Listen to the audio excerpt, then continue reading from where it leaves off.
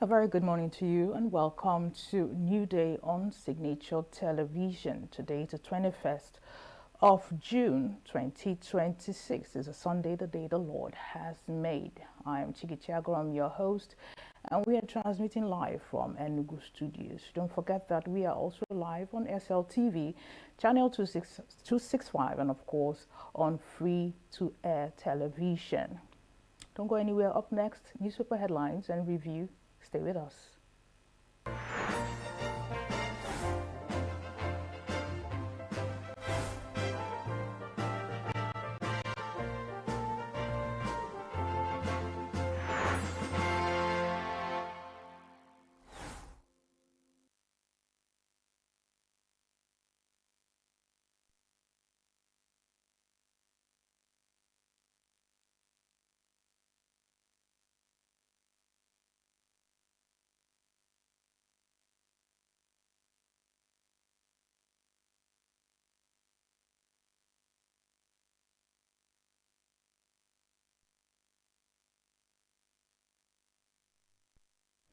And if you're just joining us, this is still New Day on Signature Television, and welcome to our newspaper headline segment.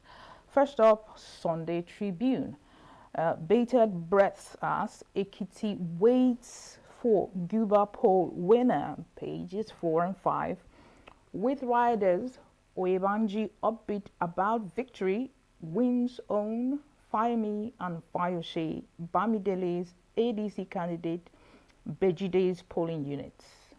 PDP ADC candidates complain. Results reflect grassroots support for us, according to the APC. Above the Sunday Tribune mast, on Kwara 2027, 10 APC gubernatorial aspirants petition presidency over plot to impose speaker, with rider alleges plan to force traditional rulers support, page 6. 1 in 5 policemen battling psychological distress, according to study, page 8. Obasanjo Sanwo-Olu Obi eulogized His Royal Majesty Nnemeka Achebe at 85, page 2, with rider hail his legacy of peace and leadership. Still on Sunday Tribune, Edo to establish special courts to fast-track kidnapping cultism cases, on page 8. And finally, on Sunday Tribune, why insecurity has heightened in the north, according to Anthony Sani as he reveals, page 4 and 14, with rider eliminate suppliers of arms, petrol, food to bandits, rescued Army General advises government. Northern leaders plan Human Capital Summit on Tuesday. On Sunday Punch, by-elections, violence, low turnout, mar polls in Enugu and KB on page 5. Still on Ekiti poll, Oyebanji maintains early lead as vote buying claims rock election, on page 3, with riders, security personnel witnessed inducements, according to Yaga and others, allegations of malpractice unfounded, according to APC senator, and voters reject EFCC operatives. VIPs move around with escorts. Still on Sunday Punch, police probe Igbo over ultimatum to Fulani leaders, on page 4. On page 6, rather, Bello to reduce fighters undergoing weapons training in Sokoto, according to report, page 5. 6,704 Nigerians sought asylum in Cyprus in 5 years, page 4. Olusosun, Lagos' largest dump site where aging equipment, mountain waste fuel disease fears, on page 24 and 25. My wife watched helplessly as cultists killed our son, according to Lagos father on page 8. And finally, on Sunday Punch, Lagos Ibadan nightmare tanker collision kills 6, triggers traffic lockdown. Over to Sunday Vanguard, above the mast, the World Cup, Balogun Olise, Musaila, Shaka, shine for US, France, Germany, England as Super Eagles missing, page 5. New kidnap horror rocks Oyo as terrorists kill pregnant woman. Ransom bearer demand 150 million naira to release another captive, on page 6. Riders, Sunday Igbo talks tough. Rage over terrorists' toxic demand to free kidnapped school children, page 9. Those negotiating with insurgents on their own, according to Governor Lawal, page 6. 36 days after inside story of gunfights for hostages in forests, page 10. On Ekiti 2026, still Oyebanji in massive lead. With riders, Beavers hit 96%, observers allege vote buying. ADC flag bearer loses polling units. APC candidates fancy chances in Enugu, Ondo, Kano, and Kebbi by-elections. According to Sarki, we may have missed our way again on democracy, on page 12. Jos, Hausa woman sparks fresh tensions after court verdict on indigenization, page 26. Tenkwara APC governor aspirant alleged plots to force monarchs to back speaker, page 27. And finally, on entertainment, movies should deliver more than sex, coming from Sharon, page 19.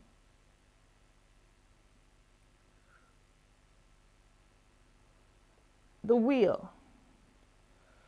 Above the mast, 13 candidates battle for Ekiti governorship. Wema Bank accumulates 221.35 million naira in multiple penalties over regulatory violations. The limits of financial engineering, why tax authorities can always uncook artificial transactions.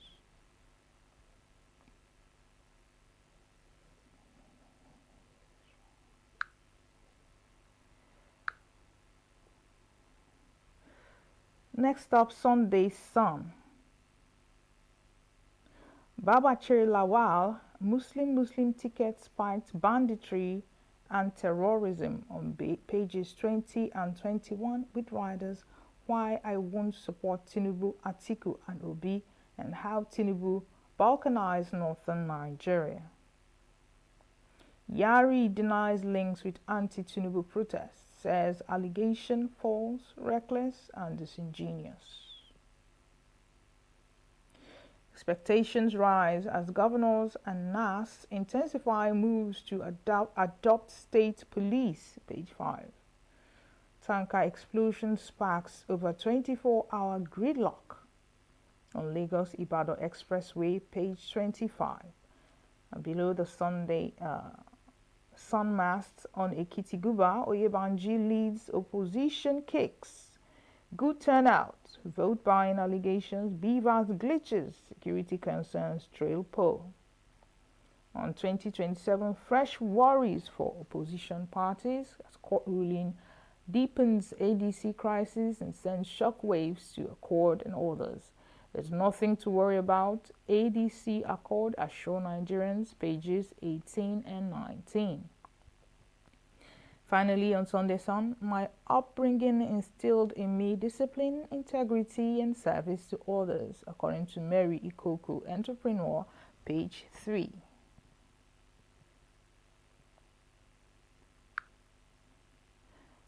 Next up, this day. Again, Iraq shots straight. of Hormuz warns U.S.-Iran deal at risk as Israel resumes attacks on Lebanon. With riders, Tehran accuses Washington of bad faith failure to enforce ceasefire commitments. Iranian officials head to Switzerland for critical talks with U.S. but signal little progress expected. Brazil approves air peace operations as airline prepares for Toronto, New York, and Guangzhou. Below the mast, I want to be remembered for industrializing Africa, says Dangote. Anxiety over political parties, non-release of candidates lists for 2027 elections, with riders APC candidates lists to be out soon, says Morka. NEC to ratify outcome of our primary elections, PDP explains. Still on this day, in a landslide, Oyebanji wins second term as INEC declares Ekiti election results.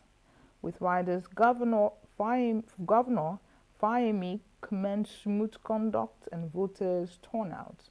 Observers laud peaceful poll, decry vote buying, and voters' intimidation. Story on page 5. And that's the much we can take on this segment. Do stay tuned. More to come your way right after now.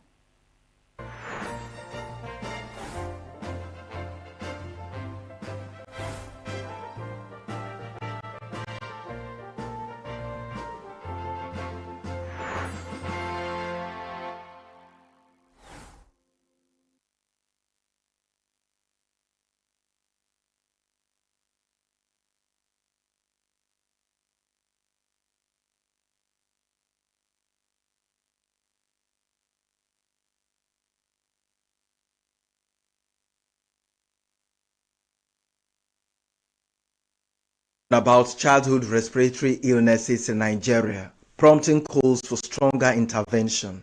At the 242nd inaugural lecture of the University of Nigeria, experts, policymakers, and health stakeholders examined the growing burden of the childhood ailments. The inaugural lecture drew health professionals, policymakers, academics, students, and community leaders, underscoring the national importance of pediatric respiratory health. The Vice-Chancellor, Professor Simon Otuahia, who was represented by the Deputy Vice-Chancellor in charge of administration, Professor Josephat Omoweri, described the lecture as both timely and significant. He noted that rising respiratory health challenges among children require evidence-based responses and sustained attention of policymakers. So on behalf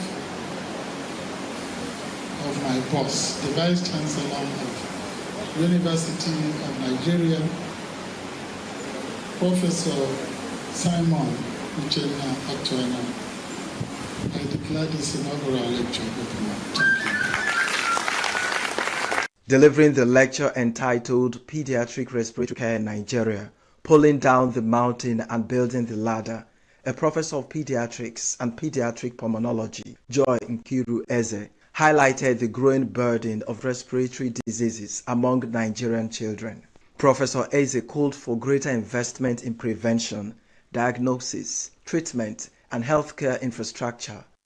Currently, air pollution causes more than 9 million deaths out of the deaths related to environmental sources. So in our study, in checking the clinical profile and risk factors in patients admitted with acute respiratory infection, Chinawa et al. In this study published in the Current Respiratory Medicine Review in 2020 found out that the major causes of admission in these children who present with respiratory infection are pneumonia and bronchiolitis.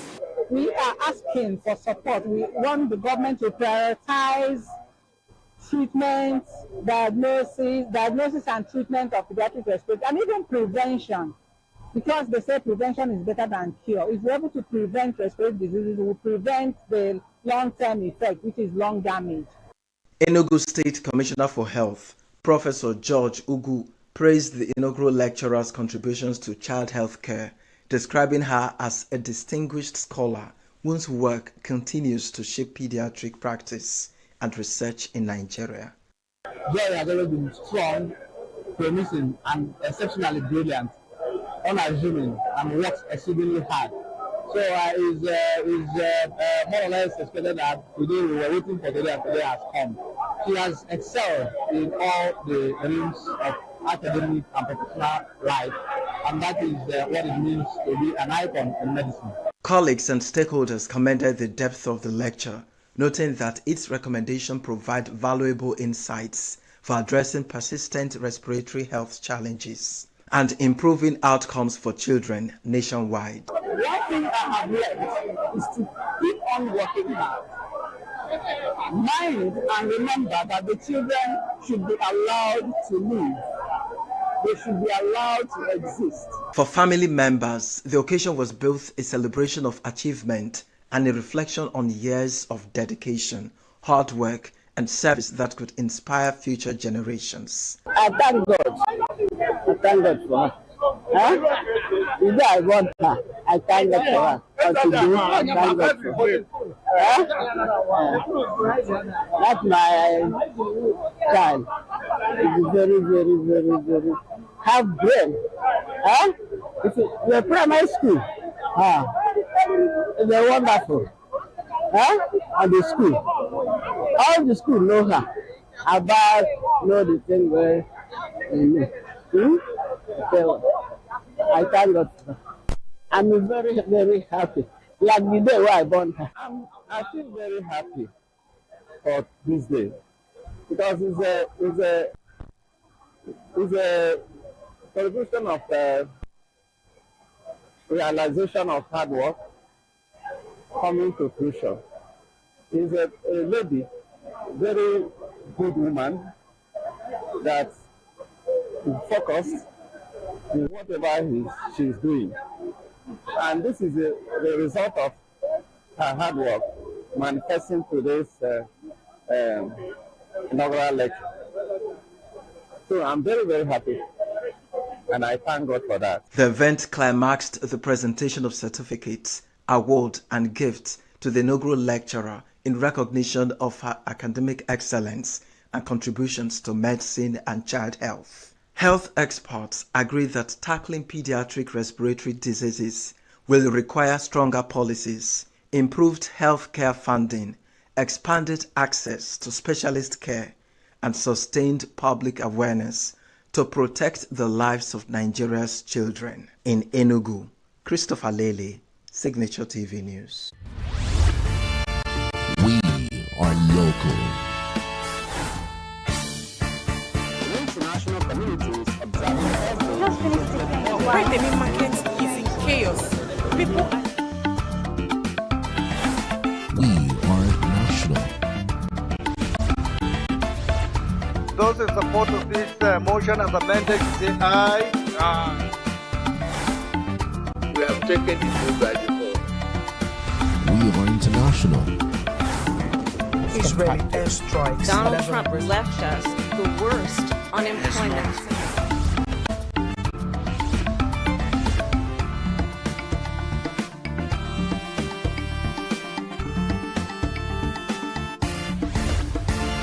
Signature TV, news in your pocket. Get plugged into the heartbeat of entertainment on The Hub, your ultimate show on eVibes. From trending stories and social media drama to top charting music, must-watch movies and exciting moments from the world of arts, we've got it all. Join us for unmissable conversations with your favorite entertainment personalities, plus fun segments every week. I should try harder, so... Okay, I don't know that one. Outfit of the day. Oh, I don't do that. That's some Gen Z stuff. Oh, now you say it's a Gen Z stuff. It's everything you love about entertainment, served fresh every week at 1 p.m. with weekend repeats just in case you missed it. The Hub's on eVibes, where the vibes never stop. Only on Signature TV.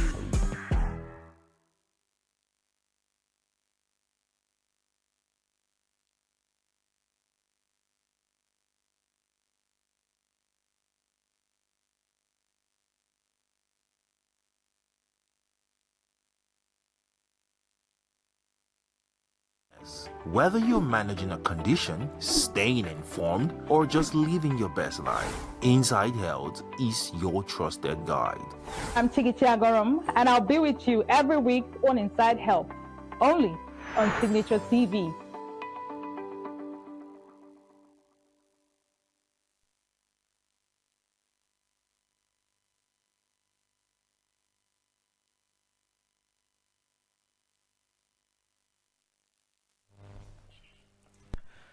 Welcome back, Nigeria. Okay, of course, I told you that we'll be having another conversation this morning, and the newspaper review. I enjoyed that segment. I hope you didn't miss it, but if you did, you can always check it out online. To get some of the discussions we had earlier on. Maduka, the oracle, was on fire. But now we're going to discuss something else. Okay, so join me this morning as we talk about, rising incidences of abuses and violence against children in Nigeria. And then I want to believe you came across some of the videos that have been trending on social media. I wish this topic would not just be about children, but it's also about children and women. But a very concerned video that we saw on social media. But we'll talk about that. Of course, I'm not alone in the studio. I've got our guest that will be helping us to do justice to this very conversation. That's Ngozi Abafo Esquire. She's the state coordinator, African Women Lawyers Association, ENUGU State Branch. So great to have you this morning. Thanks for joining us. Much, Lily. Thank you for having me. Yeah, you are so beautiful. Your hair is fine. Thank you. Thank you. And how does it feel to be, the state coordinator, African Women Lawyers Association? I know this is not part of the question, but I'm just curious to know, you're very young for this position. How does it feel to be this? I think I just look young for the position, Okay. and I qualify for the position. Of course you so should. I fit into the position. Yeah. So it's been work all the way since we started this February. So it's been good because it's also a cause that I'm passionate about, fighting for women and children in our society. All right, so fighting for women and children in our society. Just before, I almost wanted to let the cat out of the bag. I know you saw the trending video online, Yes, I did. where this child was beaten to stupor. The body was like a criminal, Yes. And then there was also another video too. I know this is not part of the conversation, but we're still looking at abuses, right? Where a husband, well-bodied, muzzled man, is supposed to be, is a young guy. Yeah. If this guy dresses up in a normal day, you pass him for like, come on, this is a spec for some ladies. Yeah. He was seriously beating the wife, targeting areas to hit her. And these are really very, very disturbing. So now the question that I have in mind is, regardless the awareness, of course, the campaign against abuses here and there, the civilization we've experienced, there still seem to be rising cases of abuses against children. Why is it so? Well, I think a lot of us need a lot of reorientation on physical violence against persons and assault. People don't even know that as much as touching somebody is a crime. A lot of us don't know that. That pulling someone is even a crime under the criminal code. And we've grown up with this idea that a man can subdue a woman the way he wants and get away with it. And just like the case of the man hitting the woman, we don't know whether they are actually married, but even if they are not married or whether it's there's no justification. There's no justification for such an act because it's a crime. But they've been doing it behind closed doors. But these days there's social media which makes it go viral. Unfortunately for them, but I wouldn't say this has not been the case. But social media actually makes it louder, makes it creates more evidences for people to see, and then yes.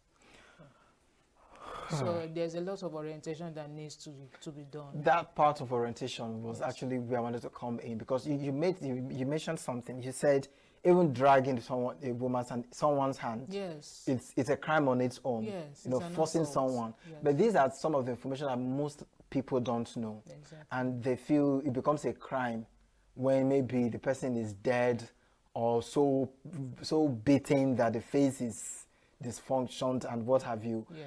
What are some of those acts that people carry out that it's normalized in Nigeria, that many people don't know they are incriminating? Can you just help us to throw more light? Because this has to be sensitizing for people that think until someone is beaten and the face is not recognizable or injured that it's a crime. Yes. A lot of people don't know that verbal abuse is a crime. A lot of people don't know that posting, trolling people online is actually a crime. But you feel you're expressing freedom of expression. But there is an extent to the way you express yourself online. So when you express yourself to the extent that you're damaging somebody's character, or you're damaging somebody's mental capability, it's a crime. But a lot of people do not know. And they don't know also that when you hold somebody inordinately or drag the person, just touch. It's even a crime. It's an assault under the Criminal Code Act, and a lot of people don't know this. They just feel like, okay, I just touched her like this, and there is a crime. It's not allowed. It's not allowed. And even shouting at a woman, some people don't even know that shouting at a woman is a crime under the It's a crime under the law. Sorry, I'm laughing. It sounds so strange, yes, right? it sounds strange, right? Yeah. Strange, right? Yeah. Because a lot of people don't know it. Yeah. But it is a crime. Okay. It is a crime. And someone can be prosecuted for that if the person decides to actually make a complaint. Right? Yes. You know what came to mind when you talked about verbal abuse? Yes. Let's talk about our parents, you know, especially with kids. You know, children, parents can do that. Of now my picking. I carry them for 9 months. I'll come on now. You know the African parents, they'll finish you verbally. They'll say all manner of things to you as a child.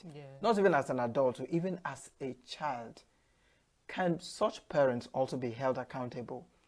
And who can actually take up that case if the child is a minor, too small to even know to take it up? Okay. In such instances, the Child Rights Act has always been there to protect children. You know, so whatever it is that affects the welfare and well-being, that's what the act says, the welfare and well-being. Now, where the verbal abuse starts to affect the child mentally, especially when it comes to education, concentrating in school and all that, the school authority can actually make a complaint to the Ministry of Gender and Children Affairs and all that. So those are the people in charge of. The Ministry of Gender can take up their case. Okay, so let's talk about, you know, the statistics. You know, I like the fact that you're not just an advocate, you know, for the violence against children and women. You're also a legal practitioner. Yes. So you are so rounded in this, and it's really interesting to know. The increase of violence against women and children, should we say it is increasing or reducing? And the angle of increasing, is it because it's on social media that we get to see? Is it possible that it is actually reducing, looking at the sensitization and, you know, advancement in knowledge? You know, we want to believe that people should be aware now about these things. How would you rate these things? I would say it has been on the increase because we don't have the correct data. We don't keep data like in Nigeria. We hardly keep database of all these instances. Then we also do not keep data of those that have been prosecuted. Like this woman now that we know in Anambra State that is going to face the charges. She's already in custody now and she'll be charged for the act. We would like a situation, we don't see it to the end. We don't see the prosecution to the end. If people are seeing the prosecution to the end and see conviction at the end of it, I believe it will deter a lot of us from even employing a child as house helps in the first instance, because the law is against it. Yes. So, what can we take away from this? What should we say are the stories behind the scene regarding abuses? Is it an issue of, you know, family traits, you know, characters that people grow into? like this lady now, I can't explain how it happened for her, you know, to have the mind to do something like this to a child. Could it be from experiences from parents, you know, where your parents, the way they, you know, some of course, some older people now knew what they went through in the hands of their parents. Yes. The way their parents beat them, especially some fathers, when they're trying to be the whole fatherly, disciplined and principled, the way they'll beat them, and they grew up with the mentality that this is the right way to train up a child. You know, how can this, you know, if you're to look back, what can we take out from this?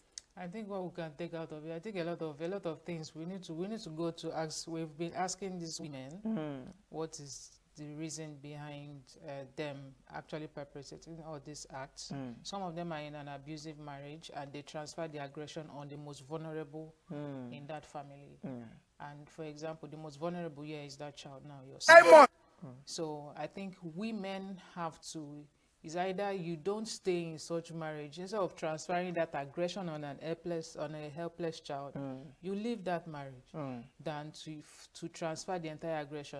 So I wouldn't say if it is from our family, we should do that. If she's from such, we should do that to our own child. No, so let's ask. We should do that to our own child, because if she's she wouldn't do that to her child in the first place.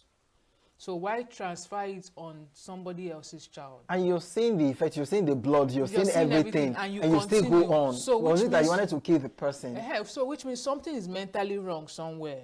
You know, something is mentally wrong somewhere. So, I mean, most of them are going through a lot in their marriages, and they're not saying it. And these vulnerable children are the ones they transfer it, because they have no one to report to, they have no one to talk to, they believe they don't have anybody to report all these issues to. So they transfer the entire aggression on these children that are helpless. So we keep advising this woman, if you're going through all these abuses in your marriage, instead of transferring it on a child, on a helpless person, because you feel the person has no one to report to, or if, I mean, it's either you leave that marriage or you take a break from it, because it's not you are in a toxic place already. Now the only person you feel you can transfer it to is someone that is helpless, and you leave your own children and transfer it on that child. Either way, whether or not they are going through whatever it is they are going through, to employ a child under the age of 16 as a help is against the law. That's also another angle. Yes. So are we also going to call this another kind of child abuse as well? Exactly. There's a child abuse charge that will go, child labor. That's child labor. Is against the law. Employing a child to work as house help, although they are going to claim the child is under their care, they just took the child to educate, to send the child to school, and all that. But we all know that these children are brought in to be helps to children themselves. But you know, if Nigeria, we are really going to take this up, a lot of families and then a lot of parents will be guilty of this, because it's a norm. Especially for families that are not really financially capable. Yes. What they do is that they send some of their kids to their cousins, aunties, and uncles to just live with them from the angle of they are with family. But behind this, we all know that these are like house helps to them, because that's what they automatically becomes to them. They become to them because they end up going on errands and doing the house chores while their children live the good life, and those ones are the house help. So how do you think this can be managed? And if parents are not aware that this is a form of child abuse and child labor, how do you think this can be managed? I think it can be managed. First of all, we have to start.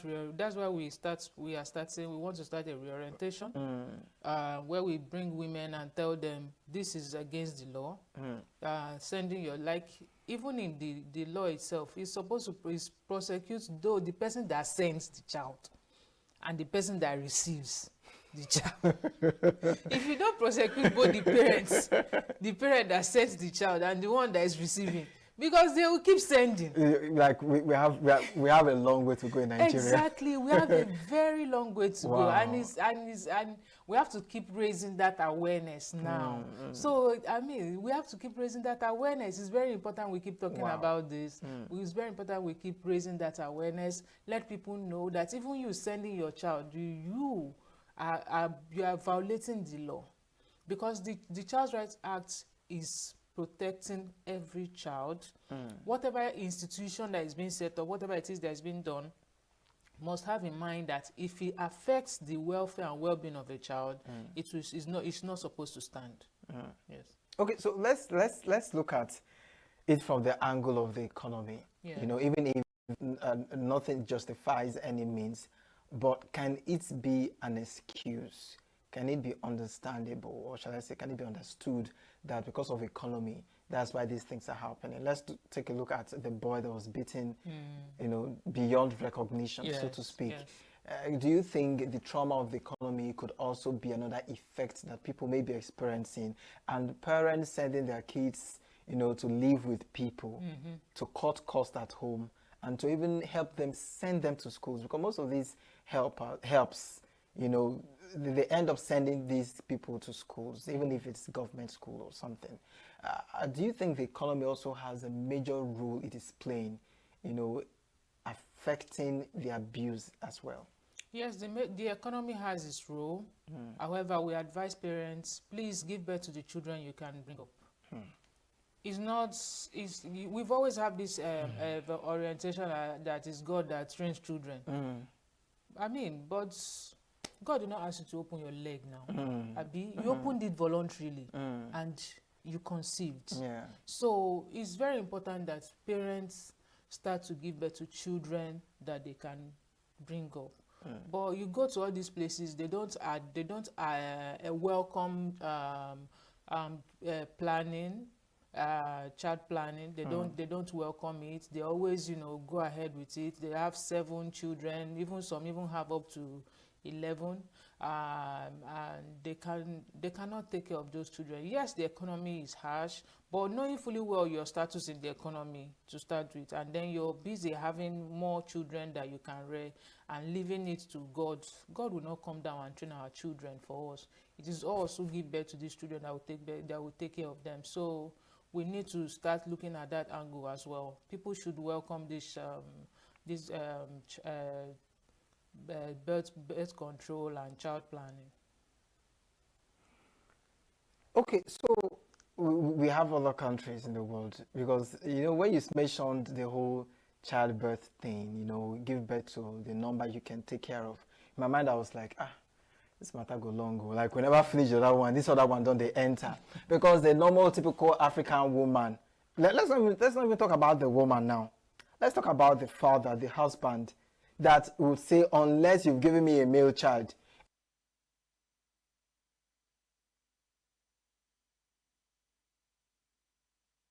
even at 20 you go born them. Are we supposed to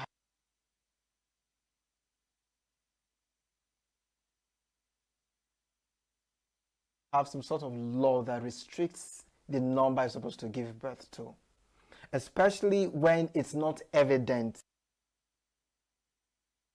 you have the capacity to take care of them? I may not know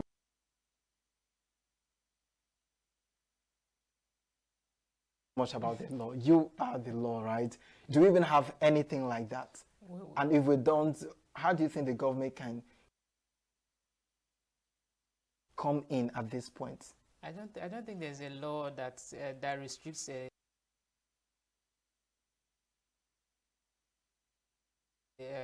parent from having the number of children they want to have currently in Nigeria. Well, but whether that will restrict or not, already we have a law that is against having abortion. That is against abortion already. which is contrary, which is against the thought of reducing the child. So for countries that have that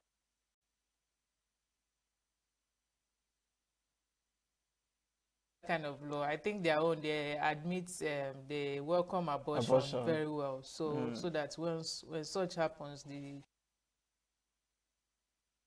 the woman can take out the fetus from the womb. But in Nigeria, we don't have that. And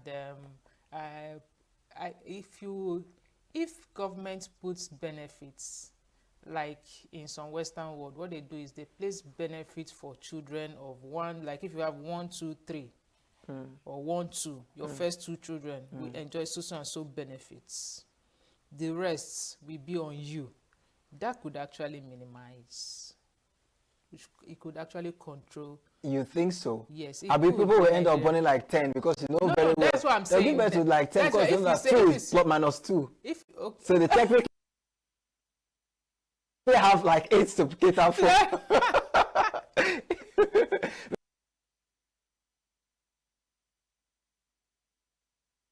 Because if you are aware that the government will take care of 2 of your children, of course you have 10 now because you know that okay, you just be calculating. That's a point you're making there because that's the point you're making there. Yeah. I wouldn't saying the government or suggesting that government should place a ban on or place a restriction on the number of children people should have. I don't know how visible that will be in our country. I know a lot of people who are going to raise so much eyebrow on that. It will go a long way to solve problems. But when we look at the countries that have actually practiced it, it reduced their population, that they now started to tell them, have as much children as you want. So if you want to go that way, you just get ready, because in the next few years, the next years to come, you realize that your population in your country has reduced. Nigeria is currently enjoying the being a populous country. So, but when you look at those that have actually told that step, we found out, okay, how has it helped them? They are breathing. Yes, how has it not helped them? Now, I know some families that would. I actually know a woman that gave birth to 6 girls, where she was looking for a male child. Okay. You know, quite unfortunately, she didn't even get the male child until the man died. You know, so I mean, I think they should. If there is usually gender selection now, I think technology has advanced when it comes to gender selection. Although they say it's expensive, people can actually use that route if they are so much inclined into having male children. But I don't think the law is the law. Women enjoy the same rights as men. Yes. So. Okay, so let's look at the reasons behind these abuses. I know you've mentioned a couple. You've talked about abusive marriages. You know that some of these victims pour it on the vulnerable at home, and then we talked about the economy as well. Another angle that I'm also looking at: do you think because justice is not always carried out, makes people we hear more about these things? Because if, like, for example, this woman that did this stuff, we get to hear justice, not just anyhow justice, heavy justice. Do you think others that are in the same line could, think about what they're doing and call themselves to order?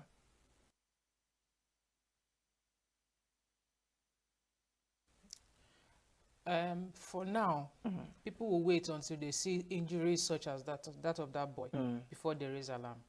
But do you know that we don't have to wait until we see such injuries Chikamso before we raise alarm? We don't have to wait until we see this, before we start to raise an alarm. When you are a neighbor to such a person and you see such a child being maltreated, you should report that person to the police. You should you report them to NGO, civil society organizations that can take up that case willingly. So it is very important that we don't wait. A lot of people, they waited until this boy was in chain, until this boy was like this. I'm sure before now, this woman was beaten and pounding this child. And people were trying to mind their business. And people were doing, I'm minding my business, or until they waited until this time before they came to his rescue. So can we cultivate the habit of not waiting until damages? This boy is his mental health has been affected by this. He has been the trauma. Going to God knows what in the society. Yeah, exactly. Maybe they're bitter because that violence or whatever might just be in him. Yes, might be in him. You know, since this woman never had mercy on me, why should I have mercy on people around me? Being on the defensive and exactly. So this is bringing like two different questions in mind. Before we look at the angle of the long-term effects this would have on not just the kids but the society at large. Yes. Let's talk about the community, neighbors. What role can they play? Because just like you earlier mentioned, you know, they might have been saying this all this while, but since it didn't result to being disfigured like this, they just felt it's not my business. Let me mind my business. How can communities, neighbors come in? Are there platforms that they can report to anonymously without being mentioned? Because I think that's another thing. Nobody wants to be the person that will come out. But if they have a platform, just like we say in the foreign countries where you just call 911. Yes. You just say my neighbor. You don't have to mention yourself. You just mention a particular plot, this house, this, you know, the next minute police is there. And they won't really know who ranked them to be there. Yes. Can we have that? And how can it come? Yes, please. The neighbors to where anyone sees this, you have an obligation to report such an act to the police or even to a legal practitioner or to a civil society organization such as the African Women Lawyers Association, which we operate, and they can take up such matters. And once they are reported, they will not lie low. Also, the Ministry of Gender Affairs, you can see that when this issue started, the Ministry of Gender Affairs actually had to step in because it is their office to step into such things. You can also report it to the Ministry or Commissioner for Gender Affairs. So those are the people we should report. Communities, members of the community should not keep quiet and wait until the damage is done. Even right now, after Chikamso's own came up, we saw an obituary of one. You're coming out to come and tell people that the child too was also beaten and was beaten to death. Why did you wait until the person died? Why must you wait? Talk. Let us start reporting these things. Let us start reporting it to the appropriate authorities and stop keeping quiet and minding our business. We used to live in a community before now where we make sure that we are like our brother's keeper. Look out for each other. Yes, where we look out for each other. But now we don't look out for each other. We have to start that. We have to continue that community lifestyle that we used to have in our country. We are Africans. In as much as the Western world has come into us, we are still Africans, but we still have to do things in accordance to the law. So people should not keep quiet when they see all these abuses. They should speak up. They should report it. We shouldn't wait until the child is mentally damaged or traumatized because we should think of that child's mental health. That child going through that thing. Yes, the woman is probably carrying the child and slamming the child on the floor. You're not seeing bodily injury yet. You're keeping quiet. You're saying, oh, okay, there's no body injury, there's no physical injury yet. You're keeping quiet. We shouldn't keep quiet at that point. We should speak up. We should report those issues. They are crimes that should be reported. All right, so the crime is not just kidnapping and banditry. Yes. This also is a crime that should be taken seriously. And in case you're wondering, how can you get across to some of these platforms and reach the right people. You really don't have to know them. We all have social medias now. We know how have social media and the phone now. So with your phone, you can just browse, you know, any human rights center, gender violence center. Just browse something in your area. If you're in Enugu, what's their phone number? Once you just browse online, you can see different platforms that will appear. You reach their websites, there should be phone numbers you can call and reach out to them, even if you want to remain anonymous, but give out the address to where this thing is happening. You have no idea the soul you can save doing that. Now let's also talk about the repercussion this would have on the kids, long-term effects, impact this will have on them. And okay, I don't know if you came across the papers this morning. Not one of all the papers this morning. A man in Cross River said he stayed for 25 years to carry out revenge on his uncles. I think 2 elders. I think they killed his parents. He beheaded them, dismembered their body. He waited for 25 years. Maduka and I, we were talking about it. How rehabilitation is it's not just to rehabilitate those that commit the crime. Even the victims also need to be taken care of, because if they're not taken care of, they become something else to the society as years come by. So let's look at the long-term effects. What can this have on these kids? Okay, such effects are psychological, and the trauma, being the mental torture, makes the person, they become they become mentally unstable in some instances. Okay, now when you neglect such a child, it affects them mentally, and it has a long-term effect. In some cases, it can affect their focus in their education. It affects their focus. Okay, now look at someone that waited 25 years. You didn't think of empowering yourself. You didn't think of focusing on your future. Rather, you thought of revenge. Now, where is that revenge going to take him now? He's also going to face a death sentence, which means his own life in return has been destroyed. So we need to channel, we need an institution that looks into rehabilitating these victims, and they should be able to go through therapy, whereby I would say in the instance of Chikamso, taking him back to his parents, I don't think it would be the best solution. That boy needs some time to grow out of that torture he has been through before he goes back. Be under the protection of the mother, well, good and fine, but I don't think the mental state in which he is now in would be proper for him to just go home like that. He needs to be under proper care, where his mental state will be reformed, and then before he should be returned to his parents. We need to set up such institutions.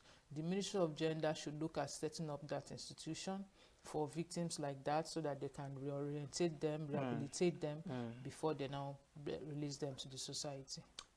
Let's look at the institutions, just as you earlier mentioned.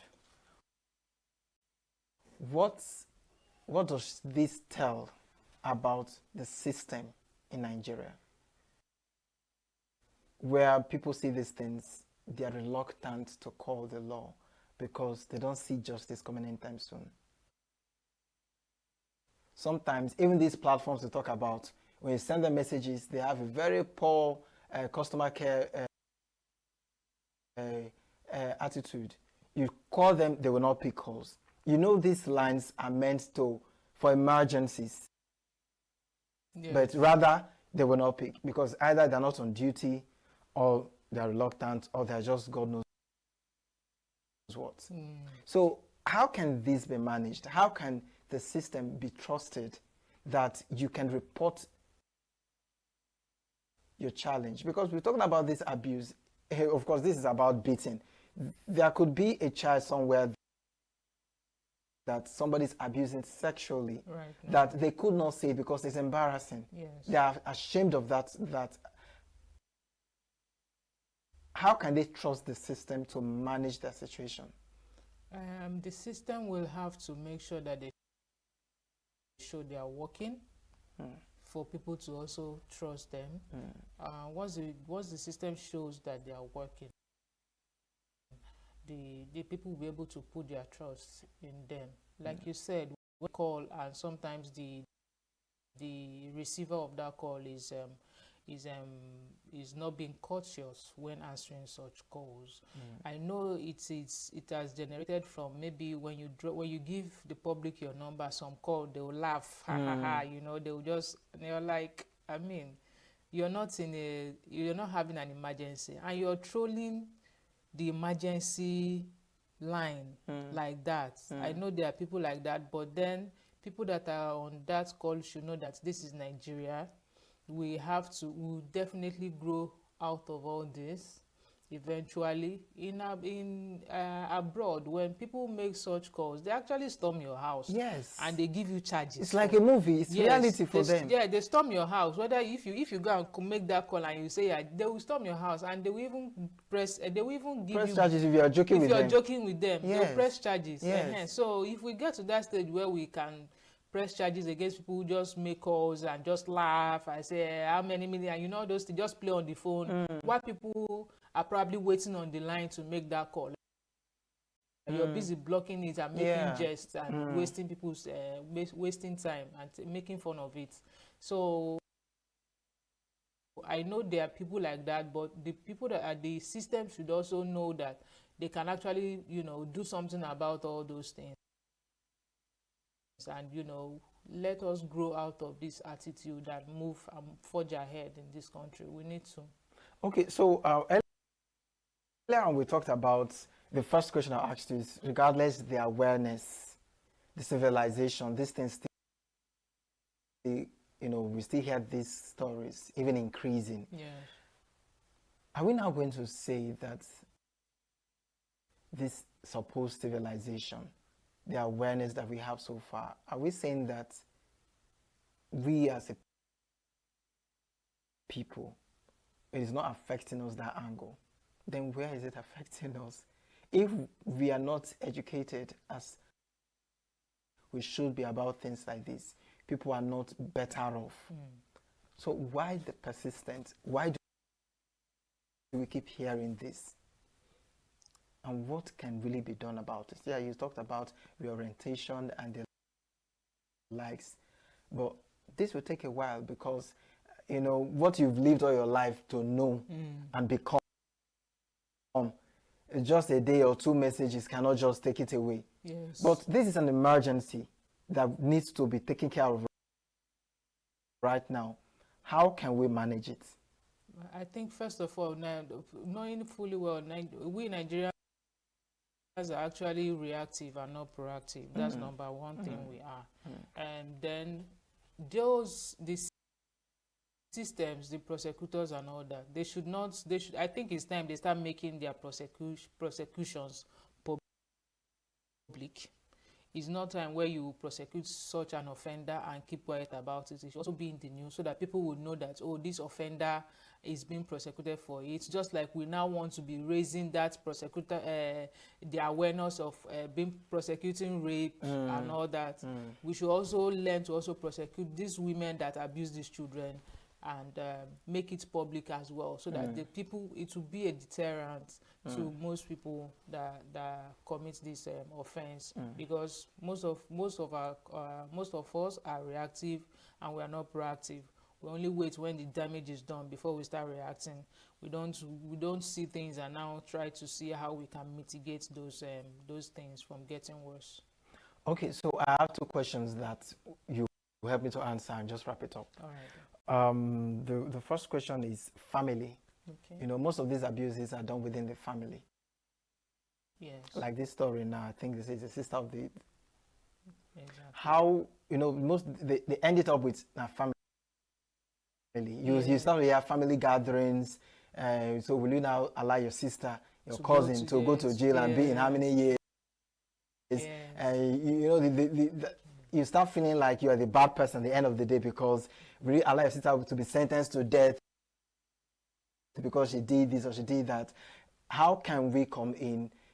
How can this be managed? Because many people will use the whole family blackmail, to suppress evidences, to suppress abuses. You see where a father is sleeping with a child, and because it's family, you don't want shame to rub off on the family name. You manage these things. How can this be exposed and taken care of? Okay. One. And number two, based on your years of experience, as an advocate, for the violence against children and women, if you were to be in a place of authority where you can enact a law or come up with some sort of reform, what would be that one thing that you would like to put in place to manage this situation? Okay. First of all, our families should know that when these crimes are committed, it's committed against the states. It is not a family issue again, because when you try as much as possible to explain it to them that is not in the hands of, like for example, the mother of the Chikamso child is now in the hands of the government, and that they cannot do anything about it. People should understand that this woman does not have a say in the prosecution of the offender. She has no say in it. Okay. And for me, what I would like to put in place are, for example, institutions that respond quickly to abuses. Institutions that should respond quickly to abuses. They need to be funded. They need more funding. There should be budgets that should be put in place for them. Those institutions should be well funded and they should be active. That is what I think I would like to put in place. All right, so just before, of course, we're wrapping it already.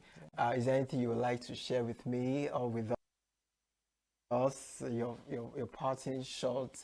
And what have you been up to as well? Is there anything you just want to share before you leave? Okay, I would like to say, as state coordinator of the African Women Lawyers Association, we are here to help the vulnerable in the society.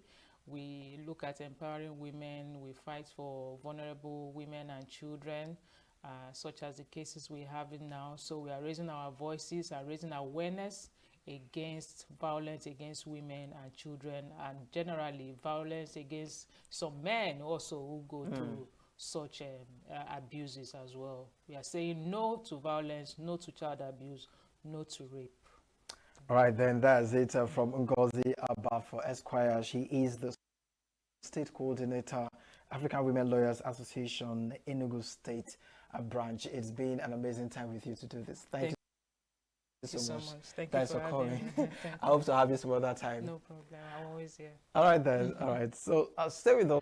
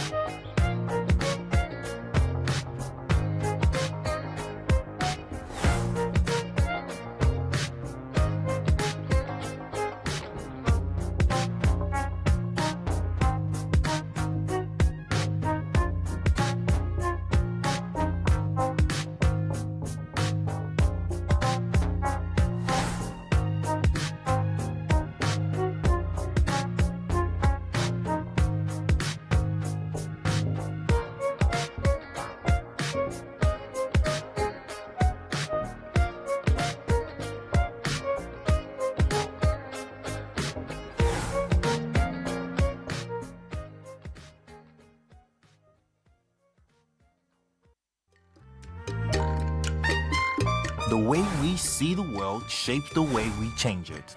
Gender isn't just a checkbox, it's a lens, one that helps us understand the world more deeply and act more fairly. Gender Perspectives, a program for those ready to see more, do more, and be more. Designed to challenge assumptions, ignite conversations, and build inclusive solutions across every sector of society. We are not, fighting the men. We are not saying we are equal in terms of rights. We're only asking they should recognize our existence. Join us on Gender Perspectives, showing every Saturday by 4 p.m. Repeat every Wednesdays by 5 p.m. and Thursdays by 3 p.m. Change begins with perspective. Let's widen yours.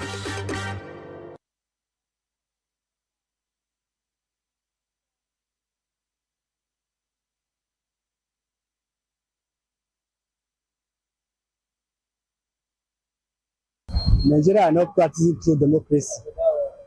Why? Number one, why is democracy? It's the government of the people, by the people, for the people. But the people are not seeing what the government are doing. The government is just deceiving people. There is no true democracy. So to me, democracy is not, this celebration is not even worthy to be celebrated, because things are getting worse and worse and worse. Instead of us to achieve, we are going down. Since you said we are practicing democracy in Nigeria, now look at the situation that we as a country, we are passing through now. Come to security. Some days back, we were hearing of killings in Benue and Plateau. And you said you are practicing democracy, and up to now, you have no plan for you to address all these issues that is happening on the Plateau and Benue. We can't say that is a democracy. So seriously, to me, I don't think we are practicing democracy here in Nigeria.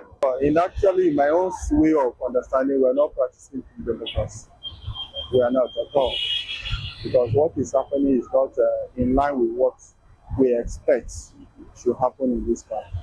After that June 12th election, being a successful election, but just that you know what happened. Presently, what happened is that these days we are not doing that same way we expect. What happened today is that the more you have powers and the more you are influential, that is the more you win election in Nigeria. Or you know how to manipulate, that is how you win election. To be sincere, democracy is not seen in the country practically, because democracy, according to the definition, is a government of the people, by the people and for the people. People elected them. But I don't think from the legislative to executive are going by the wish or will of the voters or the citizens. If you compare Nigerian democracy with some other nations like South Africa, you can see a very clear difference. The democracy we are practicing, we will not get there in one day. Gradually, we are moving forward. Democracy, no matter how, is better than military regime. So I supported democracy, and the practicing may not be perfect now, but we get there. Nigeria's democracy is still going through a thickening problem. Honestly, I've been looking for an opportunity to air my view as far as this issue of democracy is concerned. It's a big shame. Despite where many countries who are democratic, they don't. This is not democracy in practice. This is not democracy in practice. It's just on paper. But I believe that with time, there is hope. There is hope, but just that we are not really where we got democracy from. This is not how it is done. We celebrate so-called criminals. You see criminals walking on the street. Is it democracy? They recycle them. Well, there is hope. Health is more than a diagnosis. It's your lifestyle, your choices, and your future. Join us on Inside Health, your weekly deep dive into the stories, science, and solutions shaping your well-being. From expert interviews to real-life journeys of healing and hope, we cover it all. One of the complications of cancer management or treatment is they have some of them at one point in time, you see them having anemia. Okay, so you see them at times being transfused. But at the same time, you come in with the diet. Nutrition, mental health, innovations in medicine, fitness, and everyday wellness. Whether you're managing a condition, staying informed, or just living your best life, Inside Health is your trusted guide. I'm Chigichi Agorum, and I'll be with you every week on Inside Health, only on Signature TV. I think it's a good step. Number one, the older people grow, the more experience they have. Am I right? And the more you dwell on a particular profession, the more expertise or skillful you become. So even 65 is okay, but if we can have people of 70 years that can still be brought back into service, that are active, I think is a good one. Because abroad, they employ old people that are skillful and are specialized in some field. So 65 is nice. It could be better. I don't see anything wrong about it, because with my perception of that profession, doctor, I believe it's an experienced profession. Okay, so if I walk up to any of the hospital, could be private hospital, could be general hospital, and I felt the doctor attending to me is of age, I feel there should be an experience in him, okay, because it's something that he has done for several years, practiced for several years. With that, I'll be able to have confidence in them. Like now, I had a fracture on my leg, so when I walk up when I was amending my leg, and the younger doctor were coming around, but I wasn't having the confidence. But when the surgeon came in, I saw it's an elderly. I said, oh, for such an elderly person to be in this field, would operate my leg with, experience. And I had a very good confidence about that. So I think that is a good one. It's a good idea, because based on the unemployment I have, we have more youth that finishing their NYSC, there's no job, lack of employment, and the rest of it. If they increase the doctors, I am not going against it fully, but the thing is they need to look at the other generation that is coming. So if they increase their retirement age, what provision the government made for the upcoming doctor that is coming? So is there any job for them, and all this we need to look at it. Nice indeed. Nice. Because one of these days I saw something in YouTube. A doctor wants to undergo some operation like that, and he was watching a YouTube tutorial before he undergo that kind of a thing. They are quite close these days. But if we can use that old brain, and if they have that that old knowledge that they can treat and get it right, I think it's better. It's better like that. I like it that way. You get me right? Yeah, it's okay. I'm in support in that. Very, very support. I have that full confidence that these old men will do better than the younger ones, because they are no longer studying. How can you go on YouTube before you undergo a process like that? So I'm in support of that. The way we see the world shapes the way we change it. Gender isn't just a checkbox, it's a lens. One that helps us understand the world more deeply and act more fairly. Gender Perspectives, a program for those ready to see more, do more, and be more. Designed to challenge assumptions, ignite conversations, and build inclusive solutions across every sector of society. We are not, fighting the men. We are not saying we are equal in terms of rights. We're only asking they should recognize our existence. Join us on Gender Perspectives, showing every Saturday by 4 p.m. Repeat every Wednesdays by 5 p.m. and Thursdays by 3 p.m. Change begins with perspective. Let's widen yours.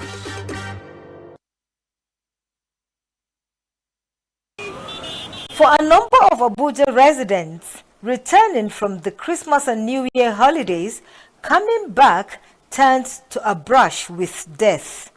For some, carrying loads on their heads and dragging along young children running across the Abuja highways became a last call. But the law is ambivalent about this traffic risk. The Federal Road Safety Commission says there is no law against running across the highway, even right under a footbridge. Provisions are made for where pedestrians will take advantage of to ensure their safety. One of which is the pedestrian bridge, and in some places you have what we call the zebra crossing. Now, FRSC has a number of offenses that are written in the FRSC Establishment Act with the attendance fines. Unfortunately, there's no law that says, there's no provision for punishment of a pedestrian that is not using the pedestrian bridge. So the provision for the pedestrian bridge is a kind of provision for safety of the road user.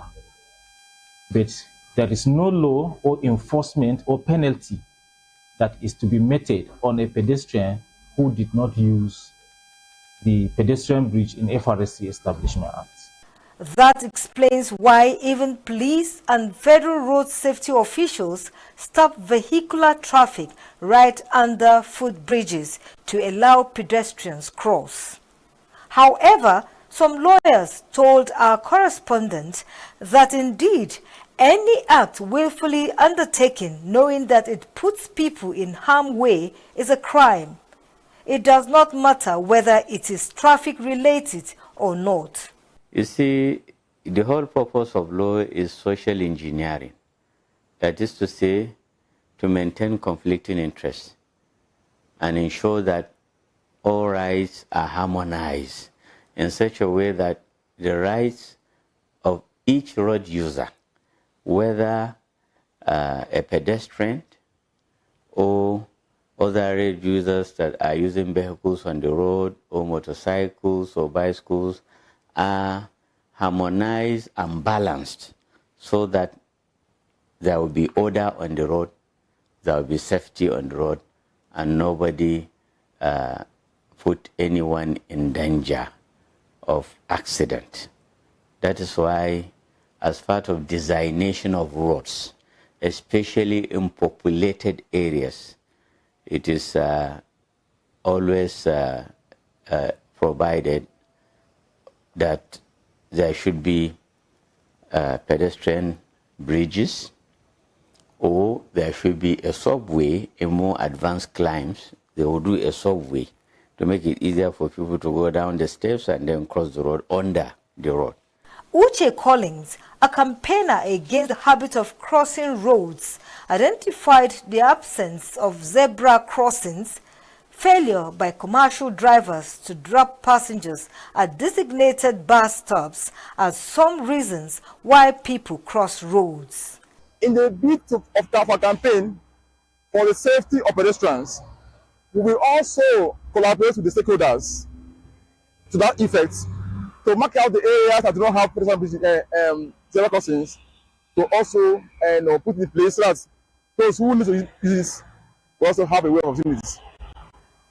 And as we progress, we're going to involve all relevant stakeholders, be it the motorists and everybody concerned. It's a very holistic project we're doing here now, and we cannot stop here. We are moving from one stage to another stage, whereby every stakeholders will be involved in this whole thing. So in the end, we'll have a very safe and a very good road for us to use. The Lagos State authorities have identified the need to create a legal framework by addressing this challenge. There may be a need for specific law against this suicide on the highways. In Abuja, I am Josephine Bitrus for Signature TV News. Yeah, there is no way you totally eliminate alcohol in the society like Nigeria, you understand? So the alcohol of the thing, I don't really know, but there are things that why would they even put the Nigeria inflation is not in a balance that somebody will just go to bed without alcohol. You get me right? You will not sleep well. You won't sleep well. Are you with me? Some of us these days if our eyes are not dirty, we cannot sleep. But based on the situation we are facing today, like me in person, if I should go to my bed without the content of small alcohol, I cannot sleep. You got me right? I don't really know if when Nigeria fix our situation, we will divert from alcohol and be eating our food. Cancer is not minor disease that someone can take for granted. So having linked the alcohol, having linked to the cause of cancer and the rest of it, my advice to those taking alcohol would be that there should be a minimal intake of alcohol, not excessive.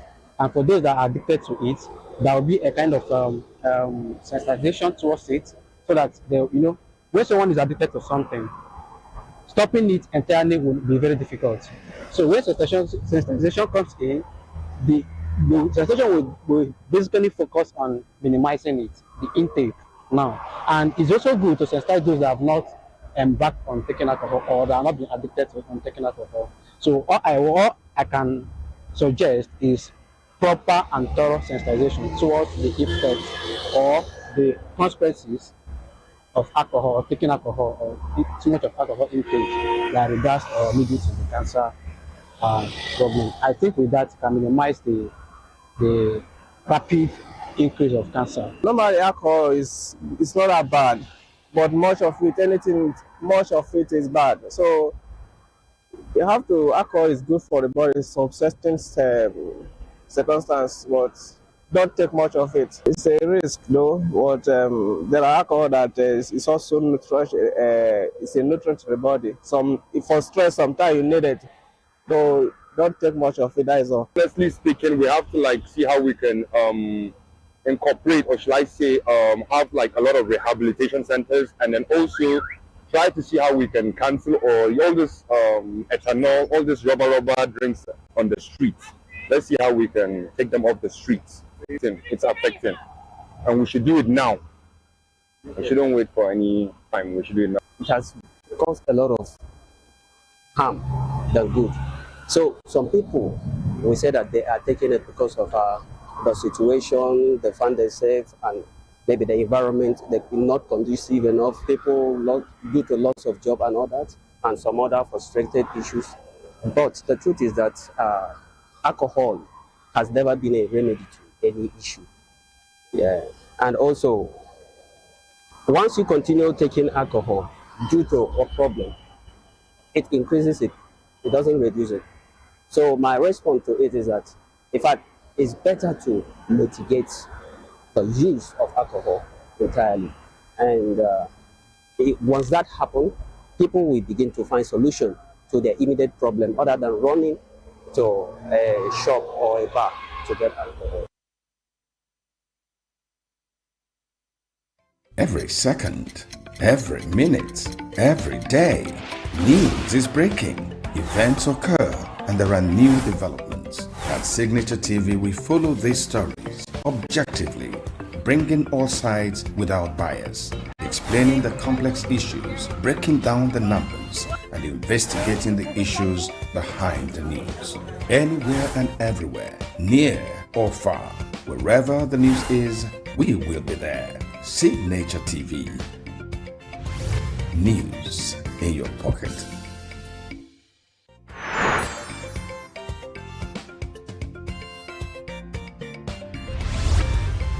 Signature TV.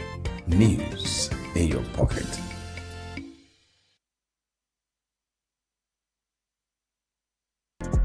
Get plugged into the heartbeat of entertainment on The Hub, your ultimate show on eVibes. From trending stories and social media drama to top charting music, must-watch movies and exciting moments from the world of arts, we've got it all. Join us for unmissable conversations with your favorite entertainment personalities, plus fun segments every week. I should try harder, so... Okay, I don't know that one. Outfit of the day. Oh, I don't do that. That's some Gen Z stuff. Oh, now you say it's a Gen Z stuff. It's everything you love about entertainment, served fresh every week at 1 p.m. with weekend repeats just in case you missed it. The Hops on E-Vibes, where the vibes never stop. Only on Signature TV.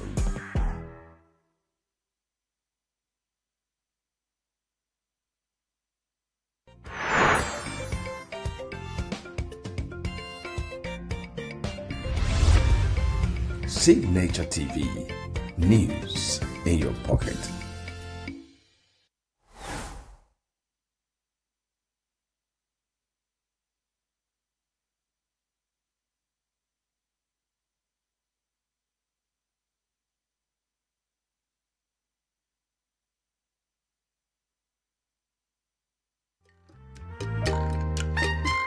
The way we see the world shapes the way we change it.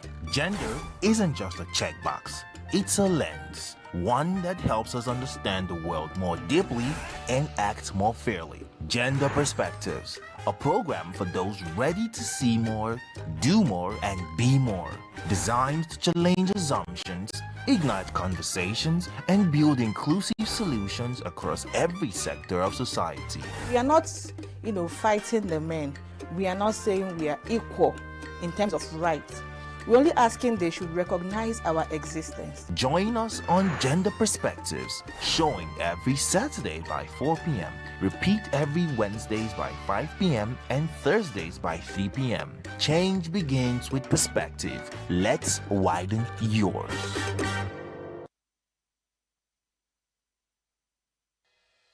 Health is more than a diagnosis. It's your lifestyle, your choices, and your future. Join us on Inside Health, your weekly deep dive into the stories, science, and solutions shaping your well-being. From expert interviews to real-life journeys of healing and hope, we cover it all. One of the complications of cancer management or treatment is they have some of them at one point in time, you see them having anemia. Okay, so you see them at times being transfused. But at the same time, you come in with a diet.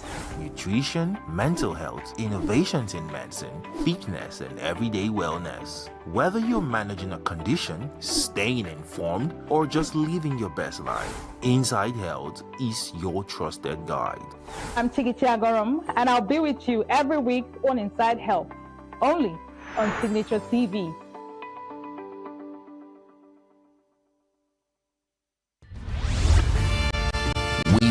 Are local. International communities observing Where the meat market is in chaos. People We are national. Those in support of this motion as amended, say aye. Aye. We have taken it by default. We are international. Israeli airstrikes. Donald Trump left us the worst unemployment.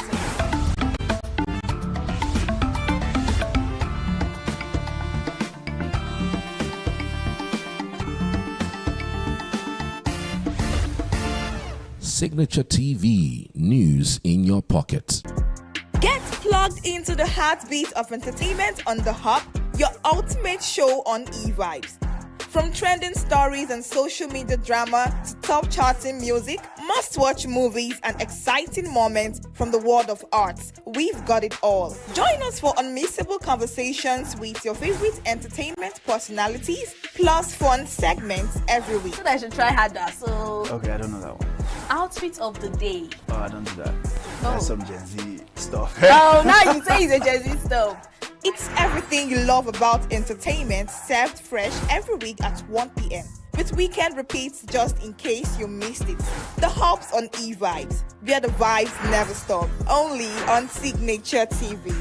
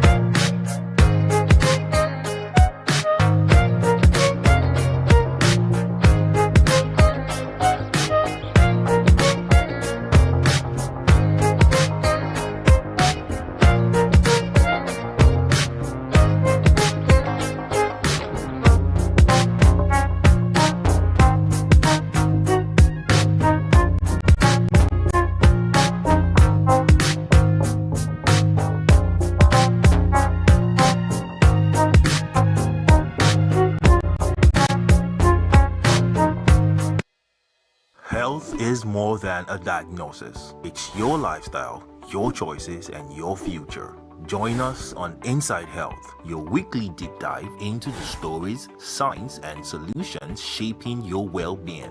From expert interviews to real-life journeys of healing and hope, we cover it all. One of the complications of cancer management or treatment is they have some of them at one point in time, you see them having anemia. Okay, so you see them at times being transfused. But at the same time, you come in with a diet. Nutrition, mental health, innovations in medicine, fitness, and everyday wellness. Whether you're managing a condition, staying informed, or just living your best life, Inside Health is your trusted guide. I'm Chigichi Agorom, and I'll be with you every week on Inside Health, only on Signature TV. I think it's a good step. Number one, the older people grow, the more experience they have. Am I right? And the more you dwell on a particular profession, the more expertise or skillful you become. So even 65 is okay, but if we can have people of 70 years that can still be brought back into service, that are active, I think it's a good one. Because abroad, they employ old people that are skillful and are specialized in some field. So 65 is nice, but it could be better. I don't see anything wrong about it, because with my perception of that profession, doctor, I believe it's an experienced profession. Okay, so if I walk up to any of the hospital, could be private hospital, could be general hospital, and I felt the doctor attending to me is of age, I feel there should be an experience in him, okay, because it's something that he has done for several years, practiced for several years. With that, I'll be able to have confidence in them. Like now, I had a fracture on my leg, so when I walk up when I was amending my leg, and the younger doctor were coming around, but I wasn't having the confidence. But when the surgeon came in, I saw it's an elderly. I said, oh, for such an elderly person to be in this field, he would operate my leg with, experience. And I had a very good confidence about that. So I think that is a good one. It's a good idea, because based on the unemployment I have, we have more youth that finishing their NYSC, there's no job, lack of employment, and the rest of it. If they increase the doctors, I am not going against it fully, but the thing is they need to look at the other generation that is coming.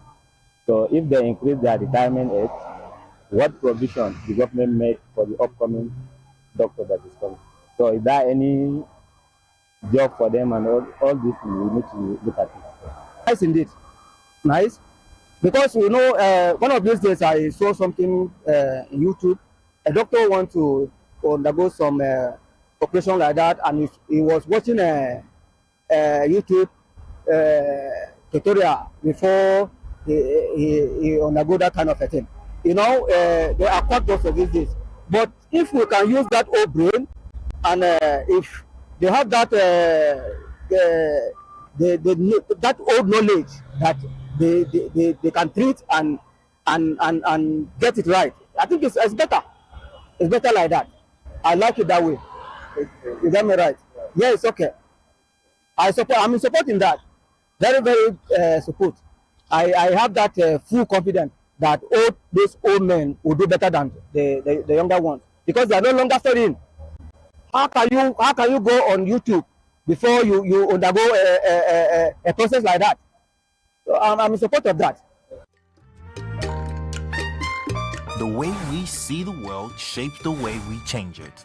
Gender isn't just a checkbox, it's a lens. One that helps us understand the world more deeply and act more fairly. Gender Perspectives, a program for those ready to see more, do more, and be more. Designed to challenge assumptions, ignite conversations, and build inclusive solutions across every sector of society. We are not, fighting the men. We are not saying we are equal in terms of rights. We're only asking they should recognize our existence. Join us on Gender Perspectives, showing every Saturday by 4 p.m. Repeat every Wednesdays by 5 p.m. and Thursdays by 3 p.m. Change begins with perspective. Let's widen yours.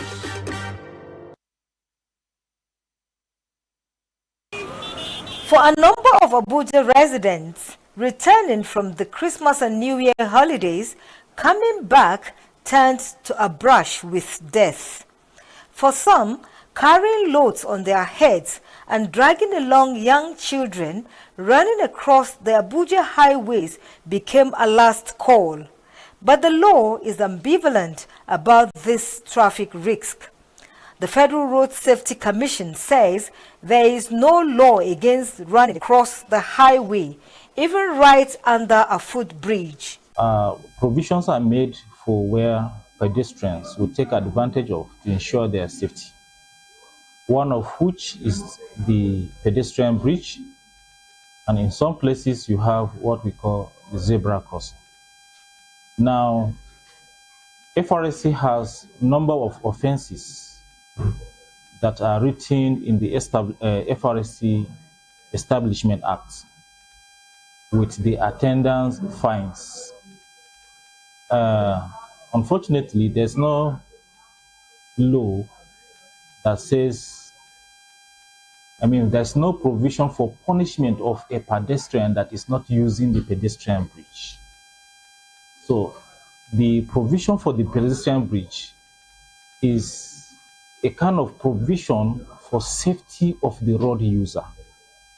But there is no law or enforcement or penalty that is to be meted on a pedestrian who did not use the pedestrian bridge in FRSC Establishment Act. That explains why even police and federal road safety officials stop vehicular traffic right under footbridges to allow pedestrians cross. However, some lawyers told our correspondent that indeed any act willfully undertaken knowing that it puts people in harm's way is a crime. It does not matter whether it is traffic related or not. You see, the whole purpose of law is social engineering. That is to say, to maintain conflicting interests and ensure that all rights are harmonized in such a way that the rights of each road user, whether a pedestrian or other road users that are using vehicles on the road or motorcycles or bicycles, are harmonized and balanced so that there will be order on the road, there will be safety on the road, and nobody put anyone in danger of accident. That is why, as part of designation of roads, especially in populated areas, it is always provided that there should be pedestrian bridges, or there should be a subway. In more advanced climes, they will do a subway to make it easier for people to go down the steps and then cross the road under the road. Uche Collins, a campaigner against the habit of crossing roads, identified the absence of zebra crossings, failure by commercial drivers to drop passengers at designated bus stops as some reasons why people cross roads. In the bid of our campaign for the safety of pedestrians, we will also collaborate with the stakeholders to that effect to mark out the areas that do not have pedestrian zebra crossings, to also put in place so that those who need to use this will also have a way of doing this. And as we progress, we're going to involve all relevant stakeholders, be it the motorists and everybody concerned. It's a very holistic project we are doing here now, and we cannot stop here. We are moving from one stage to another stage, whereby every stakeholders will be involved in this whole thing. So in the end, we will have a very safe and a very good road for us to use. The Lagos State authorities have identified the need to create a legal framework by addressing this challenge. There may be a need for specific law against this suicide on the highways. In Abuja, I am Josephine Bitrus for Signature TV News. Every second, every minute, every day, news is breaking. Events occur and there are new developments. At Signature TV, we follow these stories objectively, bringing all sides without bias, explaining the complex issues, breaking down the numbers, and investigating the issues behind the news. Anywhere and everywhere, near or far, wherever the news is, we will be there. Signature TV. News in your pocket.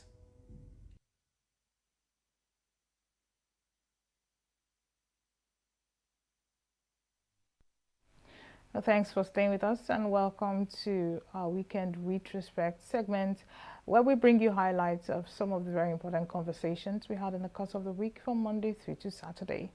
First up, on Monday, we discussed on 2027 political build-ups, analyzing Nigeria's democratic processes from a constitutional perspective. Our guest was Emeka Emekesiri. And of course, on Tuesday, still on 2027 political build-ups, Pandef Hills Senator Sireke Dixon. Our guest was Ominimini Obiwevi, and these are the things they had to say.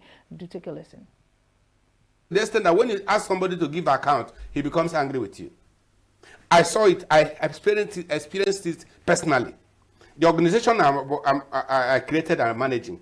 So from London, I sent money to them to do some things, to do some work. When I came back and asked for accountability, trouble began. They stole everything, carried.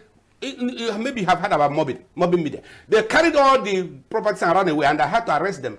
I petitioned to the Commissioner of Police and arrested these people. These are our people who say they are activists, human rights activists. You know, they are activists, they are agitators. And yet I thought okay, is this how you are going to get your own regional government if you get it? You'll be worse than Nigeria. So even at the lower level, they don't like accountability. That's the problem. They don't even want accountability, even at the lower level. So it is a kind of culture we have built. It's dangerous. Want somebody to give account, he becomes angry with you because you want accountability. That's very bad. What do you make of the Electoral Act, the 2026 Electoral Act, and how it would possibly help or improve elections in 2027? Well, the Electoral Act is supposed to guide in the process of the election. Good. You know that it has been amended and so on, but to get this accountability I'm talking about. You know, the last election, problem was that you will vote and their vote will not count. And they will say one thing or the other, and they'll make it difficult for you to even be accountable, for even to know the exact number of votes. They make it difficult for you. At a point when they said that, okay, they're going to upload the votes. At a point, they were bribed, and they said there was a glitch. And that glitch, everything went down.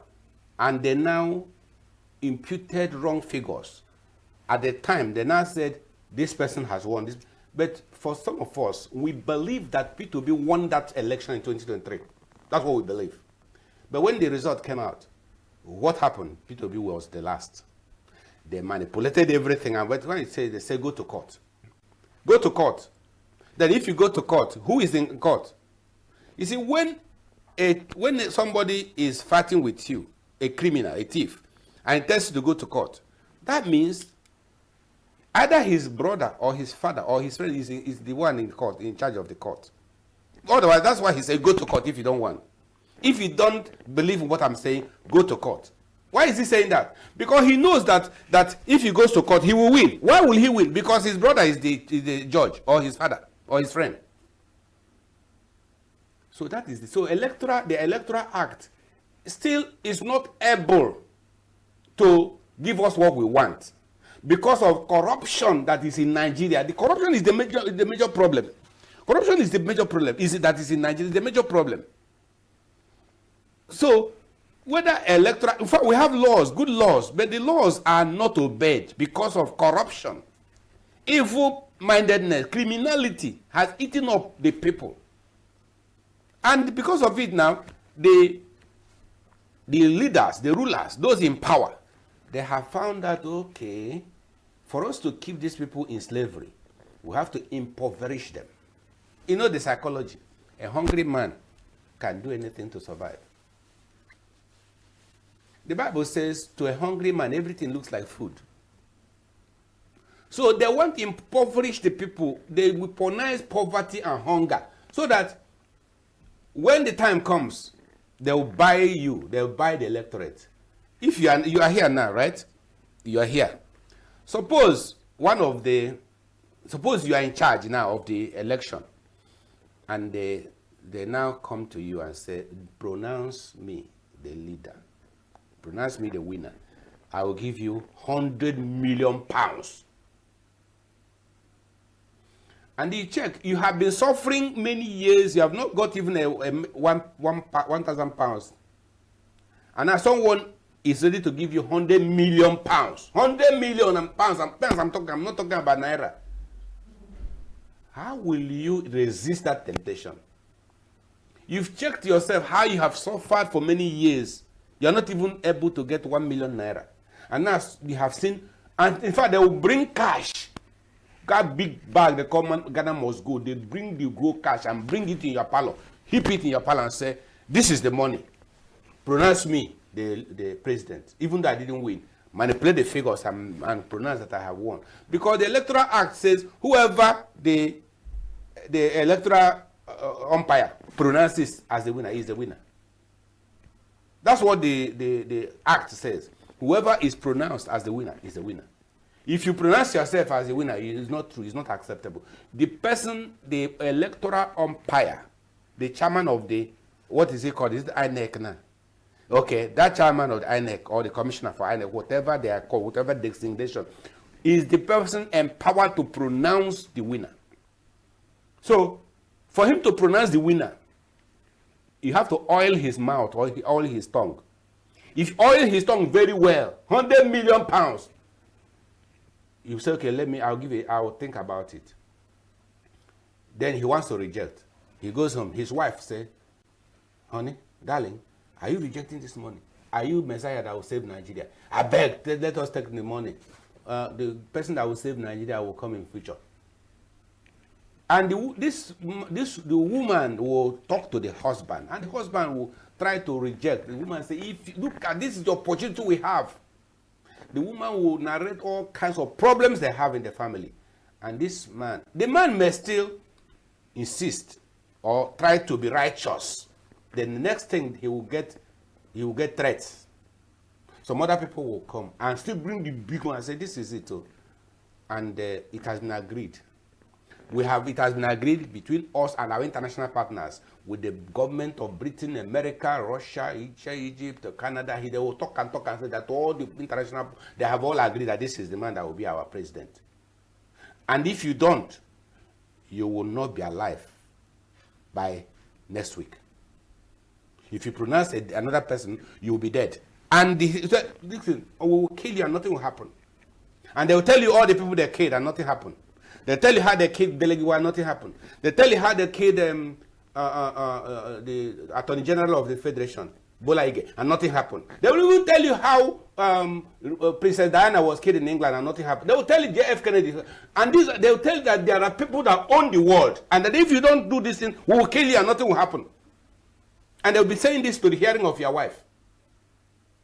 And when they go, your wife will say, darling, please, we want you to be alive. We want you to be alive. If you die because of Nigeria, Nigeria will continue. So they put pressure on this innocent man, this honest man that wants to be honest. They put pressure and he'll give up. He'll give up and say, okay, I'll bring the money. He'll pronounce, what do you want? Okay, he will do everything to save his neck and his family and so on. He wants to save his life and save his family. He wants to love his life and his family. But you see, in this thing we are talking about, this struggle is like practical Christianity, where Christ said, "He who loves his life more than me is not worthy to be my disciple." Have you read it in the Bible? He who loves his life more than me, he who loves his wife and children and father more than me, is not worthy to be my disciple. For you to go to become that disciple, Christ is talking about, disciple of righteousness, disciple of truth, disciple of righteousness, integrity, competence, and for you to be that, you need to lay down your life. They'll put a gun on your neck and say, "I will pronounce the actual winner. If you like, kill me." Just like Oti did, the woman Professor named Oti did in Abia State. When they threatened to pronounce a different, Professor Oti said, I will kill me. I will stand on the truth. That Abia State, I'm saying. Only one person. Can you see that single act that woman exhibited has given her a name all over the world? Professor Noti. He's a born-again Christian. That single act she performed has given her a name all over the world. And even the money that they wanted to give her, people donated money to her because people want somebody that will stand for the truth and demonstrate it. So the problem is the corruption, not our laws. Our laws are good, but corruption has destroyed the laws. Who is implementing these laws? These are the people, the human beings. You see, I listened to Peter B yesterday when he was talking about, somebody asked a question, do you think that this thing will not be rigged? He said, the election will be rigged if Nigerians agree and allow it to be rigged. See that statement? Somebody asked, are you sure that the election will not be rigged? He said, the elections will be rigged if Nigerians allow it to be rigged. If Nigerians agree and allow it to be rigged. Is it the president, is it the contestants that will come to do the rigging? Will Tinubu come there to do the rigging? Will Atiku come there to do the rigging? And all those other politicians, will they come to the polling booth to do the rigging? No, they will use you. They use their common people. So if the common people allow themselves to be used to destroy the nation, to destroy the country, so be it. You know, we're having obedient movement, Kwakwashia movement, OK movement, all the youth movement all over Nigeria. Good. The life of the nation is in their hands. It is the youth that will decide. Do you know that if the youths now decide, we want to occupy Aso Rock today and nobody will move out until federation is done. If the youths do it now, do you know that we will be like what happened in Egypt and the other areas? There will be, the uprising that happened in Egypt, and the leaders ran away into the bush. And the common people occupy the place and say, nobody is going out and nobody coming in. How many people will you kill? If all Nigerian youths now gather and say, we will occupy Aso Rock until the right thing is done. Tell me what will happen. How many people will you kill? You kill all of us. So the issue is that if you allow it to be rigged, it will be rigged.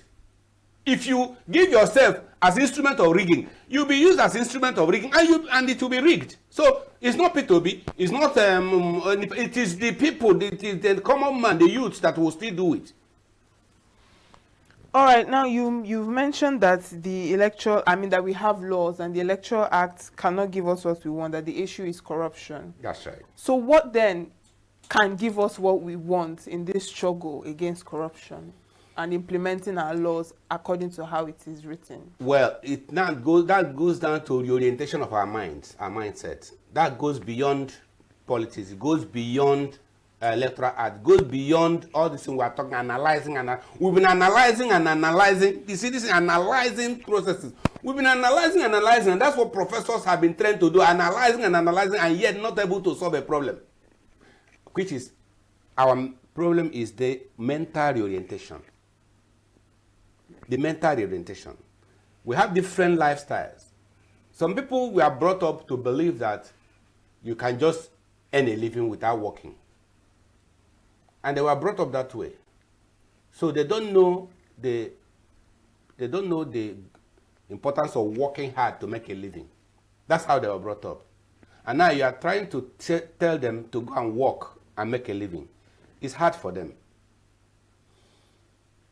You know, in the north, the children are paid to go to school. If you don't pay them, they won't go to school. And they cook food for them. They are pampered. But here, we have to work out our living and pay our school fees. When I was in law school, our northern colleagues who were sent to law school with us, they didn't live in the hostel with us. You know what happened? Their governors hired separate hostels for them, accommodation, flats and duplexes for them in the city, in Lagos. I went to law school in Lagos, Lagos Law School. So the northerners who came, they didn't live with us in the hostel. Their governors hired special duplexes and flats and on the buildings for them in the city. But for us, we had to struggle. Do you know that we even had to do ballot to get a space? You know, we're about 1,500 students, but only 400 spaces, bed spaces. So we had to do ballot. If they call your name and it is yes, they have a bed space. If you call your name, it is no, you don't have a bed space. You're now on your own. If you like, live in the bush, live under the gutter. All they know that you must come to lecture and you must take your lecture. You must pass the bar exam to be called to the bar. However you do it. And yet these people, these other people from the north, their governors were giving them money. You know, help, that is, they lived big, lived large, like, you know, lived like kings and children of kings. Now, how do you compare them with us?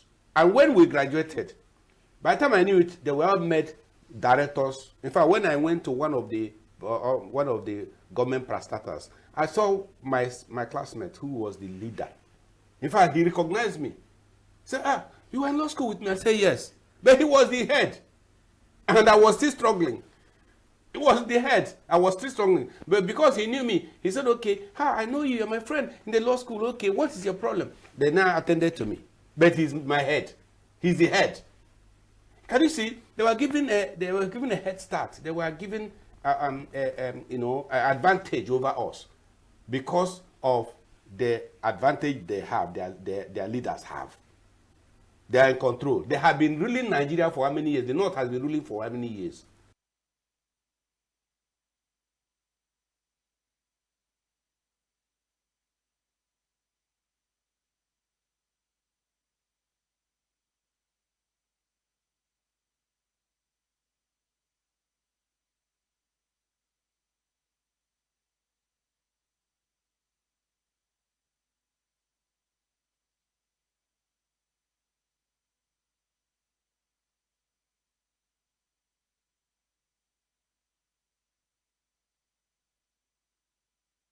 Every second, every minute, every day, news is breaking, events occur, and there are new developments. At Signature TV, we follow these stories objectively, bringing all sides without bias, explaining the complex issues, breaking down the numbers, and investigating the issues behind the news. Anywhere and everywhere, near or far, wherever the news is, we will be there. Signature TV. News in your pocket. Why you see that in last election, 2023, PANDEF in collaboration with Ohanes Indigo, PANDEF in collaboration with Middle Belt Forum and Afenifere endorsed Peter Obi, who was the presidential candidate of Labour Party. So PANDEF will always be politically involved purposely to bring so-called to the suffering people of Niger Delta. As we are talking, the gas flag penalty that is being paid by the oil companies, we do not know where it is being used.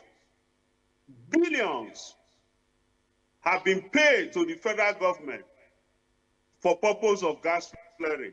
So the federal government is at peace receiving revenue from oil operating companies because it is now a source of income to federal government. Meanwhile, our people are dying. Our people are being killed. There is nowhere all over the world where gas flare penalty, where gas flaring is being carried out as it is in Nigeria. That gas that is being flared can be converted to domestic use. That gas that is being flared can be converted to industrial use. Today, we, the people of Niger Delta and Nigeria, are buying cooking gas at very exorbitant amount. So to the extent that some people can no longer afford it, our people now go to forests to fetch firewood, facing a lot of risk and disaster, snake bite, injury, etc. And we have gas that is being flared. Nigeria government is wicked. Nigeria government is wicked to the people of Niger Delta. In fact, so many governments in the past and in the present do not like the people of Niger Delta. They are treating us as if we are not citizens of this country. We are not saying that we should enjoy the oil and gas alone. But this is a situation where we do not enjoy it. Parts of this country that have resources that are more bringing money than the oil and taking their resources for themselves. Let's look, for example, we have gold in so many parts of Nigeria and in Southwest, but every month it is the oil and gas money that is on the table that is being shared by Revenue Mobilization and Fiscal Commission. Nothing comes from gold. Meanwhile, people are mining the gold. So, and our oil and gas is not available for us. They give us what they call meager 30%, but actually what they give is not up to 30%.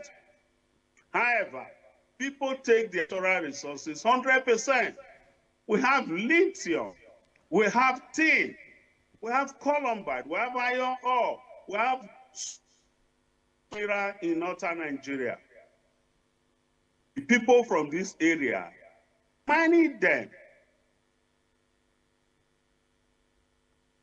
Our children that even have the technology to convert the crude oil to kerosene, they are being destroyed every day, also leading to the devastation of environmental issues. So we have environmental degradation in Niger Delta today, and the federal government does nothing about it. That is why PANDEF has commended His Excellency Serake DC, because we have seen NDC, humanity platform, if supported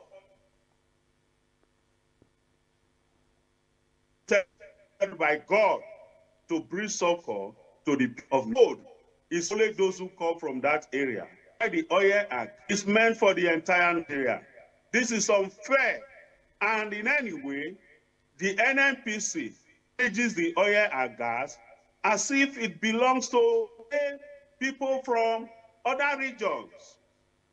NNPC board, as we speak, the chief executive of NNPC board is not from Niger Delta. So people of Niger Delta are calling on the federal government to also give us the chief executive of NNPCL. The composition of the board of NNPCL, we do not have any executive position. The one that is given to us is non-executive, as if the oil and gas is not coming from our region. So it is unfair. How then does PANDEF intend to influence, this conversation, this national conversation, particularly as these political alignments are taking shape ahead of 2027? How does PANDEF come in, and what role will PANDEF play in influencing these conversations as the election draws near? After the consultation with the leadership of various political parties, PANDEF will declare and direct the people of Niger Delta the political party to vote for. Under the leadership of Chief Clark, it was done. And under the leadership of Ambassador Igali and the chairman of our BOT, it will also be done. PANDEF will declare and direct the indigents of Niger Delta as to who the political party they should vote for in 2027 general election. Enough is enough. APC government is killing the people of Niger Delta. In fact, we may not be far from the truth if we call on President Tinubu to resign, because we do not see the benefit of the government of APC to the people of Niger Delta. We have a refinery in Port Harcourt. We have refinery in Warri. As we speak, this refinery are not functioning. Anything that concerns the people of Niger Delta has been abandoned. So we are saying that we deserve a better life. The goods and load getting air should be properly taken care of. We want to take our destiny on our own hand now. We have kept quiet for too long, and we will do it in line with the existing law in Nigeria. Look at the 1999 Constitution. The 1999 Constitution is not the people's constitution.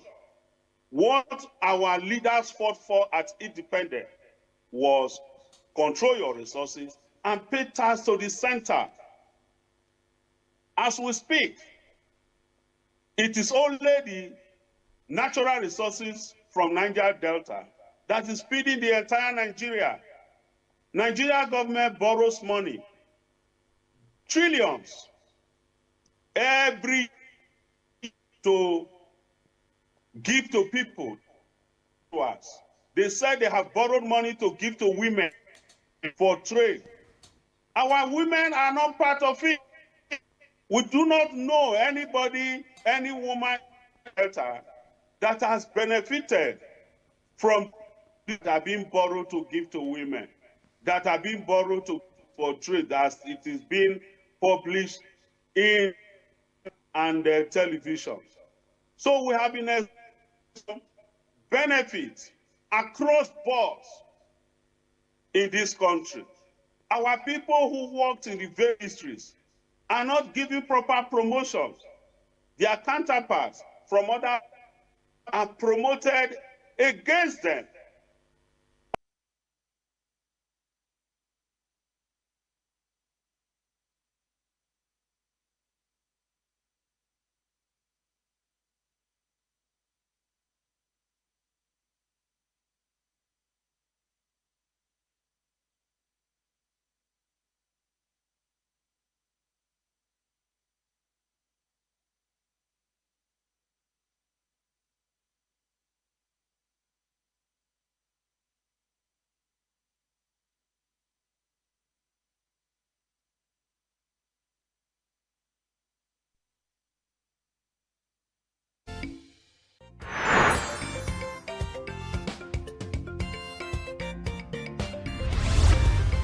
Signature TV, news in your pocket.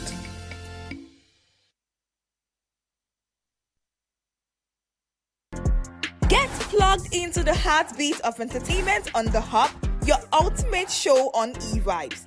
From trending stories and social media drama to top charting music, must-watch movies and exciting moments from the world of arts, we've got it all. Join us for unmissable conversations with your favorite entertainment personalities, plus fun segments every week. So I should try harder. So Okay, I don't know that one. outfit of the day. Oh, I don't do that. That's some Gen Z stuff. Oh, now you say it's a Gen Z stuff. It's everything you love about entertainment, served fresh every week at 1 p.m. with weekend repeats just in case you missed it. The Hub's on e-vibes, where the vibes never stop. Only on Signature TV. We're still on our weekend retrospect. On Wednesday, 50 years after, talking about Nigerian Navy primary schools in retrospect. Our guest who dissected this topic was Suleiman Rabiu. And on Thursday, our guest Oyimama spoke on increased incidents of abuses and violence against children in Nigeria. Take a listen. Nigerian Navy. So apart from that, since I'm mentioning the achievement, is not only academic and other, we also excel in core curricular activities such as sports, debate, quiz, spelling bee, cultural display, and many more. So as holistic, there's the school contributes for development of the children. Thank you. Now, you mentioned discipline while you were speaking, and I mean, the military, the armed forces is known for that strong discipline, and and sometimes it can be seen as quite a rigid form of instruction and discipline. So I want to know how that's, translating it now to the education system, handling the pupils in an educational environment. How do you translate that discipline? How do you impart that discipline in such a way that it doesn't also suppress, the ability of the pupils to engage with the teachers and with the authorities, and just as a whole, holistically? Okay, as I mentioned earlier, military is the bedrock of discipline. Sorry to let me not be biased, but if you remove discipline from Mr. Military, I think what you meant is not much. So it's what the discipline that we inculcate to our children.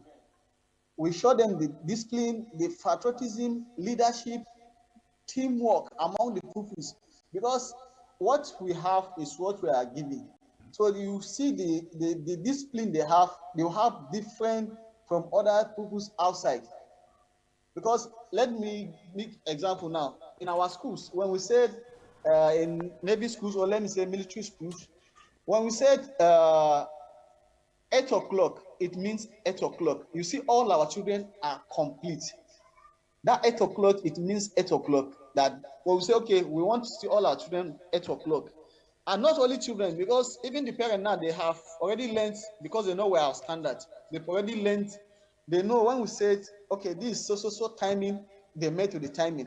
And when we said, okay, we want so this in uniform, you wear, so you not see change. You see them in. They know we mean it, because the parents know we mean it. Do this, they will do this. Do that, they will not do it. So with that discipline now gave them so that the children know they are about. Even when they go outside, you see different with other children because of the discipline they have in our schools. You see them different from our discipline. Thank you. All right. Now, for an institution that has survived for 50 years, I'm sure that there are obstacles and challenges.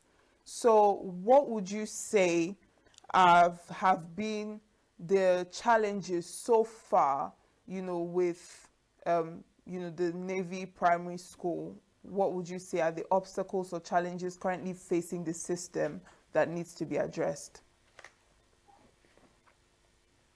Yes, I will not say we don't have challenges. One, if you look at it, 50 years is not 50 days.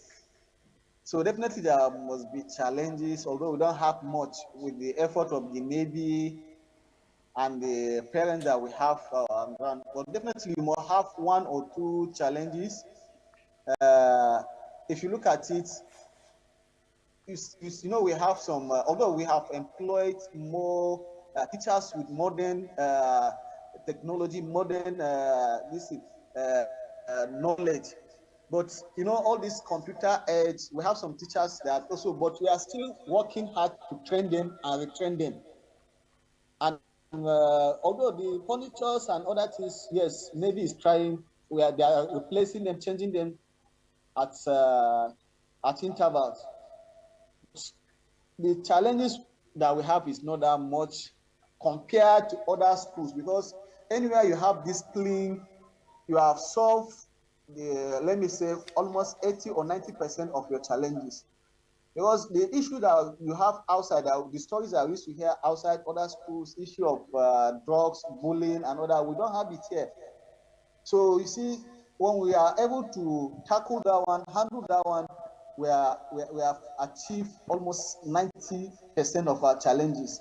The only challenge we are facing is increasing in the amount of digital learning tools and improve learning environment. But honestly, maybe it's trying compared to other schools. So we are trying retraining the teachers that are left behind, because yes, some teachers, they are still, because you know the school is 50 years already, so some teachers have been there for more than 30 years, more than, so you understand. But so now we have modern knowledge, so that this seems to uncover that curricular changes, we have to return, and we are doing it. So I think these are the few, but I don't think that we have much as far as challenges is concerned. Now, earlier on, you mentioned that, you know, the school started as welfare for Navy families, but now it's open to other people to come in as well. Now, what role would you say that this has helped when it comes to fostering understanding between military families and also civilian communities? How would you say that it has helped to bring both the military and civilians in that community, or in wherever the school is, together? Yes, the school, being the school that we have military now and the civilian, honestly, it bring there is a cooperation between the military and the civilian, the host community. There is also understanding. Oh, you know, when we say military, people are thinking that military, they don't go close to them. Well, now the civilian, they understand that military are more friendly than their civilian counterparts. Because it's not that because I'm in military, but I know we are more friendly. So far that it do not cross our border. But honestly, we are more friendly. So it's just that misunderstanding. But now that the civilian came and meet this now, they understand what we are thinking, because they say if you are looking, military is from far. But now, if you come close, you understand that military is there are set of people that have the humility, that they are humble, they don't have it. So, but unlike the understanding of other people, now the civilian, there is a civil military cooperation. There is civil military cooperation, because the civilian now understand. And you know, let me just say this thing, even apart from the civilian parents, we have civilian teachers. So we relate well with them. They understand that military is not the way people look at it outside. Now, this gives that room that, okay, military, the way we are looking at it is not the same thing that people are saying. Now, if you see our parents, some of them, they behave like they are in military, and that discipline is there. Because there's when they enter our environment, they see how we maintain discipline. So they definitely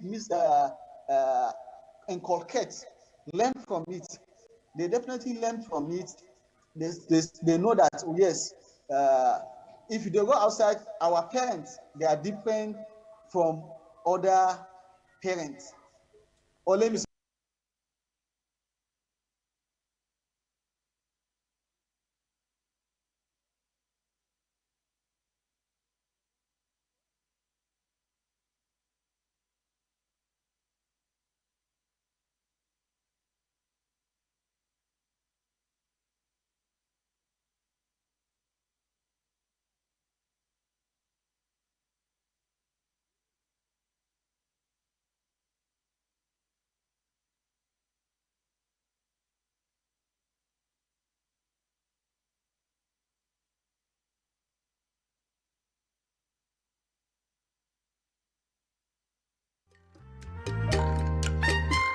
The way we see the world shapes the way we change it. Gender isn't just a checkbox. Widen yours. Be emotional pain, which is even more dreadful than the body pain she inflicted on the child. She's going to stay without carrying her own child that she so nursed and carried like a mother. She's going to stay without seeing her plump young child, the boy. She's going to stay and not feel the warmth of her home. So emotionally, she's going to be more traumatized than the guy. Physically, she's going to be looking and really see she's abandoned. You know, when the whole world has come on you like a hailstorm, like a thunderstorm, and they want to let all hell loose on your head, it's enough to kill you within the 15 years, where nobody will be showing you any level of mercy. People will not be treating you well. People won't speak to you well. Probably most of the people who used to love her will not even come to see her, while she will be resting her butts in the prison. So emotionally, she's also going to be as blistered and battered up like the boy. Because if I feel that the greatest pain of a mother would be to unwillingly let go of her home, not to talk of her children. So the 15 years is going to serve her a very toxic juice of her own pill in another direction. It may not be enough, but for me it is good, because she's going to live in absence of the feel of being a mother. She wants to, you know, you saw her weeping up.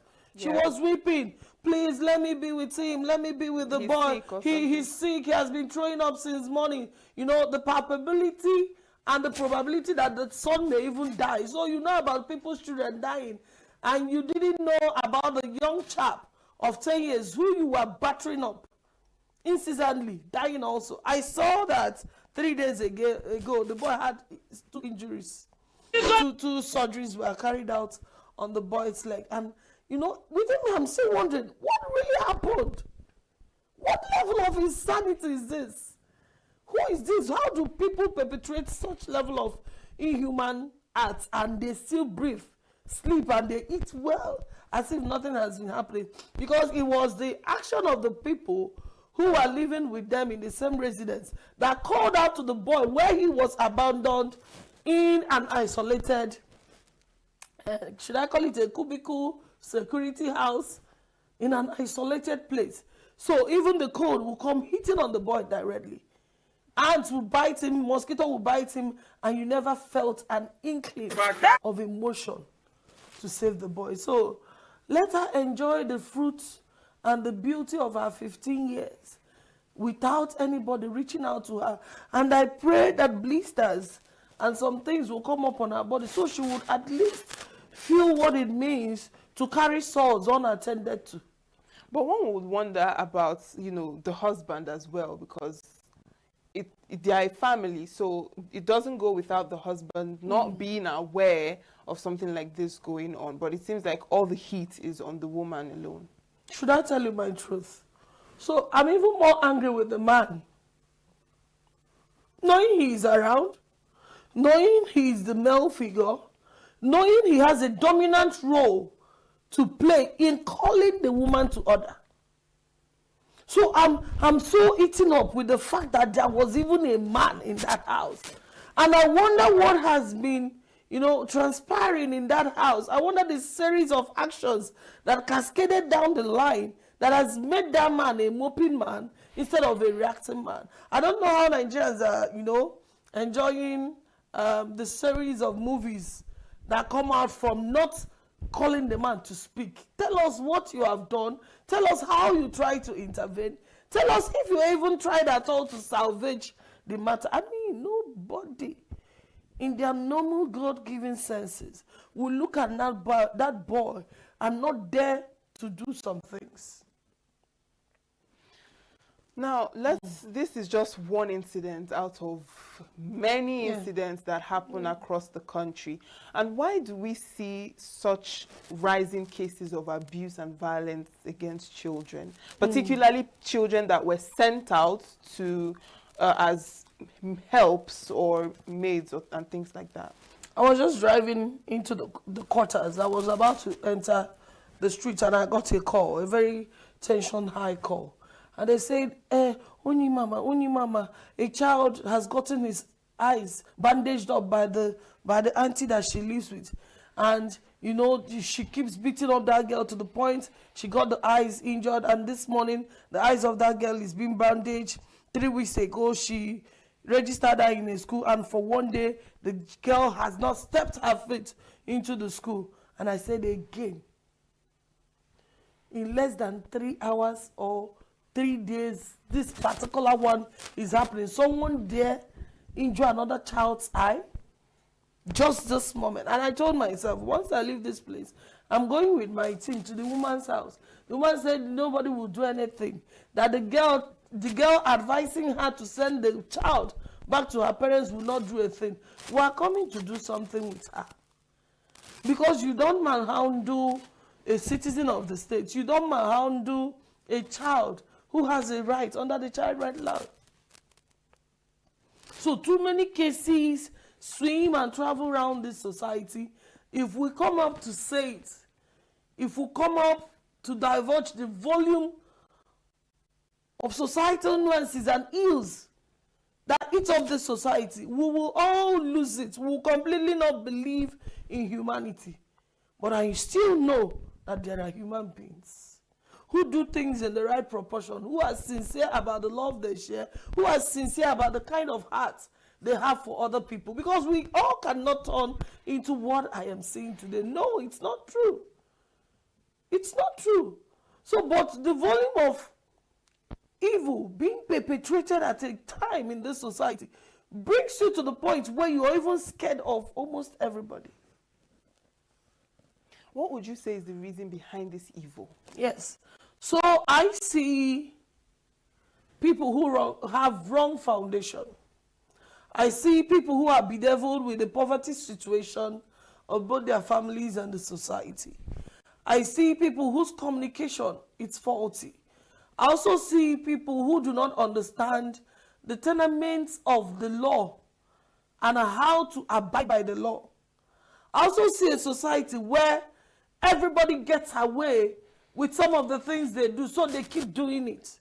I see a society where nobody is aligned to follow a procedure. Do you know that a child that I saved last week from one man who was terribly beating up that young boy, when I called the mother in Onitsha and I said, if by dusk of today you don't come to pick your son from this family, I'm going to write to the commissioner of Anambra and you will be apprehended and you will know how serious it is to be a state task force person. And she said, Madam, I don't know where they are living. I don't have their phone number. How? How? You took your own son and handed over to someone like a commodity. You mean your child was handed over like a product? You are in Onitsha, and your family and your son is in ENUGU, and you don't know the exact location, you don't know their address, and you don't have the phone number of the man your son is living with, an 11-year-old vulnerable son. And I said, Madam, I have no more long words for you. But if you do not leave all the important things in your life in Onitsha and come and pick this boy, I will take it personal with you. And by 4:15 of that day, she came from Onitsha and she picked the boy up. I was glad. I was glad. Because I told her, call all your ancestors, call the people of your village. If you don't pick that boy from the hospital, where that boy is with the man, already battered up, a boy that will cringe at the sight of the man, he will seriously be beaten up and sent under the rain.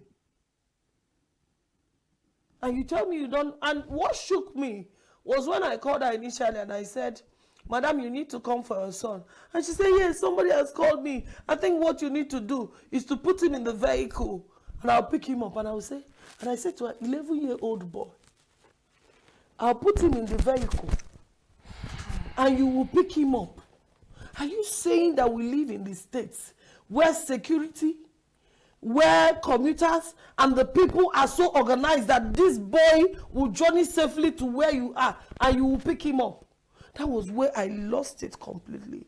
I was like, have we gotten to this point where people even say things without weighing it? I should put an 11-year-old boy for you. And I said, Madam, I said it in Igbo. I said, if I open my eyes and drop my phone, and that boy is not with you in Onitsha,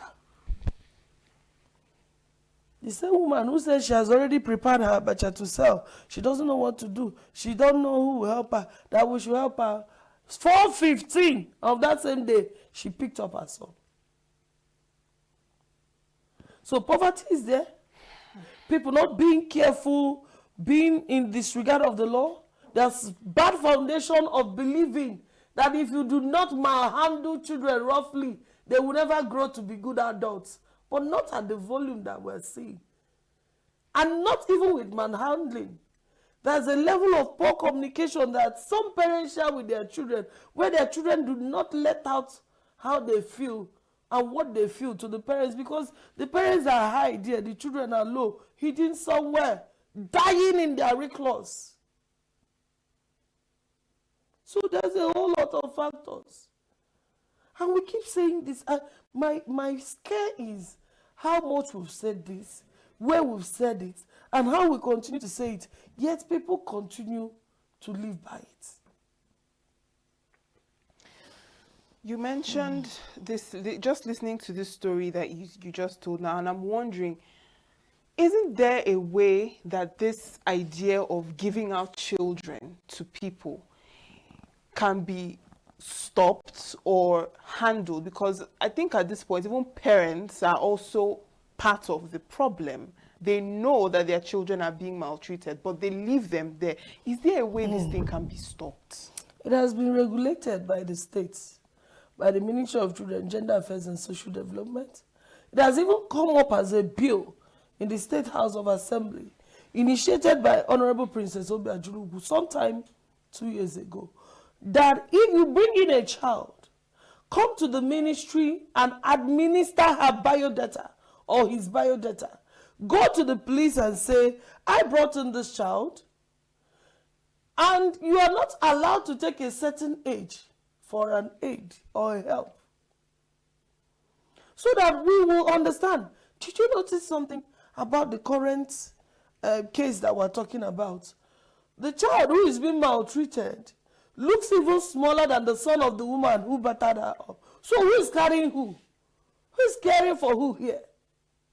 And I see women do a lot of these things. They say, don't bring me a grown-up, oh, I cannot manage them. And so your child is 5 years, you're bringing a person of either 5 years or 6 years.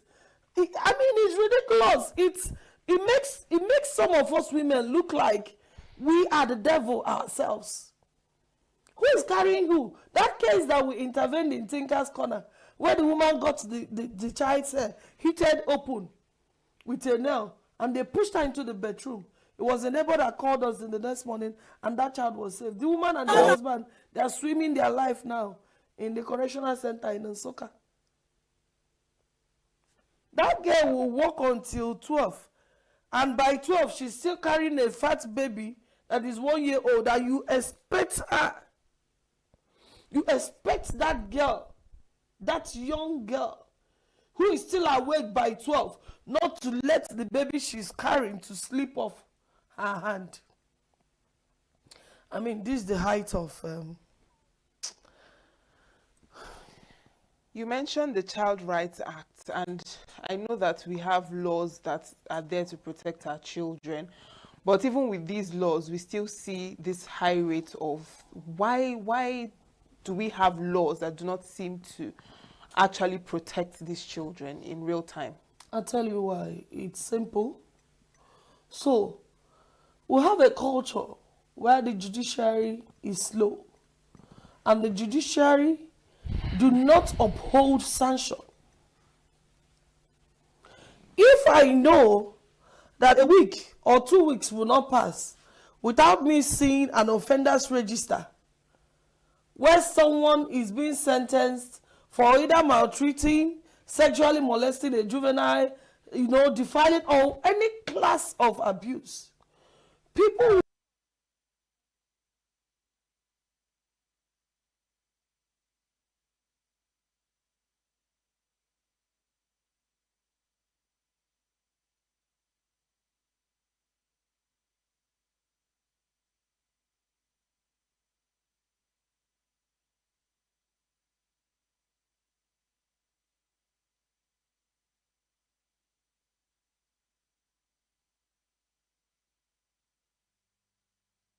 Every second, every minute, every day, news is breaking, events occur, and there are new developments. At Signature TV, we follow these stories objectively, bringing all sides without bias, explaining the complex issues, breaking down the numbers, and investigating the issues behind the news. Anywhere and everywhere, near or far, wherever the news is, we will be there. Signature TV. News in your pocket. So this is where we draw the curtains on today's show. Thank you so much for staying with us. I'm still your host, Chigichi Agoram, and don't forget that we are live on SLTV channel 265 and on Free TV. We are also available online on social media on YouTube, Facebook at Signature TV Official. And from all of us at Signature TV ENUGU Studios, it is goodbye for now and God bless.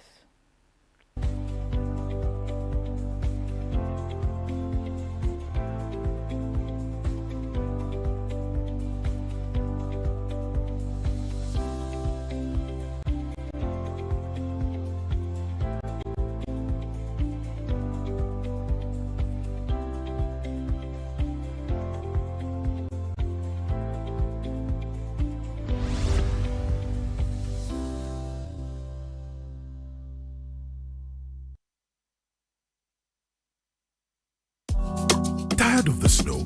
Tired of the bad TV signals? Nigeria has gone digital. Introducing Free TV, the national platform for every Nigerian. Get 100 plus channels immediately. Sports, news, and entertainment in your native language. All with clear picture quality. Whether you're in the city or the village, our satellite signal reaches every corner of 36 states from day one. No monthly subscription, just a compatible decoder and you are set. It's a national asset built for you. Take the show on the road, download the Free TV app and stream your favorite channels anywhere. Starting this May, scan to download the app or call 0700 388 7277. Free TV, digital TV for free. Brought to you by NBC.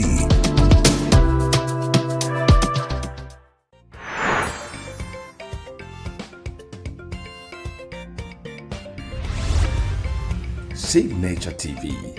News in your pocket.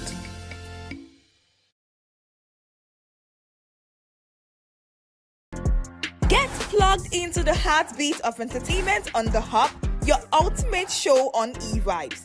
From trending stories and social media drama to top charting music, must-watch movies and exciting moments from the world of arts, we've got it all. Join us for unmissable conversations with your favorite entertainment personalities, plus fun segments every week. So I should try harder. So Okay, I don't know that one. outfit of the day. Oh, I don't do that. That's some Gen Z stuff. Oh, now you say it's a Gen Z stuff. It's everything you love about entertainment, served fresh every week at 1 p.m. with weekend repeats just in case you missed it. The Hub's on eVibes, where the vibes never stop. Only on Signature TV.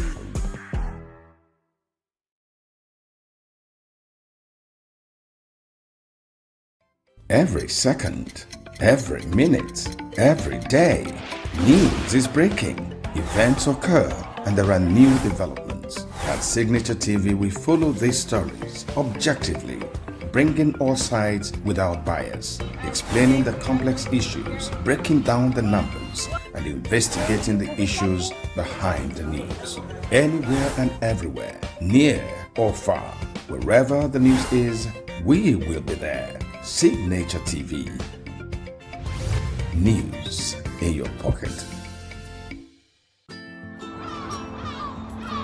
Bright and early as the day breaks, as the newspaper headlines trail the stories that shape the day, we at Signature TV trail the headlines that trail the day. We interrogate the headlines. We analyze the stories that make the headlines. Why is overrated, and they even overrated themselves and went into CBT. They are insensitive of some Nigerian children who have never had what it was CBT. With passion and emotion, we drive the conversation to change the narrative. Let nobody be deceived by Nigerian high level of performing in agriculture export.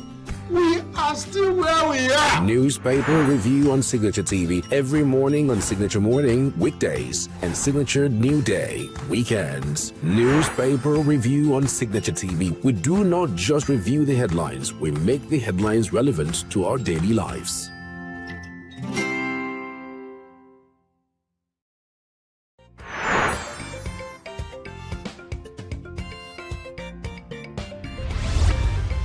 Signature TV, news in your pocket.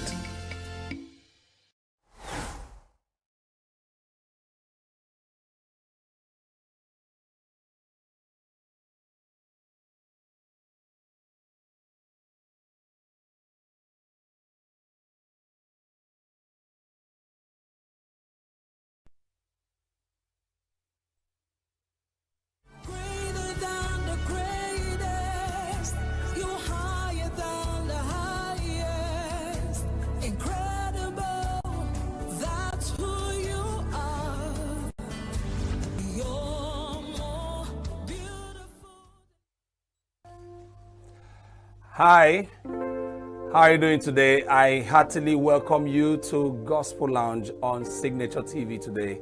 I believe you're doing great. Please gather your family and friends because our show today promises to be great, informative, and above all, inspiring. My name is Victor Chief Judge.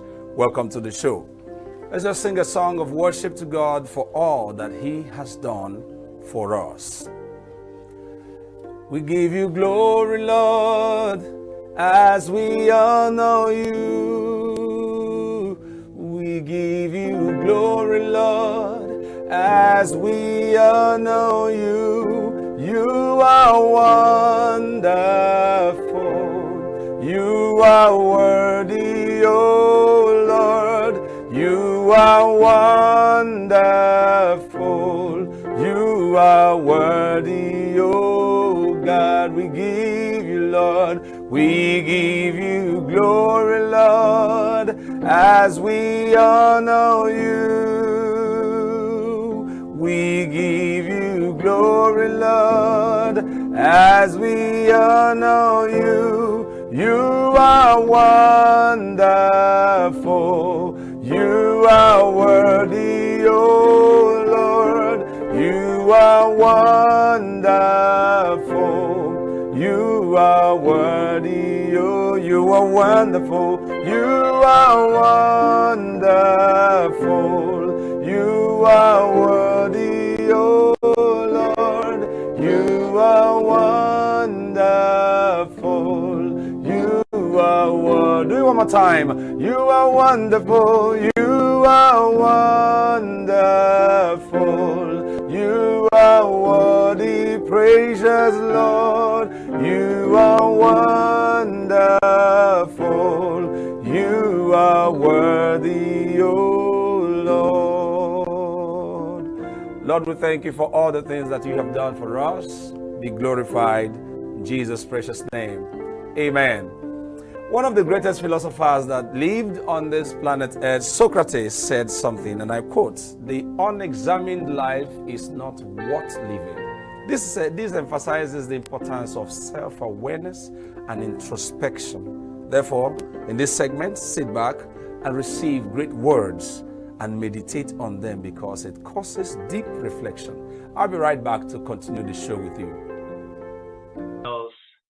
The story of an encounter she had with her sisters in Australia. That is quite moving and I think very appropriate for our reflection. Mother Teresa and her sisters visited an Aboriginal man in Australia.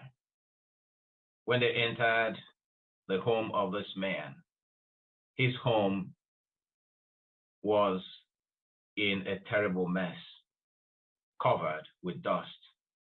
The sisters worked really hard cleaning this man's house. He was living alone. He had no family.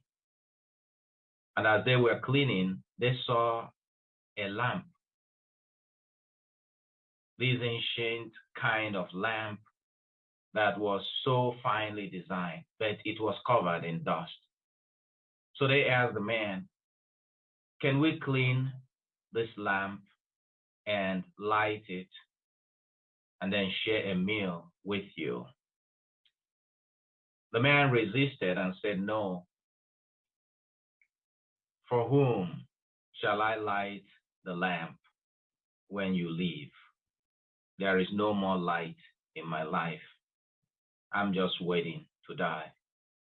Mother Teresa encouraged him and promised that her sisters will come most evenings to spend time with him. And so I asked that he allow them to clean the lamp, which they did. Many years later, Mother Teresa got a letter from this man that says, dear mother, just want to thank you and let you know that the light you lit in my life is still burning. The light you lit in my life is still burning. I hope someone, and indeed that many people, say this of you and of me, that the light we Christians light in their lives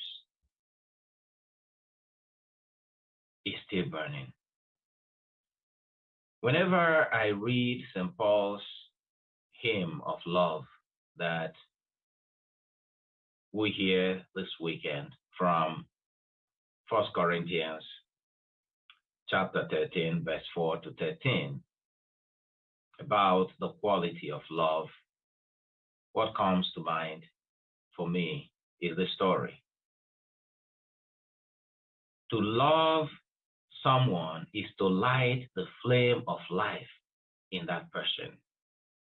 The fire of love that we are called to light in people's lives is the divine energy that can give them new life, new hope, new purpose, new inspiration, and the courage to live again.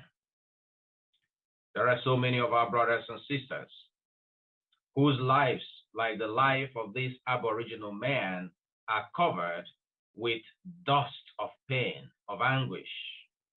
They feel lonely, they feel abandoned, they feel rejected. Mother Teresa said that the sin of this world is that there are so many people in our families, in our neighborhoods, in our churches, in our world, in our cities, who feel unwanted. So many people feel that they are disposable. No one cares about them. No one recognizes them. Can we be the light of love that will give them a divine energy so that they can live again? In the first reading, Jeremiah receives this purpose from God. God says to Jeremiah, I have made you. I know you. I have equipped you for the special vocation that I am giving you to carry out in the world. Each of us, we have a purpose in life. Deep down here, if you listen, you will hear that key to understanding your vocation in life is this divine invitation to us every day to go out and love. So God says to Jeremiah, you have no excuse not to live your life fully. So like Jeremiah, God is saying to us, we don't have an excuse not to love. There are so many pockets of darkness in our world today. Can we Christians become the light that the world can see? And we see a typical example when Jesus comes into the synagogue in the gospel, preaching the good news, fulfilling the purpose of his life, which is to preach good news to the poor, to tell the truth to humanity, to bring light to creation, to heal people of different kinds of diseases, and to build the connection, rebuild the connection between us, to bring people together around this fountain of love, and to set aflame the human heart that is often wounded or frightened to love, and we want to recede into our shells because of selfishness and pride of self. And when Jesus began to proclaim the word of God, the people began to look down on him. There was opposition to him. They could not recognize the power of God. They could not recognize the Son of God. And they began to question. But Jesus insisted. He knew who he is. He knew his identity. And that's why he kept preaching, even to the point that people, they wanted to kill him. And they eventually did. In our vocation to love, we also must stick to the mission. There are many, many factors that militate against our loving like Jesus. There are many challenges we have to overcome. But you know, love without sacrifice is empty.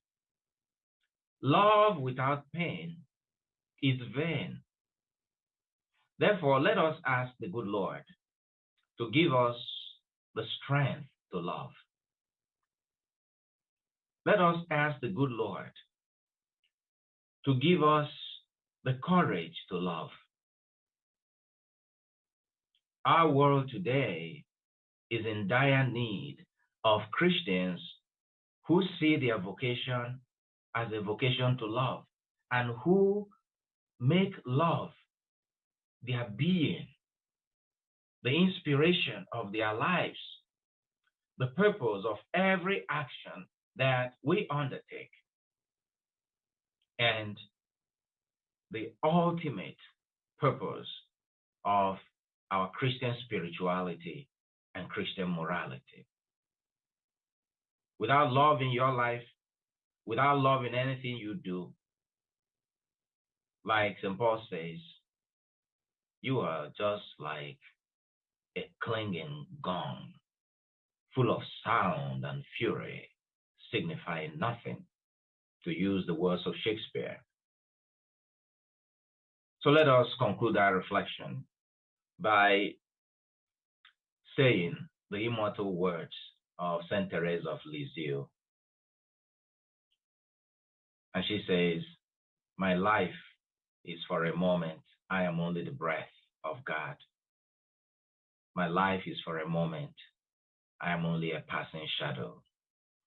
Oh my God, teach me to know that for loving you and loving my neighbor, I have only today. For my life is only for a moment. May God bless you. Hello, you're welcome back. This is Gospel Lounge on Signature TV. The book of James chapter 1 verse 22 says, be ye doers of the word and not hearers only, deceiving your own selves. I encourage you to do the needful with all that you have heard in that segment of reflection. Thank you for joining us. I have a very interesting guest in the studio today, and we're going to be discussing something very critical. Critical in the sense that it affects every part of our lives, all right? And we're going to be discussing giving. Giving is a problem today to so many people. There are several definitions, just by way of introduction, of giving in the dictionary, but for the sakes of our conversation, let's just take this one. It is to put into possession of another for his or her use, right? It is to commit to another as a trust or responsibility as usually for an expressed reason, for whatever reason that you are giving for. All right. Now, this topic is very vast and dynamic and also affects or applies to all walks of life. And to discuss this topic with me today in the studio, I have Pastor Emeka Prince Obunnaya, a great man of God with several results according to his ministry. There's so much to say about him. But friends, help me make welcome Pastor Emeka to Gospel Lounge. Thank you so much for coming today. Thank you. Thank you. Thank you, sir. It looks so good, sir. Thank you so much. Giving. A lot of people say giving is a scam. I don't really know why you chose me to talk on this on this matter, knowing how weighty it is. Yeah. Because we have, as a pastor, I have people who are a pastor in my church, and they also have people who are pastoring them outside my church. Okay. On the internet. Yeah. You see, sometimes you finish preaching, you think you have convinced your people according to what God has given to you, and they go out and listen to another thing, and the fight starts. My God. But I want to believe, God, that this show will help us strike some balance, because a lot of people are confused out there. The truth is that a lot of people are confused out there. You hear something now, you are convinced about it, and tomorrow you hear something else, and it sounds so convincing than what you already know. And people don't know exactly what to do. To believe. Yes. Well, let me start this way. What should be the proper perspective or understanding of giving now in the context of our discussion as service unto God? What should giving be? All right. I want to start by saying that giving is as old as man. Okay. And giving is like worship. It is embedded in man to give. God created man to be a worshiper. That is why the primitives, they have this longing in their heart that there is a deity that should be worshipped somewhere. They don't know about him, and so because of that, they go ahead to get something that represents God, that fulfills that longing in their heart to worship. That is how it is with giving also. People crave, it is right inside of man to worship. Adam and Eve were the first human that God created, and somehow in their heart they gave. You see, when Cain and Abel came out, they also followed the same, longing in their heart. They know that there is God, and this God deserves to be given to. Okay. So giving is as old as man, and God created us to give.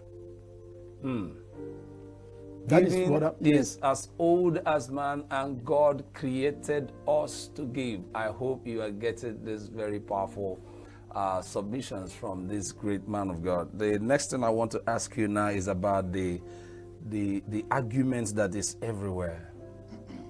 A lot of people think we are scammed when we give. And then, just like you said in your introduction, you said you have people you are pastoring, you teach them what it should be, and there are other people that pastor them, especially from the social media. Yeah. Now, what should be the proper teaching? There's a purpose for giving. What should be this purpose, or what are people supposed to know about giving so that they don't fall for the manipulations? Number one, it is the will of God that we should give. Okay. God wants man to give. Yeah. Now that purpose alone covers every other reason why we should give. Okay. Because God said we should give. So if you want to obey instructions of God, then you should give. Yeah. I know where the problem is coming from. The problem is not if we should give or not. The problem is how we give and why we give. Okay. That is the two major problem we are having when it comes to the topic and the doctrine of giving. Yeah. Why do I give? Why should I give?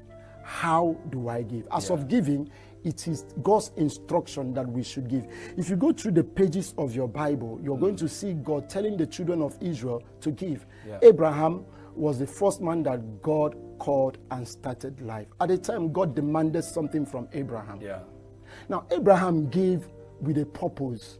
Yeah. Which scripture a lot of preachers are using today and say, give your Isaac. Because Abraham gave his Isaac. Yeah. Why did Abraham? That is what is the problem. Why? Why did he give out his Isaac? Okay? Yes. When he finished that giving, God made a statement that a lot of time we don't get to that point to bring out why Abraham gave. God said, by this I know that you love me. So we give because we love God. That is the second reason. Number one is God's instruction. Number two, we give because we love God. Okay. Abraham did not give his Isaac to prosper.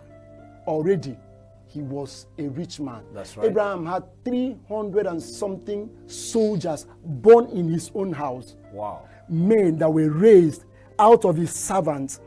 They gave birth in his house. Those men grew. Over 300 of them became soldiers in his house. Now, if he had 300 soldiers, these men were not children. They were not. They were men that were, that had reached age of marriage. 300 of them marrying and having children. Check how many children they will have. And under one man. Under one man. Wow. So Abraham did not give because he was looking for God to prosper him. When he finished, God said, by this I know that you love me. So our giving shows how much we love God. Wow. Wow. It shows how much we love God. And God now said, in prosperity, I will prosper you. Yeah. By you, nations shall be blessed. Now, by you, nations shall be blessed. Anybody that does what you did will be blessed. Because God is not a respecter of any man. That's right. If you give to God because you love him, God will say the same thing to you. Whatever that prosperity that God promised Abraham was, will come. But remember, Abraham was rich already before God said that to him. Number second person was Solomon, who gave God 1,000 sacrifice. The first time. The second time, 22,000 cow, sheep, and 1,000 cow. In one day. Wow. God came down and said to him, what do you want? He said, I need wisdom. So can a man spend all that and just ask for wisdom? Because wisdom is the principal thing. That's right. And number two reason why we give is to worship God, because that giving of Solomon was a worship. So if I was Solomon, I will ask God to make me the president of my country or the president of the world. Now, God said something when Solomon finished. He said, because you did not ask for the life of your enemies. And you did not ask for all these other things. You asked for wisdom. And the wisdom he asked for was not for himself, so that I'll be able to lead your people. This your people. So when you give, what you ask for determines why you give. So now the motive behind behind the giving. So Solomon needed a wisdom to lead God's people. And also because you've asked for this, those other things that you did not ask for, I will give it to you. This is Seek wonderful. ye first the kingdom of God and his righteous requirements, and then other things shall be added unto you. That's right. You know why we give and we don't receive is because of the motive behind it. You're giving, in Acts of the Apostles, when the church started, Ananias and Sapphira saw a man gave, and they confided in him, deacon. The wife called him and said, this small boy is now a deacon. Yes. What are you waiting for? That a parcel of land. Let's sell it. Now it's competition. Yes, so that you become a deacon. Me, I want to be a deaconess. They have the hand of, what's the name of that guy again? Ananias. No, it's not Ananias. Ananias and Sapphira were the guy that sold his land. They did him a deacon. Yeah. And they had his hand. but they don't have his heart. He gave from his heart. They gave in competition. And you see how it turned out, because their motive was wrong. Friends, you can see these wonderful submissions coming from this great man of God. Why we give. One, it is because God commanded it. Number two, we love the Lord. And number three, it is worship. I want you to stay right there with us, and we are going to be back after this short break.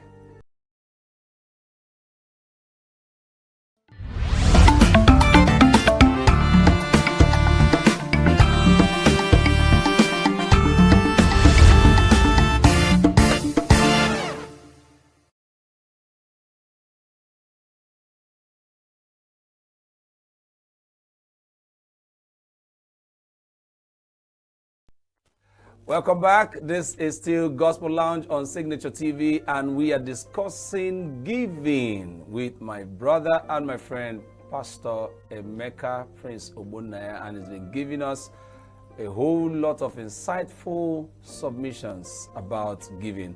Well, you know, you were saying something about how we give. This time around, I want us to shift a bit from the religious circle and to, because giving is a universal law this time around. Now, what do we give? You've said something about how we will give and why we should give. Now, what do we give? Is it only money that should be given, knowing that this is not just service to God, but also to humanity, everyone that is around us? What should we give? That is the problem. The problem lies in what we give. Yeah. Because everyone's mind centers on money. Money. If you don't give money, you have not given anything. Now, let me go back to a bit back to Old Testament about tithing. God told, I was reading Deuteronomy, God told the Israelites, he said, you keep your tithe for 3 years, and then you will go to the place that I have chosen for you, and you will eat the tithe there. You will give to the priest, you will give to the fatherless, you will give to orphans, you will give to widows and strangers, and you will eat. You know, if you say this out there, people will stone you. But do you know that the tithe is meant for even the giver to also eat from it? Yes. And God said to them, if the place I have chosen for this tithe is far, for you to carry those things, your farm produce and all the rest of it, he says, sell them. Okay. Sell it and travel to the place. And when you get there, buy those things. So money was not to be given as part of it. Wow. You know, this thing you're saying now prompted me. You know, it's true that we don't have time, but I want us to have a balance on this.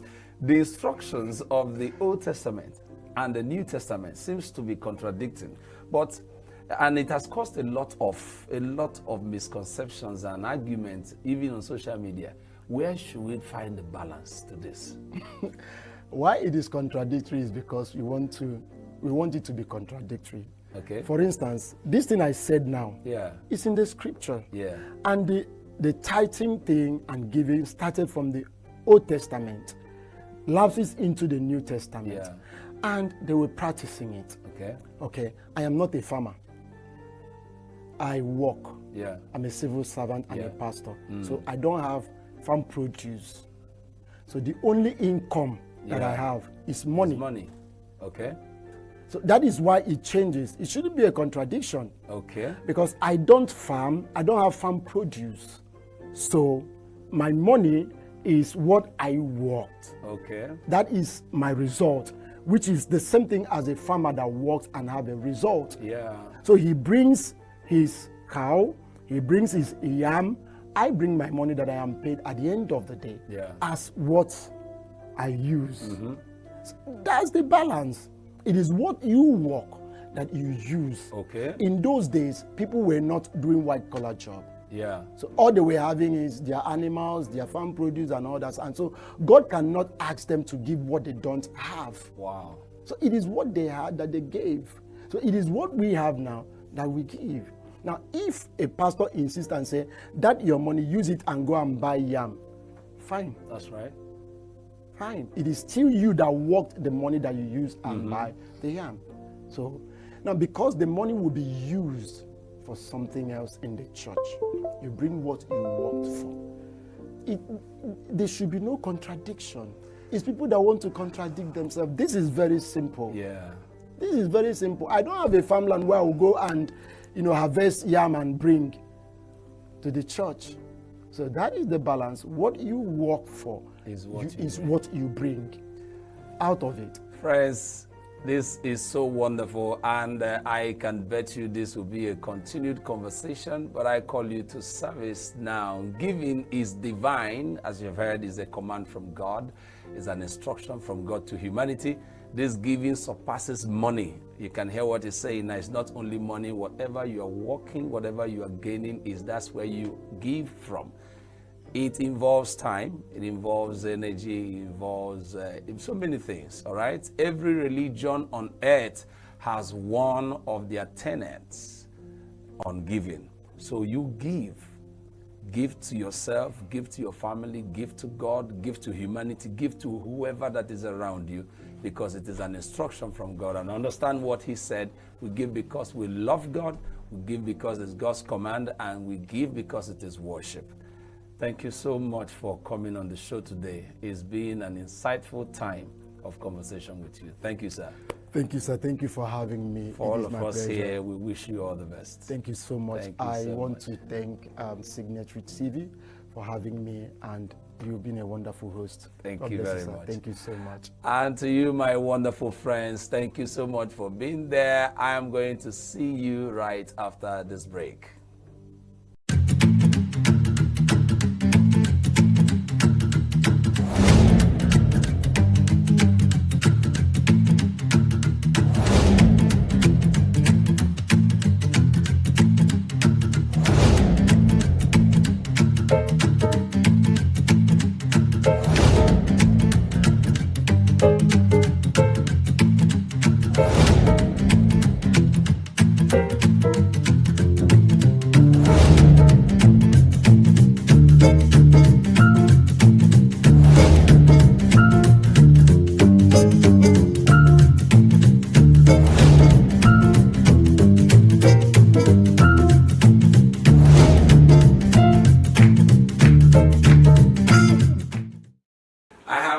Today that will be talking with me a very serious matter, and we are going to be talking godly parenting. She is a passionate woman that loves to see families thrive, seeing relationships do very well, and she is a lecturer and researcher with the Akanibiam Polytechnic, Owana.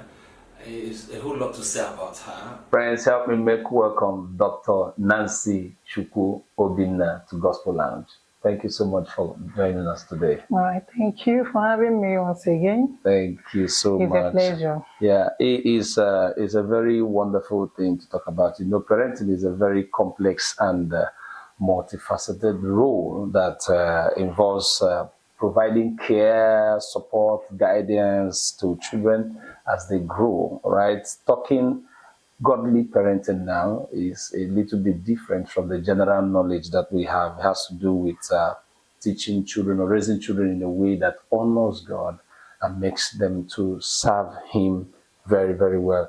So now I would like to ask you, looking at our environment today, can you actually tell if parenting is what it ought to be?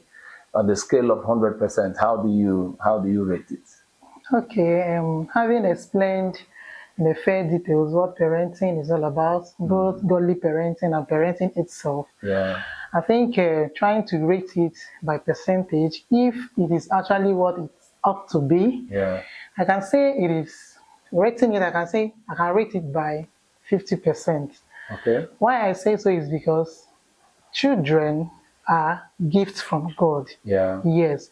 And anything that comes from God, Satan has a way, Satan systems, even structures, Yeah. all of them put together have a way of trying to attack that particular gift that comes from God. And because of that, children are also part of the gifts that come from God, and they are being challenged with a lot of things. Even parenting itself is being affected with a lot of things. Therefore, I can't say it's 100% now. Because of those things that affect, because of those factors that affect parenting nowadays, I can rate it by 50%. So it's no longer what it ought to be. Okay. And it's not anybody's fault.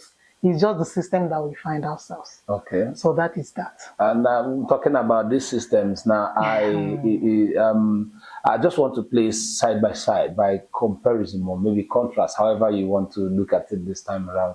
The Western culture of raising children and the African culture of raising children. What do you have to say about it and the effect it has on the society? Okay, comparing the African culture and the Western culture in parenting, they're not the same thing. They can never be the same thing. Why? Because they don't have, both cultures, they don't have the same value system, they don't have the same culture, and they don't have the same societal outlook. Let me put it that way. So there are so many differences that we can see in these factors, and as a result, they have a way of affecting parenting, of affecting children, the upbringing of the children, whether positively or negatively. For instance, if you come to African culture, they believe so much in respect. Yes, they believe so much in, having other extended family members partake in training the children. But it's not like that in the Western culture. Yes, they believe in just their nuclear father, mother, and the children, so they can do anything. But in African culture, it is not the same. Then in African culture, again, they have those values. They believe so much in discipline. They can do anything to make sure that they instill that discipline in you without even looking at anybody, without even thinking about who am I offending, And the children, they say they understand that.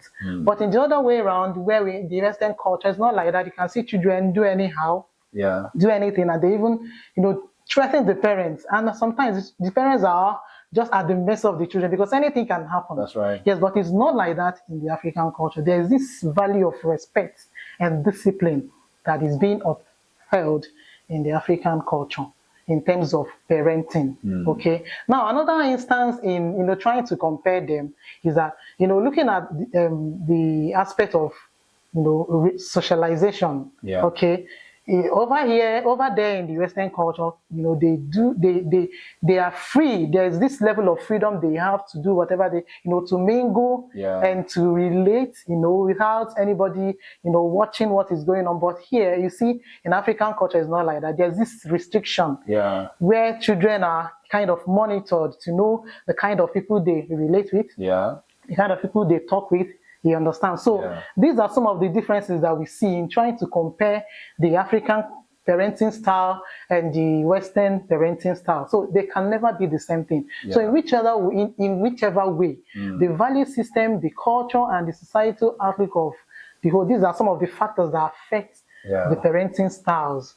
What we see obtainable in both the African culture and Western culture, and it has a way, or they have a way of affecting the children or affecting parenting positively or negatively. And now talking about this Western culture and the African culture, I want to make a case as it has to do with, when you were talking, you said something about discipline. Okay. All right, the parents being at the mercy of their children in the Western culture.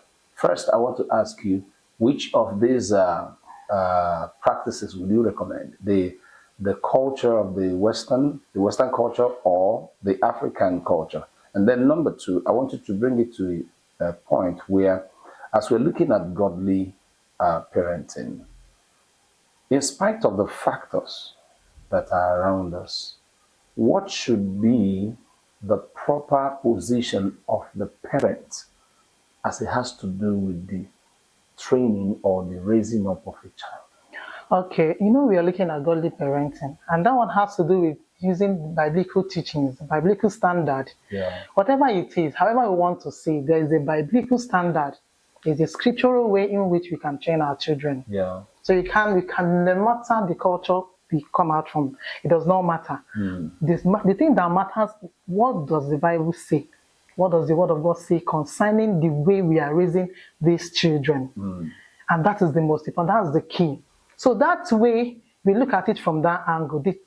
In parenting, we must know what the Word of God says. For instance, in the case of discipline, you see in the Western culture, they say you don't beat a child, you don't flog them, you don't spank them, you do this and that. Yeah. In African culture, they believe in doing that, even though there is a debate, they are trying to modernize. Okay, you see an African parent, somebody will even tell you, I don't have cane in my house. Yes, I'll just tell them, please, don't do this and that.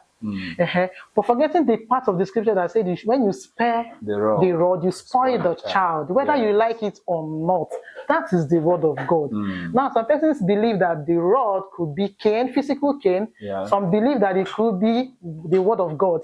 So whichever way there is need, my submission is that we don't need to spare the rod for anything, because when we spare the rod, that is the word of God, we spoil the child. We spoil the child, whether you know it, whether you like it or not. In the African setting, in terms of parenting, oh boy, forgive me, you use that word, but in a family setting, there are some things a child will do that if sometimes, yes, you use the word of God, the child needs to know this is what the word of God says concerning. For instance, you lied as a child. What did the word of God say concerning lying? It's not good. All liars, their father is who? Satan. Okay, and there's nothing like a big lie, small lie. You try to make them understand that so far you are a liar. It's not lies is a very, it doesn't take you anywhere. So you try to make them understand through the word of God. Now, sometimes when you see that this thing has become a habitual thing on the part of the child, now you look at it look inward, look at you. Sometimes you parent yourself as a parent. What is it that I'm doing? Am I sure there's something that I'm not doing very well? Because these children, they are perfect copycats. You see this idea where a particular parent will be in the house and the answering code, for that one still gives me, for that one, in fact, it still terrifies me up to now. You see a parent making a call, saying something different from what is obtainable. And the children are looking at the parent. So tomorrow now you tell that child, don't do this, don't do that. No, children are perfect copycats. Sometimes they don't even believe in what you tell them. Is what they look at what you do. So that thing you want your children to become, just find a way, consciously, being intentional about it, just try to model your life that way. That way the children fall in line. See, sometimes you don't even need that cane. Sometimes you need the cane to reset their brain. It's very, very important. So as far as the Bible is concerned, as far as the word of God is concerned, we're looking at godly parenting. We cannot totally rule out the fact that the word of God says you do not spare the rod. And now you see in our society today, there are a lot of problems, as we can see in the young people, the way they live their lives and all that. Every one of us, we agree that a very wonderful home makes a good society, and a good society makes a wonderful nation. And if that be the case, it means that a nation that is not seeing positive energy, character, or values in their young ones, the problem is traced to the home. Earlier, you were saying something about factors. I want to bring out one I can pick from there in the systems. What do you think the government this time around would do in partnership to have our people, our children, trained in a godly way? Okay, everybody has a role to play. Everybody has a role to play in parenting. Of course, there's this, is it an adage that says charity begins at home? That's right. So whatever we see that is playing out in the society stems from home. Because every child that we see out there that is a thief is coming from somewhere. Every child you see there that is doing one thing or the other, that is even mad, is coming from somewhere. Is a child of somebody. And that person comes from the home. So everybody has a role, both the parent, both the government, Yeah. everybody. That's why one of the things I said is that in the African culture, there's so much belief that each person has a role to play in training the child. That's why the extended family, sometimes they come, you have your uncle stay with the children, you have the uncle stay with the children, you have the aunt, you have the grandparents, they have one or two parts to play in trying to raise the children in a way that is acceptable in the society. Okay. Now, having said that, the government has a role to play. Now, you see, one of the reasons why the parents do not have maybe, let's say, adequate time to spend with the children is because maybe most of them are employees. They work. They are government workers, and sometimes you see them. They go to work very early in the morning, or sometimes they go to work 8 to, and they come back in the evening. Yeah. You see that some part of the hours they don't have that time to spend with the children. So what I want to recommend is that the government should, try to create a work-family balance whereby it can also consider the place of family. You should also look at the fact that the parents have a role to play. The family is the basic, is the primary, in fact, is the primary setting where the parenting stems out from, where we bring up the children. So the government should give the parents ample time to actually look inward, look at the roles they're supposed to play in trying to raise their children. What do I mean? Trying to give them time to spend with their families. Not all the time. They're always at the office. They're always at the office. Always at the office. It does not help. Another thing is that the government should also plan some trainings or some seminars or some parenting seminars or workshops whereby especially first-time parents can also come in and they will be trained on how to really, parent their children. This parenting is just school. You cannot graduate from that. Yeah. You are learning. Even as a parent, you are also being parented. You parent yourself because your life is just a model that the children look at so that they will do that. So government has a major role to play in trying to do what?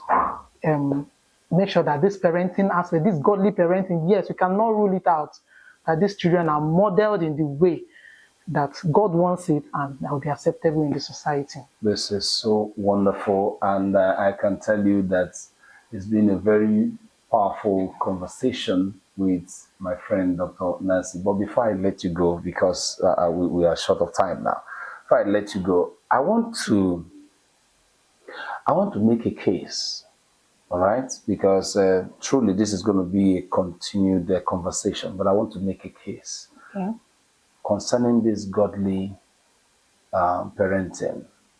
What we see in our society today, especially as it has to do with dressing, right? Attire, we see a lot of things that make you close your eyes, like what is really happening. You see some young people, what they wear, everybody will say we have freedom, we want to do whatever we want to do, but it's an eyesore to see the things we are supposed to cover with clothes is open, and then it doesn't look so well. So a lot of people are raising policies to arrest people for indecent dressing and all that. But I see it from a different angle, that it is because we are lacking godly principles and parenting. That's why this thing is happening. So now, what would religious do? It doesn't matter whether the person is a Christian or a Muslim or whoever, as long as they are within the religious circle. What is supposed to be their drive to see that such things don't happen? Okay. Like I said, everything that happens in society stems from the home, from the family. First of all, you need to start instilling this value of decency in our children. Let them know that there is dignity in decency.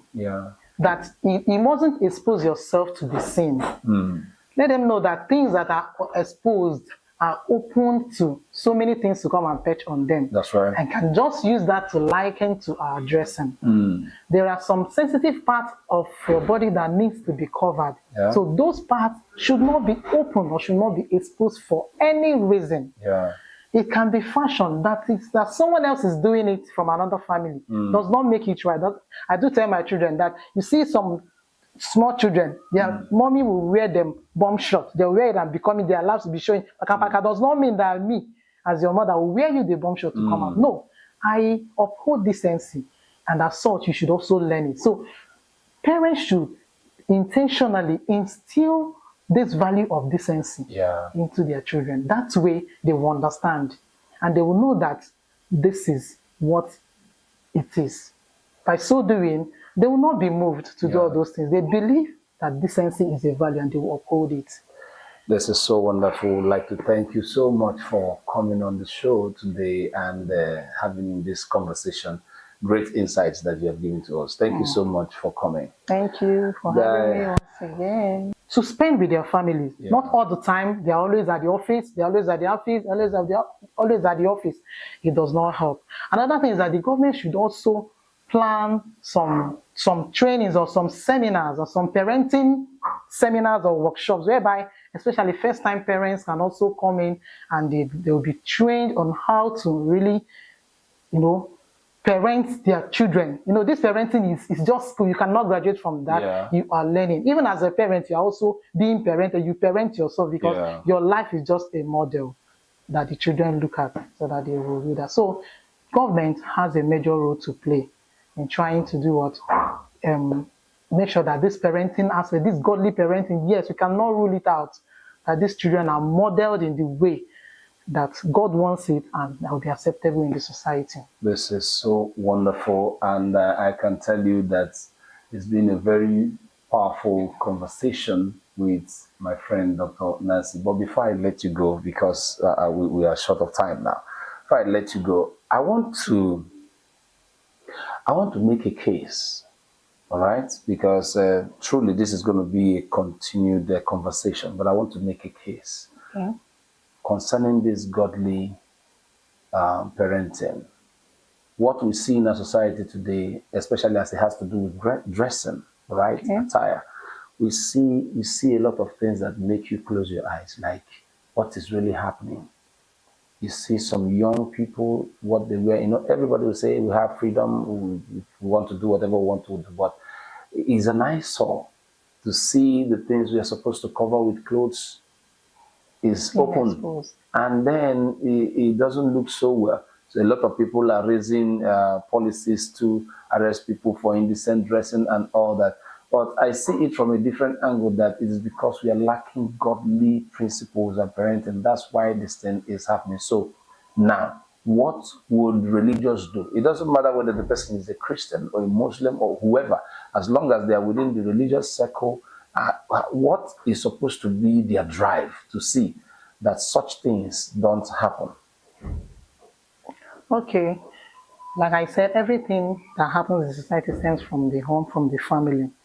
First of all, you need to start instilling this value of decency in our children.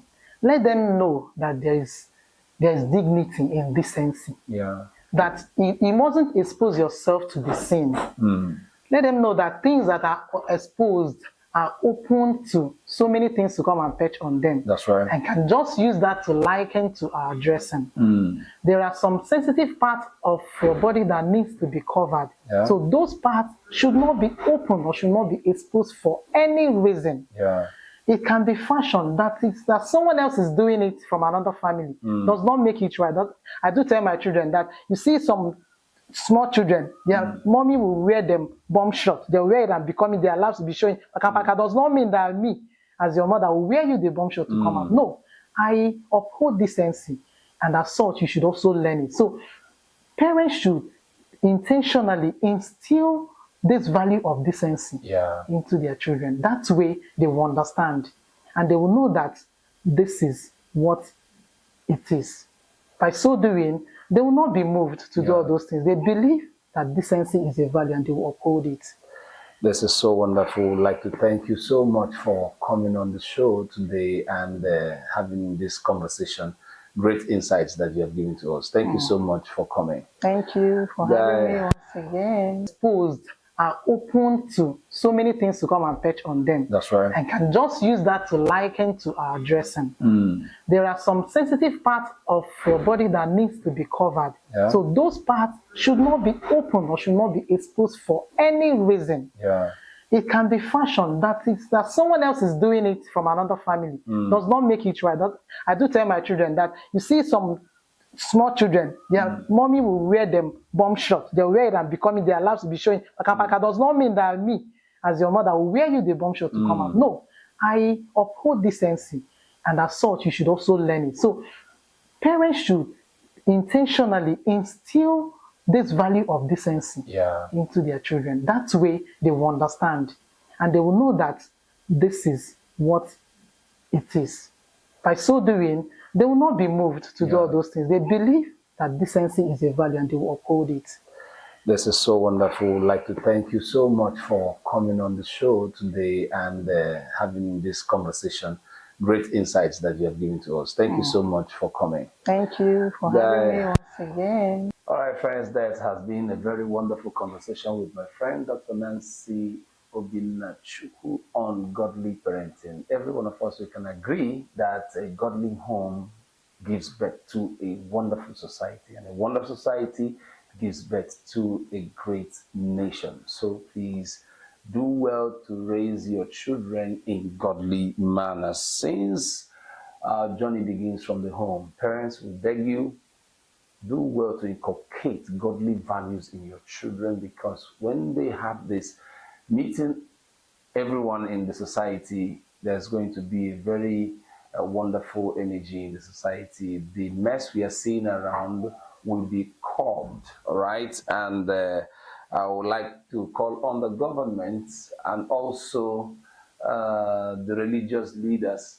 to make sure that in all we do, in our schooling system, in education system, in our workplace and all that, we inculcate these great values in our young people so that we'll have a very wonderful society. I'd like to thank you so much for joining us in the show today. Till I come your way next time, do well to give according to the purpose of God and raise your children in a godly manner. My name is Victor Chief Judge. Shalom.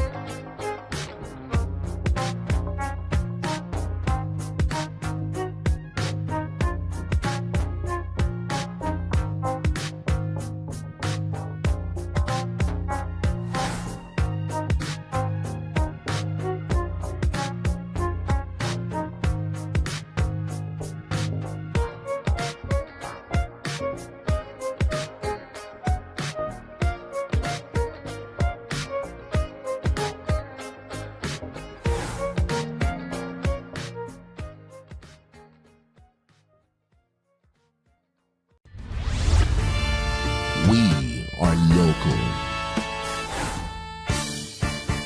International communities observing every Why the main market is in chaos. People are We are national. Those in support of this motion as amended, say aye. Aye. We have taken the vote by default. We are international. Israeli airstrikes. Donald Trump left us the worst unemployment.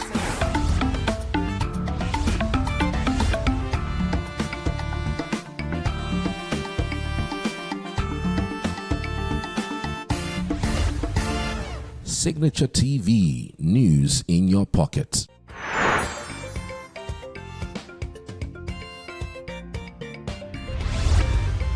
Signature TV, news in your pocket.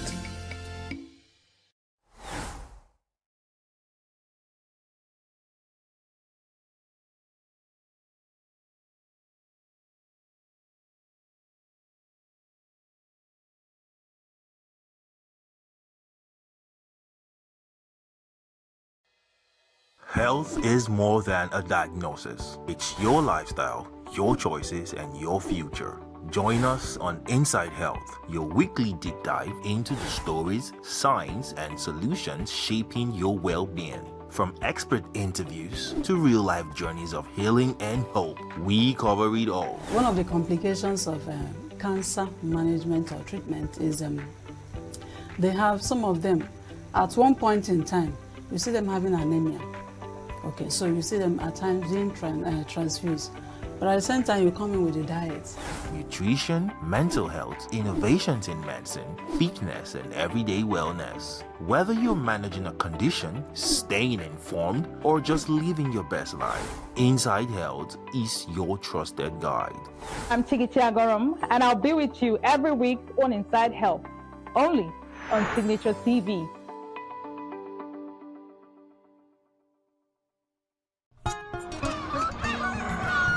New every morning on Signature TV, we open the day for you with needed energy, information, and required vibes to shape your day. From sizzling snippets of stories in various areas of life to intriguing conversations with net worth guests. When you have people who have no track record becoming your leaders, you have a problem. There is no outstanding gratuity when Obi took over from me. I left in all the accounts of Anambra State 13.8 billion for him. Your day cannot be complete without Signature Morning on weekdays and Signature New Day on weekends. There is no better way to start your day except Signature Morning and Signature New Day every day on Signature TV.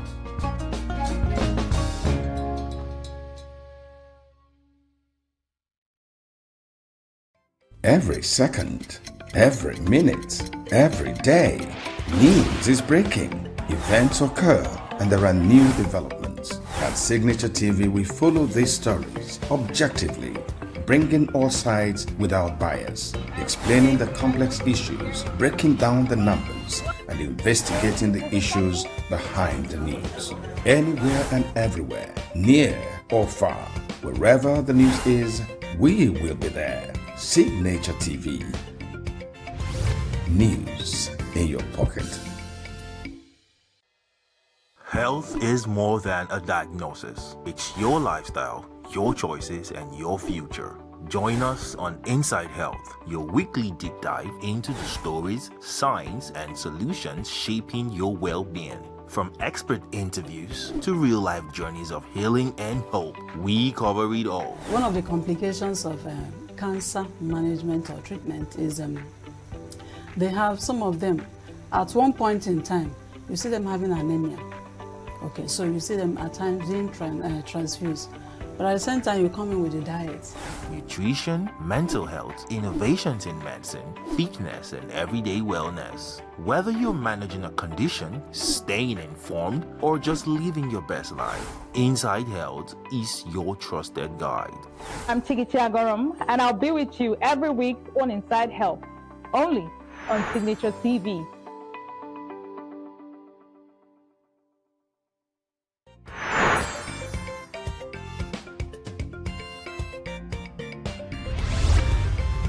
Signature TV.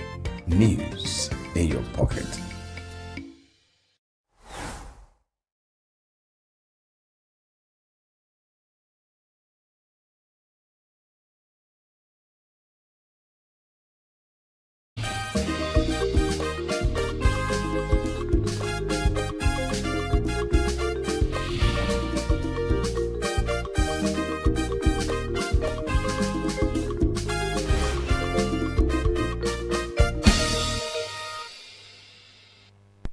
Hello, welcome to Global News on Signature TV. I am Christopher Lele. In the headlines, Nsukka Zone elects new senator as Ekiti State decides on a new governor. Senate rules out Electoral Act amendment before 2027 polls. US-Iran talks cancelled in Switzerland, casting doubt on lasting peace deal. An Argentinian TV host resigns after falsely announcing the death of Lionel Messi's fathers. Details in a moment. Every second, every minute, every day, news is breaking. Events occur and there are new developments. At Signature TV, we follow these stories objectively, bringing all sides without bias, explaining the complex issues, breaking down the numbers, and investigating the issues behind the news. Anywhere and everywhere, near or far, wherever the news is, we will be there. Signature TV. News in your pocket.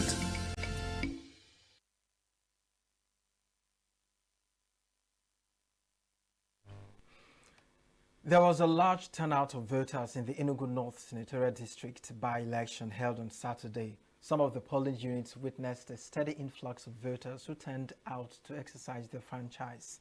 The exercise was, however, briefly marred by technical challenge after the Bimodal Voter Accreditation System, BVAS, failed to capture some of the voters who complained bitterly. There were, however, reports of late arrival of electoral materials at some polling units, especially at Oba, Emilike, and Odunedem, all in Udenu local government area.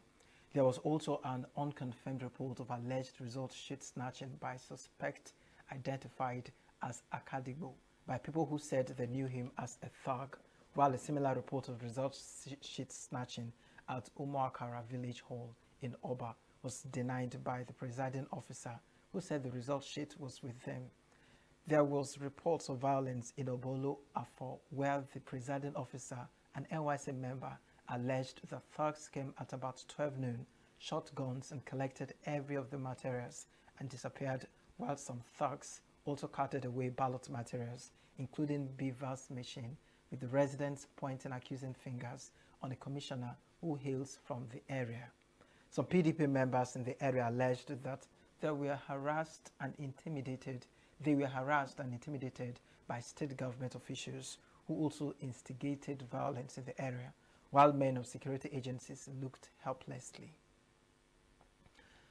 And elsewhere in Ekiti State, where the governorship election took place, there were allegations of vote buying and voter intimidation. The governorship candidate of the African Democratic Congress, ADC, Dare Bajede, said that there were clear cases of vote buying and assault at his polling unit. Bajede said he drew the attention of police officers to what was happening at Ward 2 in Lawa Ekiti, in Ekiti West local government area, where money was being distributed to voters.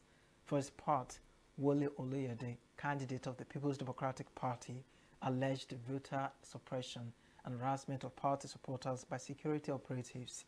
He expressed concerns over the pace of voting at the polling unit as a result of malfunctioning Beaver's machine. Meanwhile, Yaga Africa alleged inconsistencies in the ballot papers, result sheets, and the list of candidates published by the Independent National Electoral Commission, INEC, in the governorship elections. The concerns were raised in a statement on Saturday signed by Aisha Abdullahi, chair of the 2026 Ekiti Election Observation Mission, Yaga Africa, and Samson Itodo, executive director, Yaga Africa. Yaga Africa called on INEC to publicly clarify without delay the final list of parties and candidates and explained any differences between the ballot papers, result sheets, and early announcements. The Nigerian Senate has ruled out any amendments to the Electoral Act before the 2027 general elections, saying the National Assembly will allow the current law to operate fully before considering further reforms. Senate leader Opeyemi Bamidele made the declaration on Saturday after casting his vote in Ijen-Ekiti during the Ekiti state governorship election. While acknowledging that Nigeria's electoral system remains a work in progress, he maintained that no changes would be made to the Electoral Act ahead of the 2027 polls. He commended the Independent National Electoral Commission (INEC) and voters for the smooth conduct of the election and the impressive turnout recorded across the state. Bamidele also expressed satisfaction with reports received from across Ekiti State regarding voter participation and the conduct of the election. Concerns over possible duplication of responsibilities, foreign funding, and institutional overlaps have dominated discussions on 3 security-related bills before the House of Representatives. The issues were raised at the public hearing organized by the House Committee on National Security and Intelligence on the 3 bills on DSS Trust Fund, a DSS Research and Development Bureau, and a Strategic Intelligence Management Institute. Representatives of the National Intelligence Agency and the Department of State Services supported efforts to strengthen intelligence operations, but opposed provisions allowing foreign funding and international partnerships for intelligence-related activities. Then, of course, as the last speaker noted, the area that has to do with foreign cooperation, there's a vulnerability in that. I don't think we should receive funding from outside the country. It's a serious vulnerability. Of course, when they fund you, they want to know how you spend the money and what you spend the money on. We shouldn't disclose what we are doing, because threats can come from anywhere. Then we suggest that there should be a clear separation of governance and executive functions within the council. Then there should be establishment of explicit legislative oversight and accountability. We further note that for the purpose of national intelligence coordination, the bill should align more explicitly with the existing framework of the National Security Agencies Act to avoid institutional fragmentation, and recommend, therefore, that the Bureau could evolve into a national intelligence science and technology hub, supporting the broader Nigerian intelligence community. Director General of the International Institute for Security and Governance Studies, Dr. David Okoro, called for clearer funding provisions and amendments to sections of the proposed DSS Trust Fund bill. So I think that it is important to look at the source of funding and be very specific. This funding will, and then of course, because you are going to be very specific, it will also be possible for those who will manage the institution to be able to predict how much is the income they expect at any given time. That's the first part I see. The second, of course, is the appointment to the board. Now, we are told in Section 5 that the chairman is to be appointed by the president, and also a secretary is going to be appointed by the president. Who is going to manage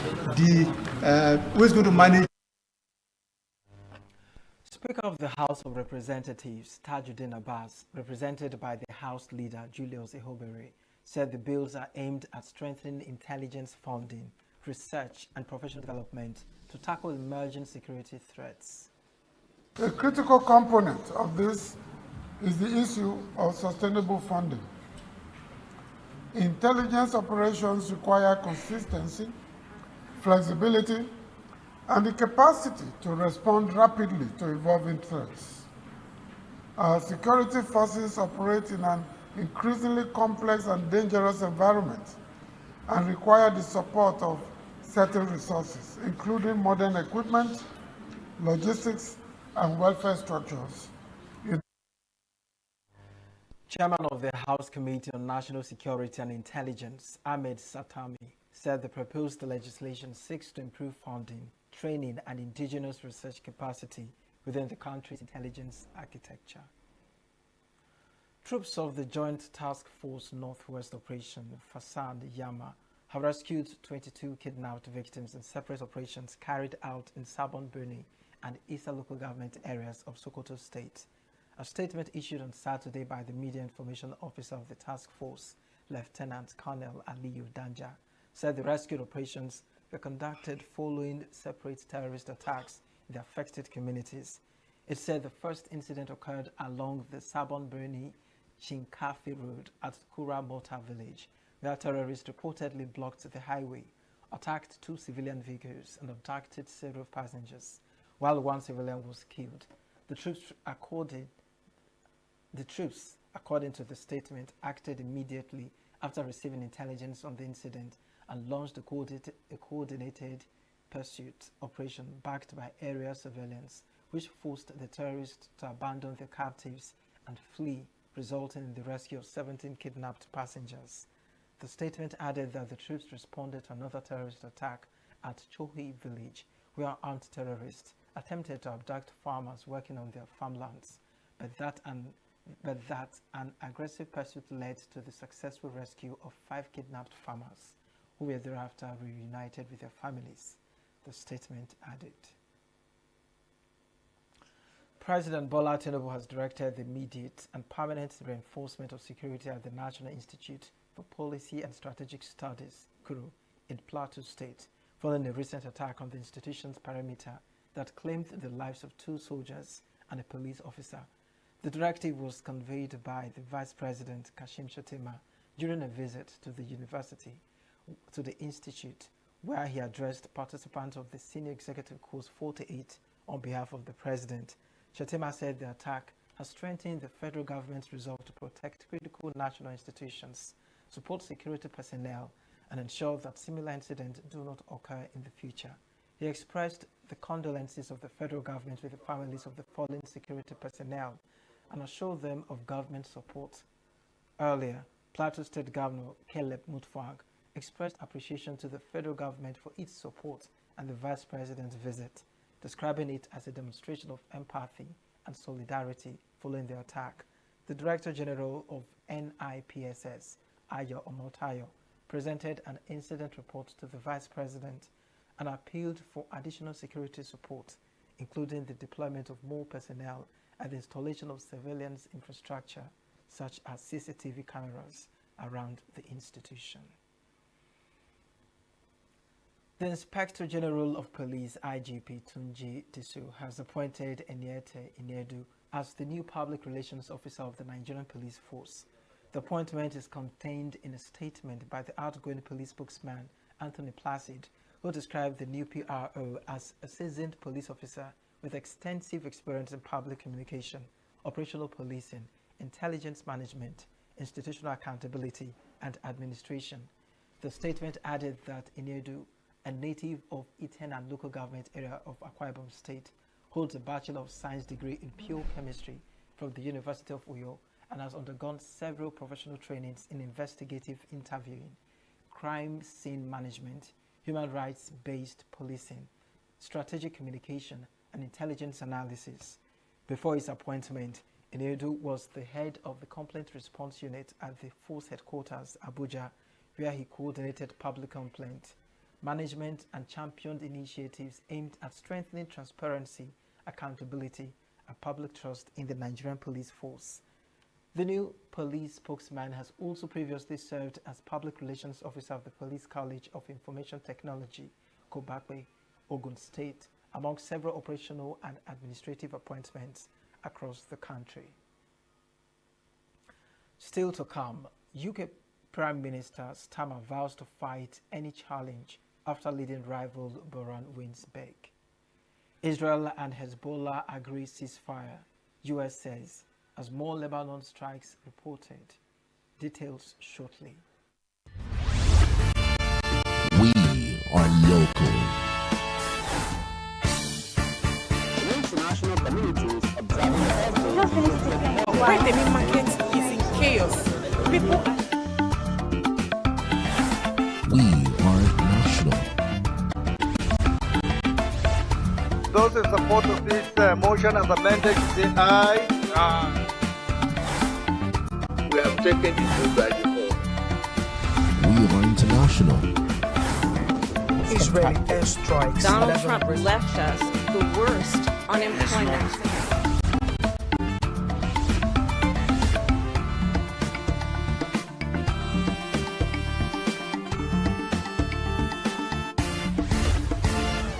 Signature TV, news in your pocket. The United States government says it will stop funding programs in South Africa intended to tackle the spread of HIV and AIDS, where more than 8 million people are living with the virus, the highest number in any country of the world. The U.S. State Department appeared to link the decision to South Africa's alleged failure to protect the white minority Afrikaner community, an allegation the South African government has repeatedly rejected. But since the inauguration of President Donald Trump, relations between the two countries have increasingly soured after Trump issued an executive order alleging that countless South African policies dismantled equal opportunities and fueled violence against racially disfavored landowners. The executive order also highlighted South Africa's case against Israel at the International Court of Justice and its links to Iran, which it described as unjust and immoral practices. Efforts to advance a diplomatic settlement between the United States and Iran suffered a setback after planned negotiations in Switzerland were cancelled, raising fresh concerns about the durability of the recently agreed ceasefire. Swiss authorities confirmed that talks expected to take place at the upend result of Birkenstock would no longer proceed, while Vice President J.D. Vance withdrew plans to attend the meeting alongside other American officials. A White House spokesperson acknowledged the cancellation, saying arrangements surrounding the negotiations remained fluid and difficult to finalize, but that the U.S. delegation had reportedly been prepared to travel once details were confirmed. Iranian officials did not immediately comment on the development, but Iranian negotiators were said to be seeking evidence that Washington was implementing key aspects of the 14-point agreement, which extended a fragile ceasefire for an additional 60 days before committing to further talks. The agreement has generated debate in Washington, where several Republican lawmakers have criticized President Donald Trump's administration for offering significant concessions to end the conflict, while Iran's supreme leader, Ayatollah Khamenei, described the deal as a product of American pressure, warning that future discussions regarding Tehran's nuclear program would remain difficult. Israel and Hezbollah have agreed a ceasefire following intense Israeli airstrikes in southern Lebanon that killed 47 people. The latest agreement followed concerns that continued clashes, which also saw Hezbollah kill 4 Israeli soldiers in Lebanon, would undermine the deal to end the war between the U.S. and Iran. The Israeli military confirmed that a ceasefire was in effect, but later a spokesman said its forces would continue to remove immediate threats. Hezbollah is yet to confirm the ceasefire, but its Secretary General, Sheikh Naim Qassem, said the project to eliminate Hezbollah has failed. Rescue officials in the city of Nabatea said there had been at least 12 airstrikes since the ceasefire began at 16 hours local time, which is seen as another sign that Donald Trump is not necessarily in control of the fate of his deal with Iran. The Memorandum of Understanding declared a ceasefire in Lebanon as well as between the U.S. and Iran, but that has not been the reality on the ground, which has led Tehran to accuse Trump of failing to control Israel. British Prime Minister Keir Starmer says he would not walk away, vowing to fight any challenge from his leading party rival Andy Burnham and potentially ushering in a new bout of political instability. Burnham, the Greater Manchester Mayor, won a decisive victory for Labour to claim a parliamentary seat in northwest England and has signalled that he will use it to enter any contest to replace Starmer. The scale of his victory in Makerfield in northwest England prompted more Labour lawmakers to say that Starmer, who is currently under pressure from the published Reform UK in surveys, should consider stepping down to enable an orderly handover to Burnham. But Starmer, who had led a landslide election victory in 2024, said he was not going to walk away, reeling off a list of actions including achieving closer ties to the European Union, stabilizing the economy, and reducing waiting times in health service. Burnham, a 56-year-old career politician, took 54.8% of the vote to the populist Reform UK candidate's 34.5%, boosting his image as someone who could halt the rapid rise of veteran Brexit campaigner Nigel Farage's party. Turkey became the latest team to exit the 2026 FIFA World Cup after a 1-0 defeat to Paraguay on Saturday, despite dominating possession and creating numerous scoring opportunities in San Francisco. An early strike from Matias Galaza after just 64 seconds proved decisive as Paraguay secured a vital victory that boosted their hopes of reaching the round of 32. The South Americans made the perfect start with Julio Enciso's pass found Galaza, who unleashed a powerful effort from outside the box to score the fastest goal of the tournament so far. Turkey controlled large portions of the contest and were handed a numerical advantage before halftime when Paraguay's Miguel Almiron was shown a red card following a VAR review, making the midfielder the first player at the tournament to be sent off under FIFA's new rule prohibiting players from covering their mouths during confrontations. Brazil delivered a commanding performance to defeat Haiti 3-0 on Saturday and moved to the top of Group C at the 2026 FIFA World Cup, while Haiti became the first team eliminated from the tournament. Also facing criticism following their 1-1 draw against Morocco in the opening match, Carlo Ancelotti's side responded in style at Philadelphia Stadium, with Manchester United forward Matheus Cunha scoring twice before Vinicius Jr. added a third just before halftime. Cunha opened the scoring in the 23rd minute after Haiti defender Hannes Del Corros inadvertently deflected the ball off the Brazilian striker and into the net, while the forward doubled Brazil's advantage. Morocco's 1-1 draw with Brazil, Omam Biyik, and Ghana's Asamoah Gyan, who previously shared the record of 11 World Cup appearances. He has represented Morocco in 3 World Cups and has played in all of his country's matches.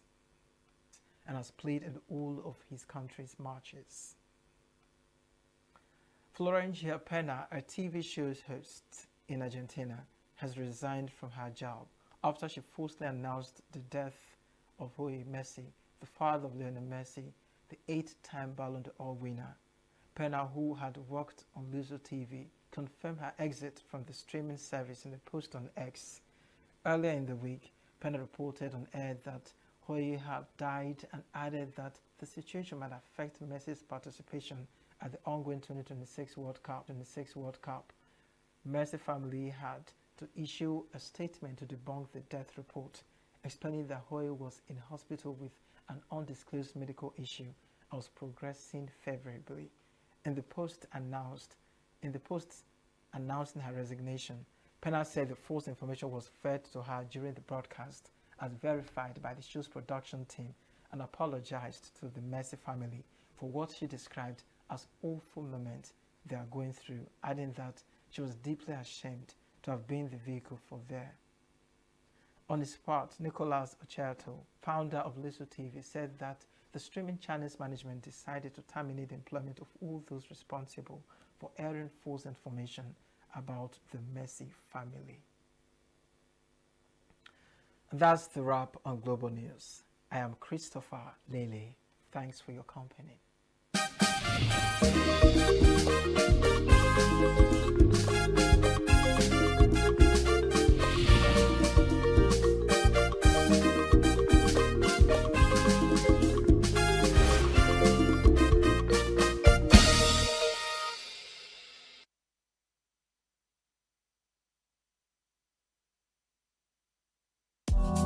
Tired of the snow?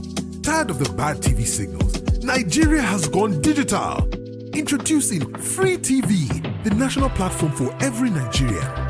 Get 100 plus channels immediately. Sports, news, and entertainment in your native language with clear picture quality. Whether you're in the city or the village, our satellite signal reaches every corner of 36 states from day one. No monthly subscription, just a compatible decoder and you are set. It's a national asset built for you.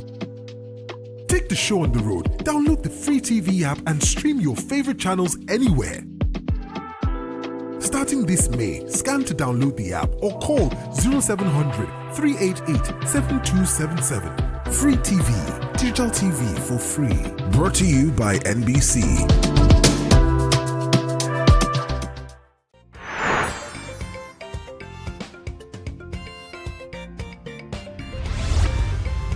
Signature TV. News in your pocket.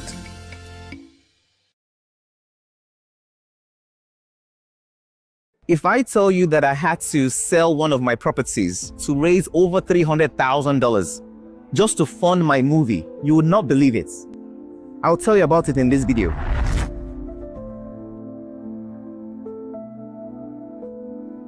Hi, my name is Tola Olatunji and I'm a champion.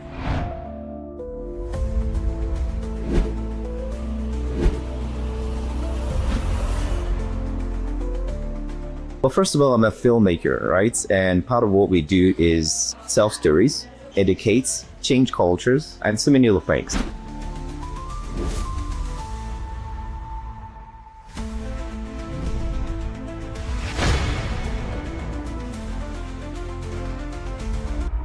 Stories shape the way we see the world. For filmmaker Tola Olatunji, storytelling is not just art, it's a responsibility. Born in Nigeria and working across continents, Olatunji has built a career creating films that explore identity, migration, and the human spirit. From Yankee Hustle to Issues of the Heart and the powerful drama King Nani, his work reflects the complex realities of the genders. So gender equitable storytelling means writing men and women as full human beings, right?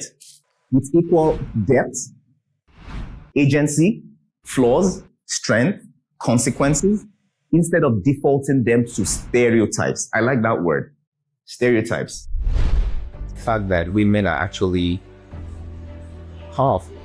And I think my contributions in one way, manner, or form, either intentionally through my stories or through things like this, like, seminars, discussions like this can actually contribute to it. What are the common stereotypes that we see when we talk about film or storytelling or content creator? Emotionless strong man. Very good. So it's a common trope, right? That when you see watching a movie, you'd expect the man to express himself emotionally, or cry, or cry. So it's kind of a condition that we've seen. Whether you're a content creator and you want to cast, or you're a writer and you want to deliver your script, you don't know that sometimes those conditions have been embedded in your mind, right?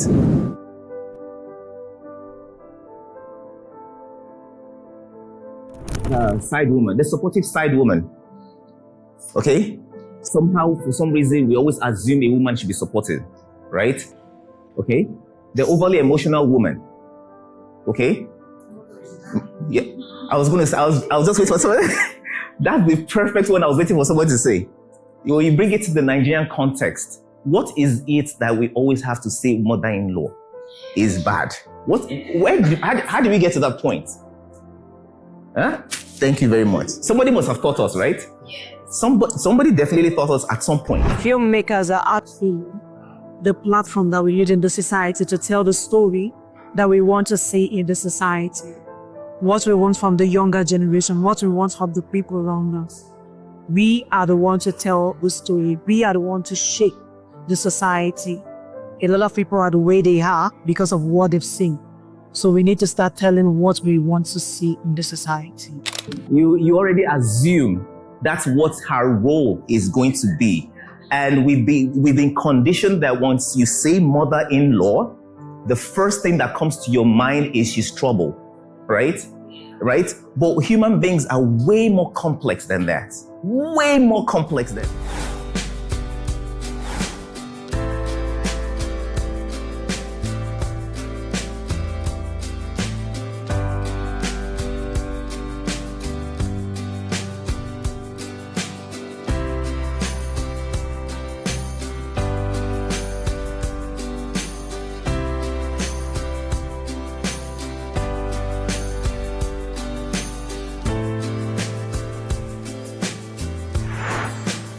If I tell you that I had to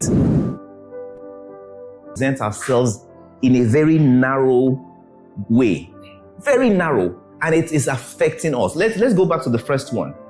Have you ever asked yourself why every young boy wants to be a superhero? Why does a little girl want to be a princess?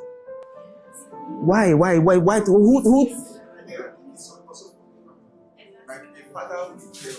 Who taught the family? Why can't a woman pull over and help a man to change the tire? To say, okay, let me help you with... Huh? Yeah. Yes, it's man's job. Right? So are you saying that women are not kind? Or are you saying that women are not strong? I've seen women that if they punch you, do you see what I'm saying? So yeah, it's quite essential for storytelling to be balanced, from male and female perspective. It has to be gender equality. Why? Because the nation cannot thrive without both energy. And if what we do is to inspire people, is to inspire a race, is to inspire the nation and, globally as well. That's why it has to be, that equitable story and brilliant ideology where both species can have a balanced outing.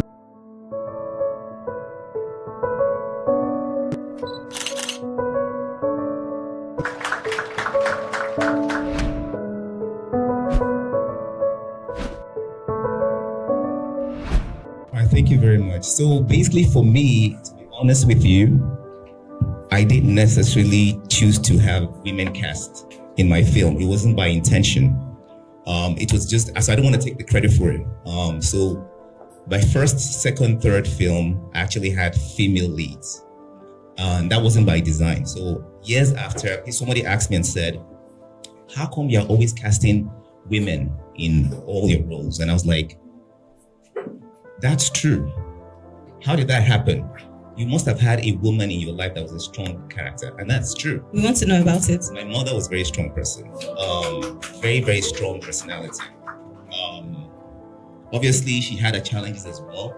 A lot of the tropes that we have as filmmakers that we see in women, she had those things. She was considered aggressive.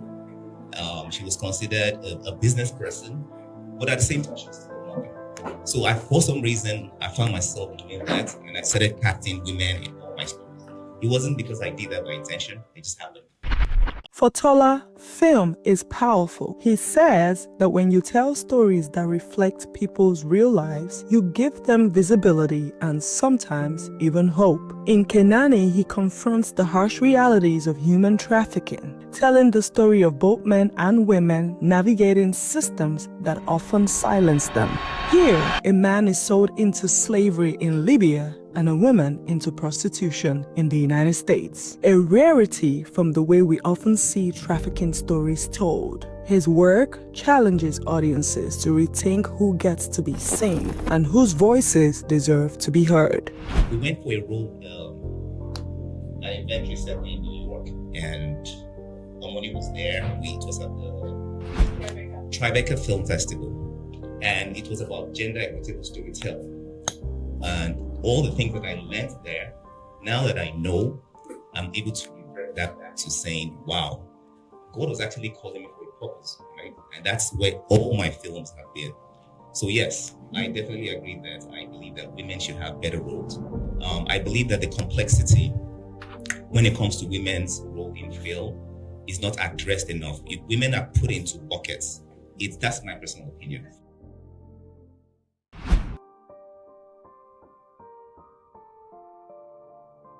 People to think why? How did I get to this point? Right?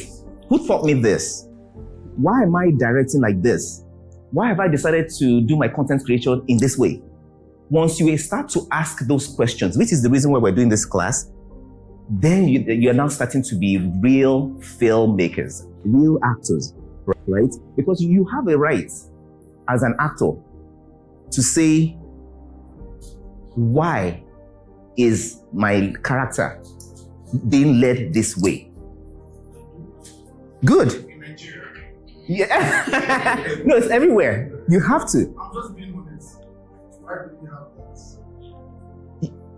No, let me put it this way. I'll tell you why you need to. I'll tell you why you need to. This is where it comes in. I'll answer the question. Because of the commercial or the reason because you have to pay your bills, I understand why you have to take certain roles. But remember this, whatever you put out there today, your face is on it.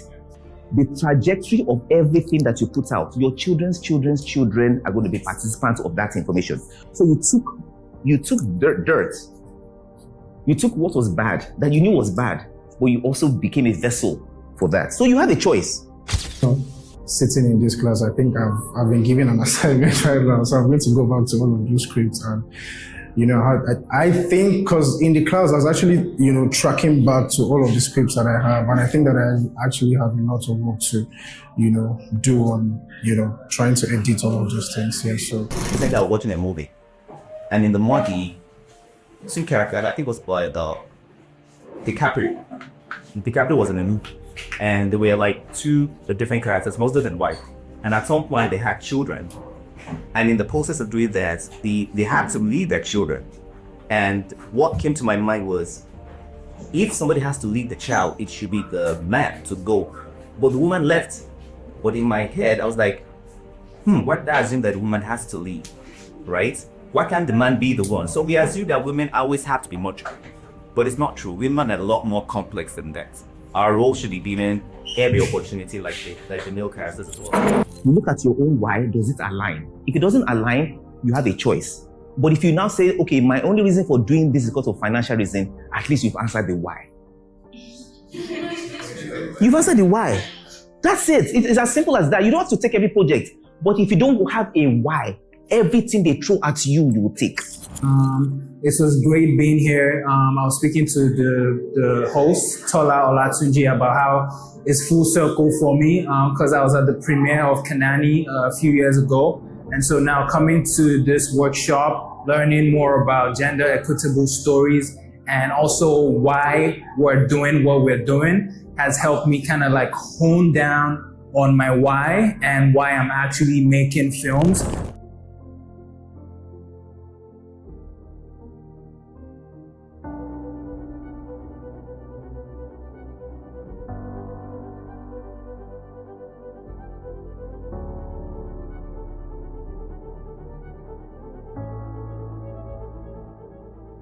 The same way this program actually helped me not necessarily find it, but also to just let me be able to point out that, oh, I'm actually already in that path to do this. Tola believes that women carry so many stories that cinema has ignored for too long. As filmmakers, he says we have a duty to tell those stories truthfully. Beyond directing, through the Press Play Film Festival, Tola has created a space where emerging filmmakers, especially from underrepresented communities, can share their voices with the world. The festival has become a meeting point for creativity, mentorship, and opportunity for the genders. Women are not just receivers. They are complex. They are complex creatures, just like us, right? So if you start to label a woman, oh, because she's assertive, oh, she's a witch. Because Zoko looks like a witch, so let's just put her as witch. Okay? It doesn't work like that. So when you're telling your stories, always remember, ask yourself why. Why did I do it this way? Right? Okay, if I'm going to put a woman as a lead, is she complex enough? Is she complex enough? You have to make it authentic, right? I'm sure everybody in this room has seen a feisty woman. 100%. Everybody say yeah. And I'm sure it's some people have seen a very calm woman, right? Some women they have zero nurturing spirit. Am I wrong? So why do we put women as bottom that you have to be nurturing? If a woman holds a child and throws the child to the side, and it's the father that picks the child up, and the woman walks away and never comes back, and she's like, I'm going to find a job. What is wrong with that?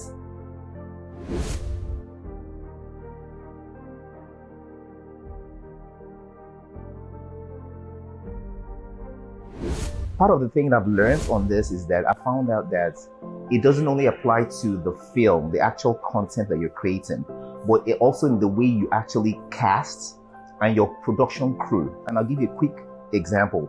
When I started filming, I used to have like multiple different people on my set, girls, boys, and all that stuff. And because of my cultural background, right, I naturally gravitated towards certain things being for women and certain things being for men. So for example, I will say when it comes to hard things, like dangerous things, I'll tell my crew member, because he's a guy, you climb the ladder, you do this, and I'll tell the girls to do more simple things. And I realized that I started getting some like lashback, and I was like, what am I doing wrong? There's nothing wrong with that. Women are complex. In real life, they are complex. But we bottle them that if a woman carries a child, when you see somebody fighting and the child has to go, you expect that it's the woman that has to come back and say, oh mommy, is the no, it's not the case. In real life, it's not the case. I'm not saying it doesn't happen, but all of us cannot say it's the woman that has to. And that way, we're telling the audience that you don't need to be angry. You don't need to be angry when the woman is not the one that picks the child. It's normal. But we've all thought everybody is the woman that has to pick the child. She's a wicked woman. Does that make sense? Yes. So women are way more complex. Men are way more complex too. And I know this is always a bone of contention. Like I said, this is not a gender war. It's okay for men to cry in movies. Apparently, now that I know better, right, I'm not only going to cast better, write my story aligning better, but also be able to understand how my crew, the dynamics of my crew. Does that make sense? Yes. So, because I got a lot of people saying, why do the women have to be the ones to go get coffee? I'm like, that's true. Why am I sending her to go get coffee? Why does she have to be the one to provide the food? The guy can provide the food too, as well, right? And the girl could climb the ladder. So, but that helps you actually point to those problems, right? So that's what I've definitely learned. Somebody said, I don't know the arc of a man. Who is a man? Why? Because they said men don't speak up. Men don't speak up. We don't show our emotions. And our stories don't show it either. You hardly find movies where men are showing who they are. It's only when they are with themselves. And even when they're with themselves, when they're third party, they don't really express. So it's hard for a man to cry. Is it okay for a man to cry? I'm not saying to cry, but why to cry? Has there been no man that has ever cried? Right? Who told you not to cry? Who told you not to cry? Who told you?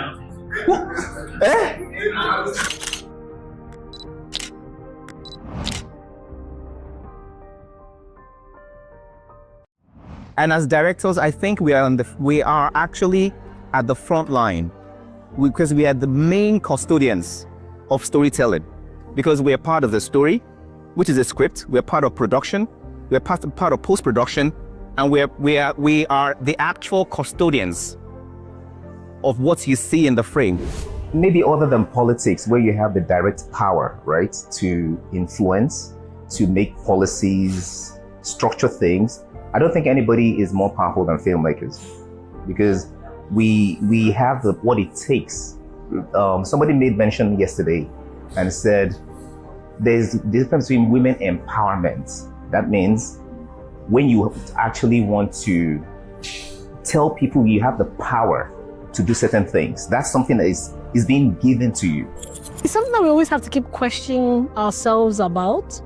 And literally before I started this interview, the lovely man was about to mic me and he asked me for my permission. And I thought about it, like almost on every set that I've been on, I've seen the man literally pause to ask, but I don't think I've seen a woman do that with a guy. And I guess these are the kind of things that make me question. And I've been doing film for years now. Choosing, that's the big one. That's the biggest one here. Choice. Choice. You have to give your character choice, right? Something to choose from, that they can determine their own trajectory. It's very important. A man can appear powerful and still be trapped by expectation. A woman can be exploited and still choose. Okay? Male characters are way more complex. Female characters generally have less choice. If you're a boss, go to work. Like Jennifer said, I'm expected to be nurturing. I'm expected to be soft-spoken. If you do anything outside of that, you're going to sound like a witch. Let me explain why to you. Why is it important for stories to be balanced? It's affecting marriages. It's affecting relationships. it's affecting a lot of stories, a lot of things. Because when you've been told by on film that a woman cannot be assertive, women are portrayed as indecisive. Is it true? I don't know. I don't care. But are there women that are decisive? 100%. So if a woman becomes decisive, why do we label her as a witch? Or whatever. That's my problem. Does that make sense? It's not for us to say one thing is right or one thing is wrong. It's for us to have an open mind that if you're like this, okay, I can understand. I can understand why you're angry. Not because you be woman now, you're not supposed to be angry. No. If she's angry, right? So when you now get home and your wife is angry, or you saw the movie character, where every time they see a movie character, the lady is always nurturing. When the man says, I don't like it, she can't express herself, you now get up to your wife and she expresses herself. It throws you off. It throws you off. So it's whatever you're putting out there changes culture, right? Again, like I said, I keep saying it. I'm not here to put you to any particular, push you in any direction. I'm just saying, ask yourself why. Okay? And there's when you have what's that other thing you said? Women with power. No, they've been empowered. Women empowerment and having power. There are two different things. One is intrinsic, right? It's actually embedded in you. You know you have it. It's now a function of exploring those opportunities. So now we can talk as much as we want and say, hey, go ahead, let's make policies, let's make, whatever it is to empower people. But the difference between film and any other structure is that film helps you to think in that way. And nobody else can shape culture, nobody else can shape people's thinking other than film. So there's a lot of opportunities for filmmakers to do that. We are very, very intentional about projecting strength in men, strength in women, weakness in men, weakness in women. I don't think necessarily that there's a book or a dictionary or a guide on how you need to portray masculinity.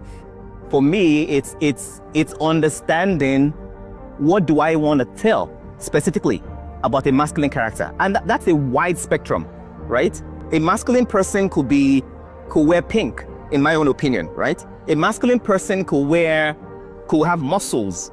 A masculine person can cry. It can be aggressive. It can be nurturing, right? It all depends. So for me, it's not a function of having something that you use a specific prototype to say, if this person is to be masculine, this is how I want it to be. Otherwise, I'm begging the question, right? To say, what has brought us to this point to say, why can't men cry, right? Why can't men be nurturing?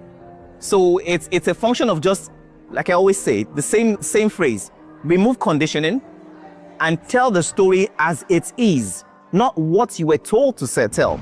But my experience so far has been very good. I have, in the course of doing this, I have done a lot of meeting people here. I've actually done a lot of sessions in Texas with students trying to learn things like equity and gender equity, the storytelling. And right now in Nigeria, like I said, when I came to this room this afternoon, I think I had a lot of things to say, and I thought I was going to say a lot of smart things. But when the mic was turned on, I realized I didn't have much to say because the conversation was very deep. The conversation was very engaging. And I think I absorbed more than I could, actually speak. So I'm walking away with a different perspective, and I'm going to actually take that further from here.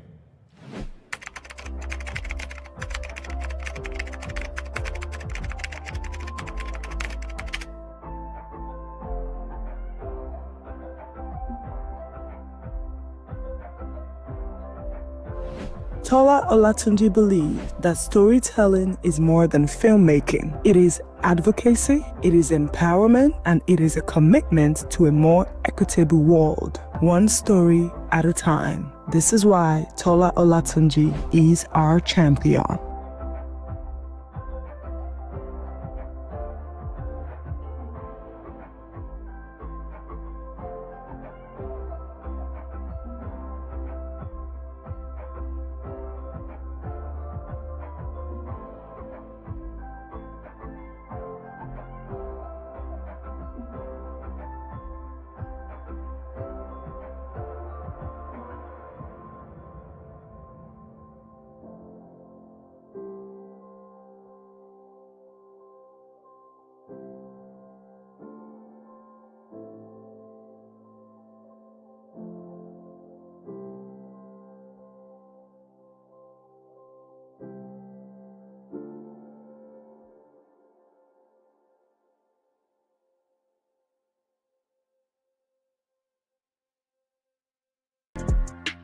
plugged into the heartbeat of entertainment on The Hub, your ultimate show on E-Vibes. From trending stories and social media drama to top charting music, must-watch movies and exciting moments from the world of arts, we've got it all. Join us for unmissable conversations with your favorite entertainment personalities, plus fun segments every week. I should try harder, so... Okay, I don't know that one. Outfit of the day. Oh, I don't do that. That's some Gen Z stuff. Oh, now you say it's a Gen Z stuff. It's everything you love about entertainment, served fresh every week at 1 p.m. with weekend repeats just in case you missed it. The Hub's on E-Vibes, where the vibes never stop. Only on Signature TV.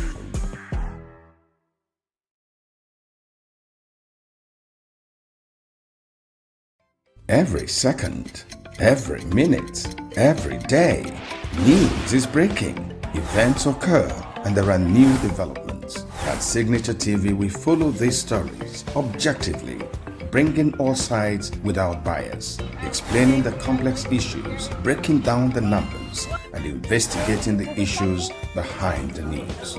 Anywhere and everywhere, near or far, wherever the news is, we will be there. Signature TV.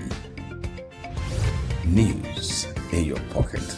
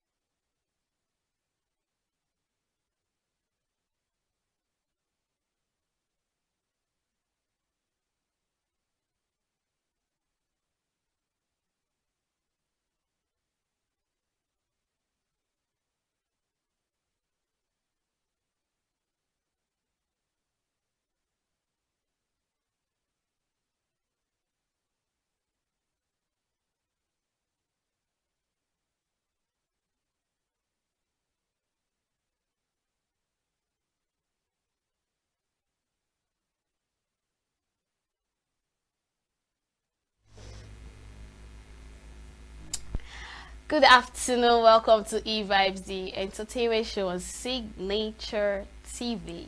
And I'm your baby girl, Queenette Mukunta. There's a twist to today's edition prior to the fact that today being June 12th is Nigeria's Democracy Day.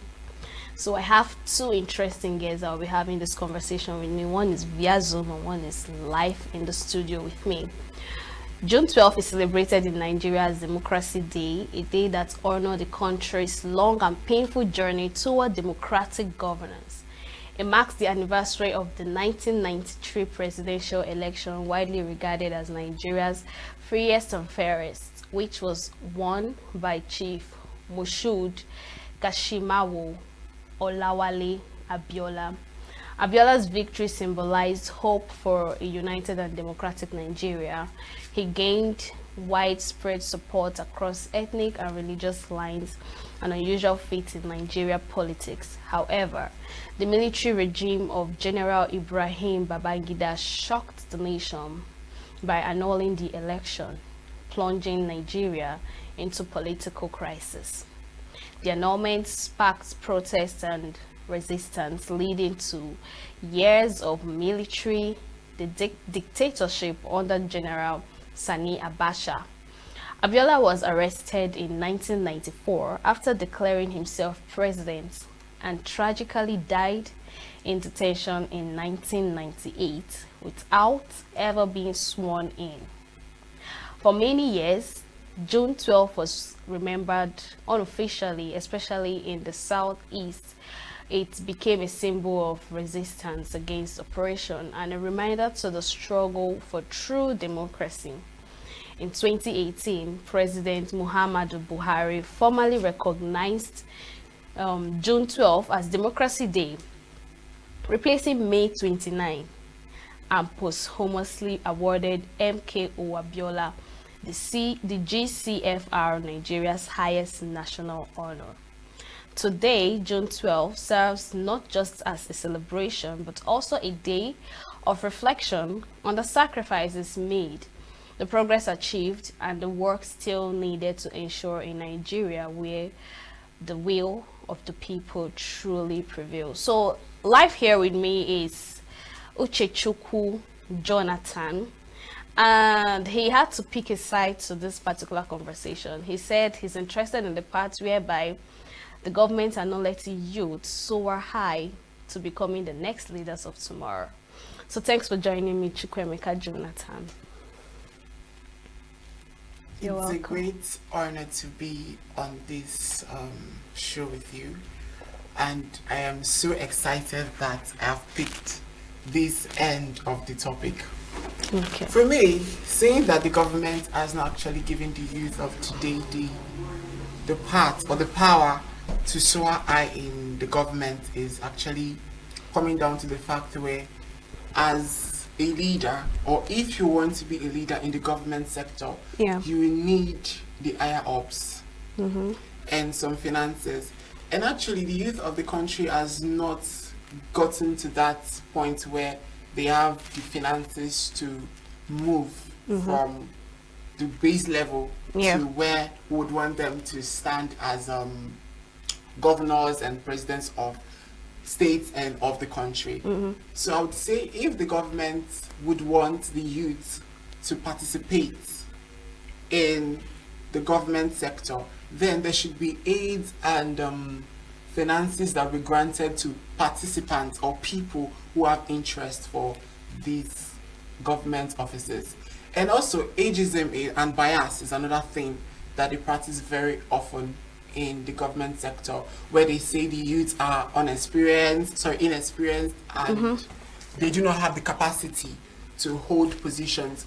Who said that? Who made that rule? But they should have a reason to say that. Maybe because they feel we are not experienced, like you said, and we are too young to, you know, hold power, to give authorities and all that. You cannot justify that without giving them a trial. I mean, if there is a trial, then that is when you can say, okay, they failed in that sector. Okay. And for them saying we are inexperienced, I don't think that works. Because if you are giving somebody an opportunity, then there should be necessary amenities that align to that. I mean, if you want them to be good leaders, then you should provide them with all they need to be good leaders. But don't you think the reason why they said we are inexperienced is because we've never done this before? You know, we've never been in that position before. The only thing I like that you said is the fact that they should give us the opportunity. You can never tell if they give us the opportunity, but the opportunity is not given. So they're just looking at it that you've never handled power, so you can't fit in. All right. But in what aspects actually do you think the youths are even portraying that, okay, government should give them the opportunity to do this? Are they giving the right heads up? Are they giving the right character to say, okay, you can handle this particular power and all that? Yes, in some sectors, because it's not actually very easy to pivot some government sectors as it is right now in the country because of the politicians and the favoritism that applies to some positions and offices. But if you check very well, there are some youth out there who are ambitious politically and would love and would be good leaders if the opportunity is presented. Just like the House of the Assemblies, I am sure that there are youth who are interested in those positions. If we're coming back to the grassroots level, there are some youth who are chairman in various local governments. Okay. And in some wards, there are some youth who are leaders. So, I mean, if they get the favoritism from these top people or they get the power from these top politicians, it would make them more open to the space that they would want to attain. Okay. But You know, another reason why they wouldn't want us to soar into becoming the leaders of tomorrow that we always aspire to be is the fact that youths are turning to something else, like they always say. Talk of those that are into drug, those that are into fraud, those that are into prostitution, those that are into illegal things, name them. You know what I'm talking about. So when they look at the so-called youths or leaders of tomorrow doing things like this, don't you think it would change their mind and say, oh, we can't do this, we can't leave this country in the hands of these people? Because honestly, I think the only time youths always bring themselves out to things like this is when it comes to protests. All right, because at that point they know they've gotten it up to here. But when they say, okay, let's give you people the opportunity, and they are looking for people to give the opportunity, and they are finding out that, oh, these kind of people are into drug, they smoke a lot, they party a lot, you know, some of them are standing on the road, they're into robbery, they're into kidnapping, name them. Do you think they would still want to change their mind to give us that go-ahead order? If we're looking at it from that angle, I'm not sure anybody would move, because everybody has the bad side. Facts. Flaws, yeah, and they are youths. But if we look very deeply, there are some youths who are still pure, both in heart and physically. So those are the persons that we pinpoint and give these roles to. Probably when we go to the grassroots level, as I'm saying, because we cannot just skyrocket to being presidents and governors. So if we look at it from the grassroots level, we can actually go back, see these people, and pick out the persons who are ambitious and doing well. I mean, in that way, we can groom them. The government or this body of people can groom them and teach them all that they need if the government wants the youth to be leaders, as they claim. Okay.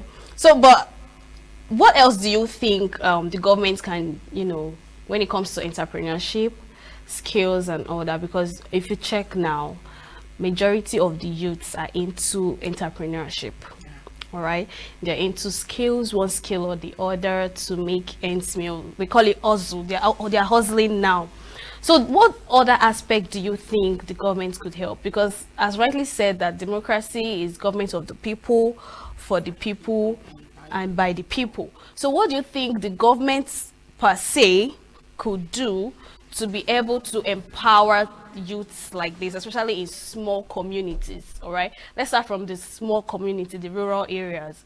What do you think the government can do to empower them so as not to, you know, waste their home to drink, smoke, party and all that?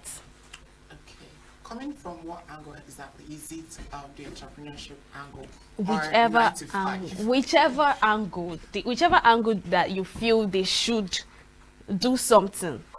Okay, now back to the example that you made, that use these people probably are drunkards and all of those negative vices.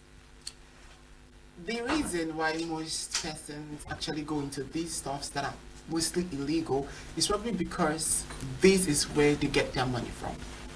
Okay. Now, if the governments are able to ascertain where they can place this youth, I think it would make more sense. Now, come back to the rural area, like you said, there are some persons who are very good in farming, in agriculture.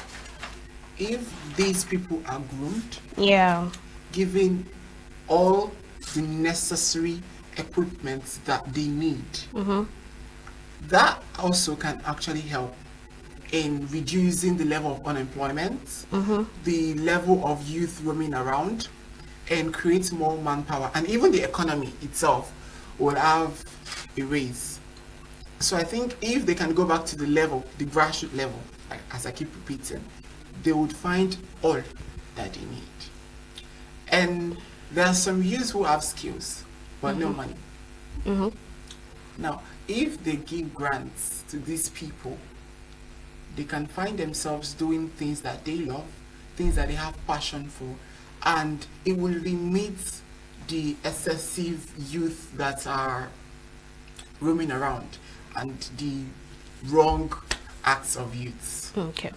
The only part where I feel government are actually trying when it comes to, empowering the youth to do entrepreneurship, skills and all is when it comes to the side in the NYSC, and that lasts for just 3 weeks, I guess. So I personally, I feel they should do something like that again. When you're out of service, maybe for 1 year or something. All right, because you made mention of there's some youth that have interest and passion for things they want to learn. So aside from the whole Said in the NYSC orientation camp, I feel they should do the same Said outside the orientation camp. There's this whole link, I don't know if you've ever seen it. They send it to youth empowerment, whatever.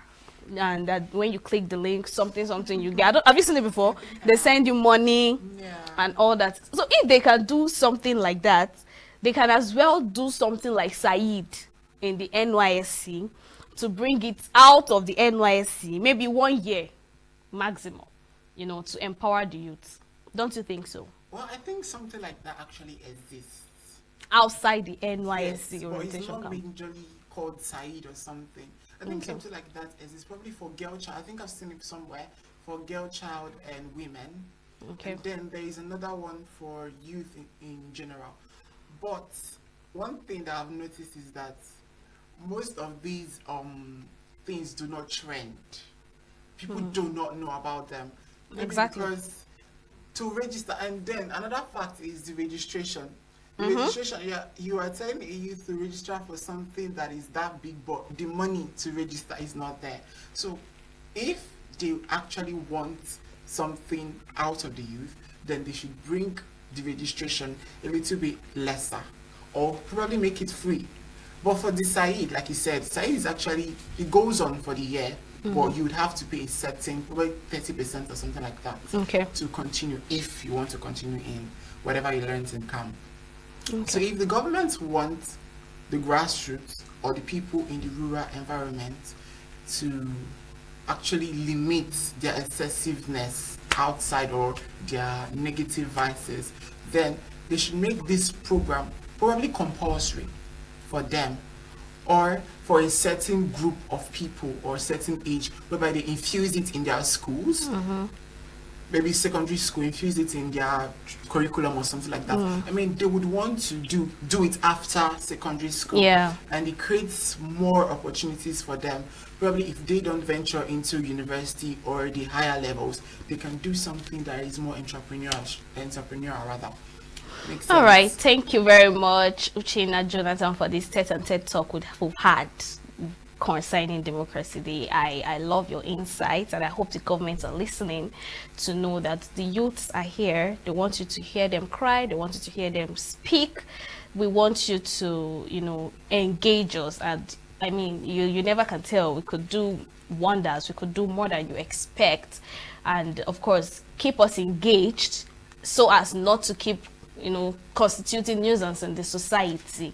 And of course, the whole robbery, kidnapping would possibly stop, and of course it would even increase the economy of the country, right? All right, so I'll go on a short break, and when I return I would reveal my next guest to you. She's coming via Zoom, so stay with us. We are local. We are right now with the wife of the man that was Why the new market is in chaos? People We are national. Those in support of this motion as amended, say aye. Aye. we have taken it by default. We are international. Israeli airstrikes. Donald Trump left us the worst unemployment.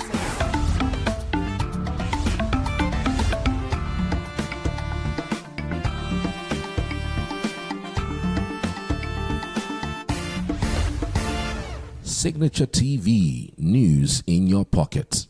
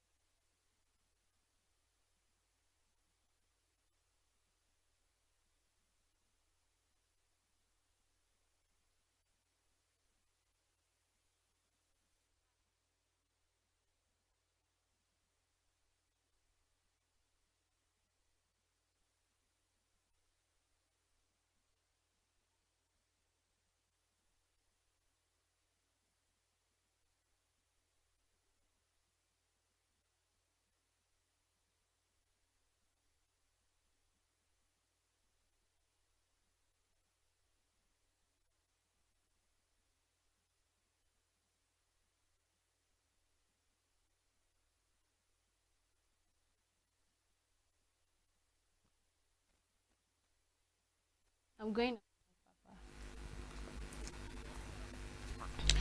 Welcome back. You're still watching E-Vibes, the entertainment show on Signature TV. Happy Democracy Day to every citizen of Nigeria. So joining me right now via Zoom is VJ Promise. I told you earlier that she'll be joining us via Zoom. She's popularly known as VJ Proms. She was part of the people that, you know, the co-managers for Voices in Praise 2024. So over to you, VJ Promise. Can you hear me? Good afternoon. So you made mention of something while my producer was texting you. Yeah. Okay. Promise, can you keep your phone like one place so that it won't be shaking or something, so it can be stable? Okay. Is this better? Okay. Okay. So, you know, you made mention of the fact that youth doesn't even know what happened on Democracy Day. They don't even have an idea. They're not interested. Some are not interested. Some are not invested. Some don't care of Democracy Day, June 12th. Some don't even know that Democracy Day is June 12th, and you said you wanted to start from that angle. So I'm giving you the forefront now. Talk to us about it. Okay. The thing is, I wouldn't say that some of us are not interested. What I would say is a lot of young people are not aware of what June 12th is about. They don't really know what the democracy day is about. So what I would say is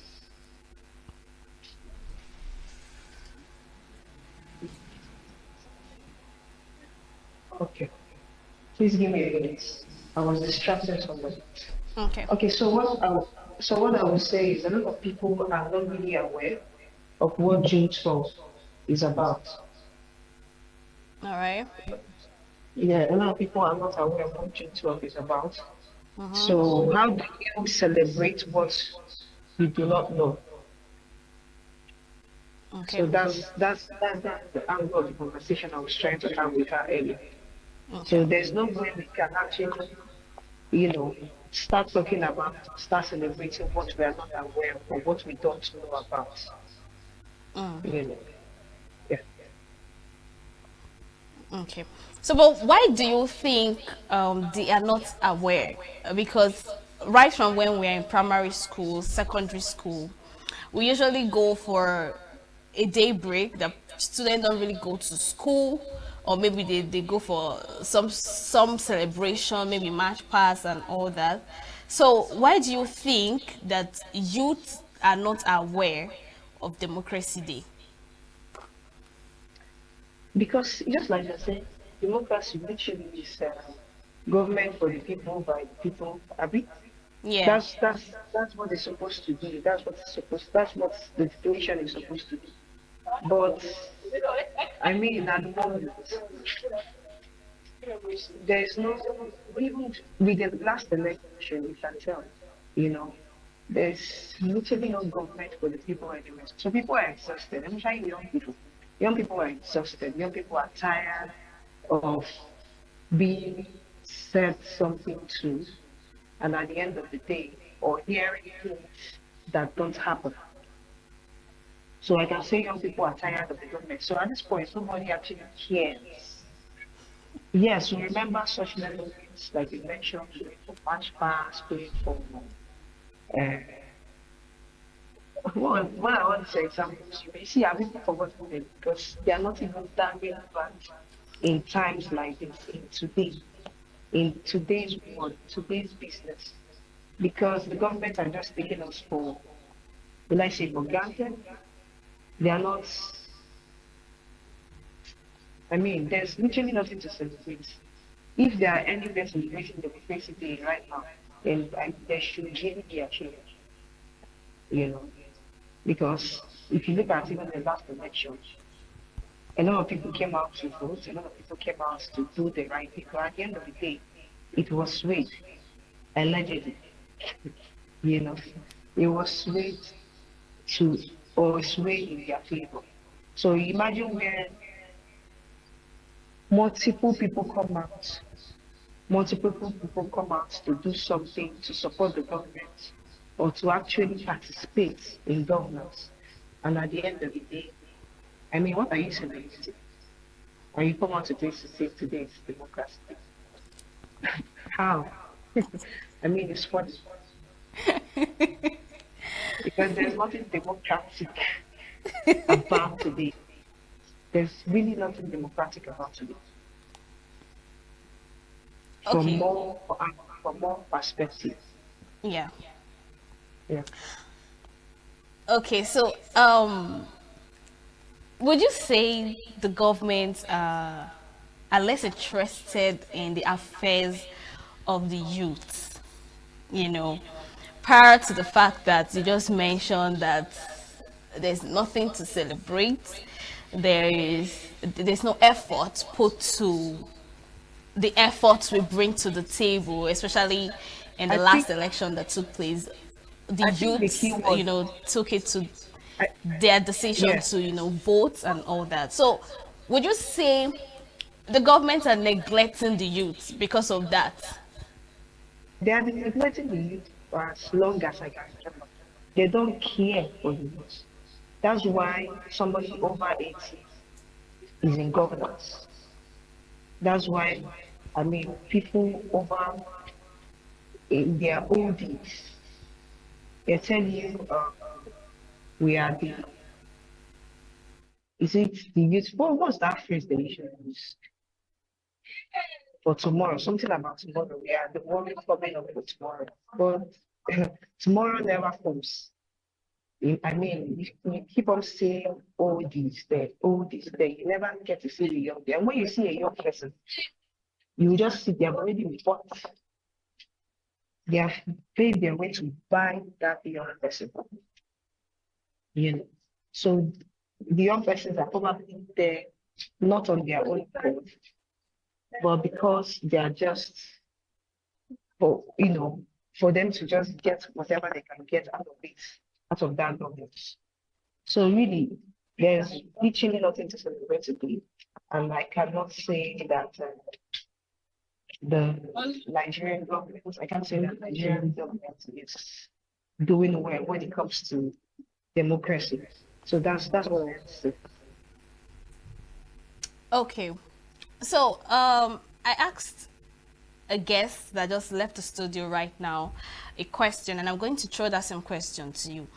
Would you say the youths are not you know, giving the energy and vibe for the government to add the youth to whatever decision they make, making us soar into becoming the leaders of tomorrow, allowing us to maybe take chances of taking part in issues of the government, House of Rep, House of Senate, local government areas, and all that? Would you say the youths, because the fact that we have a whole lot of drug addicts, a whole lot of fraudsters, a whole lot of young ladies constituting nuisance and all that, would you say that because of that, the government have neglected youth? But the government itself, those people on sick, the older people are even the ones doing they are the ones doing the kidnapping now. And all that. The more evil things that you hear about emanates from even the older people. They are even the one sponsoring young people. If you want to go down that route, if you check very well, they are the one, because they don't want this young person. They don't want us to come up. They don't want us to. They want us to be tagged, drug and traffickers, but they are the ones at the head pushing it. So it still falls back to them. If we're going to have a change, if we're going to really have a democratic country, a democratic if you can still hear me, can you hear me? Yeah, I can hear you. Okay. Hello? I can hear you. Can you hear me? Yeah, I can hear you. I can hear you. Yes. So okay. So yeah, it emanates. I'm just trying to say that it emanates from them. It emanates from the head. It flows from the head down, to the bottom. You can't blame any young person that is trying to. Of course, if they are caught, they are going to pay because crime is crime. There's no two ways about it. There's no way to. You can't beat around the bush when it comes to crime. Crime is crime. But you cannot also keep a blind eye Yeah. to the people at the top that have refused. You can't tell me that for every young person, I mean, look at you now, you're on TV, you're doing good, you're doing amazing. There are a lot of young people that are doing the work. Look at tech, there are young people that are doing great things in this country, but somehow decided to just paint or put a narrative around those doing wrong. And when you do a background check on the people doing wrong, when you do a background check on the people that are actually doing wrong, you see indeed that it's from the top to the bottom. That's how it goes. Okay, Promise Naji, I don't know if you can still hear me.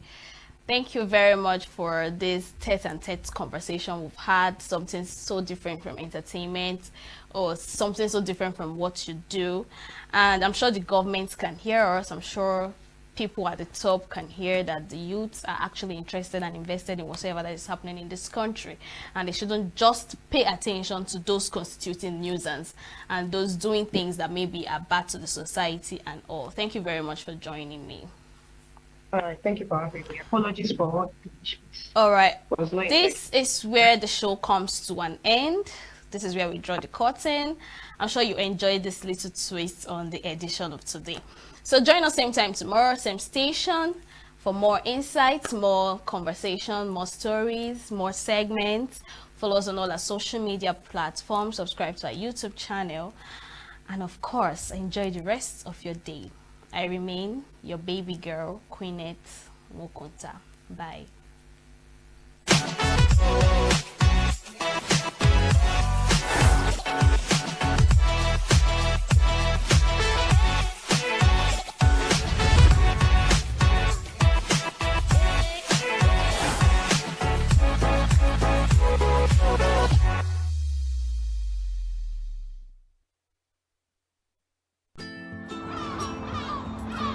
Bright and early, as the day breaks, as the newspaper headlines trail the stories that shape the day, we at Signature TV trail the headlines that trail the day. We interrogate the headlines. We analyze the stories that make the headlines. WAEC is overrated, and they even overrated themselves and went into CBT. They are insensitive of some Nigerian children who have never had what they call CBT. With passion and emotion, we drive the conversation to change the narrative. Let nobody be deceived by Nigerian high level of performing in agriculture export. We are still where we are. Newspaper review on Signature TV every morning on Signature Morning, weekdays, and Signature New Day, weekends. Newspaper review on Signature TV. We do not just review the headlines, we make the headlines relevant to our daily lives.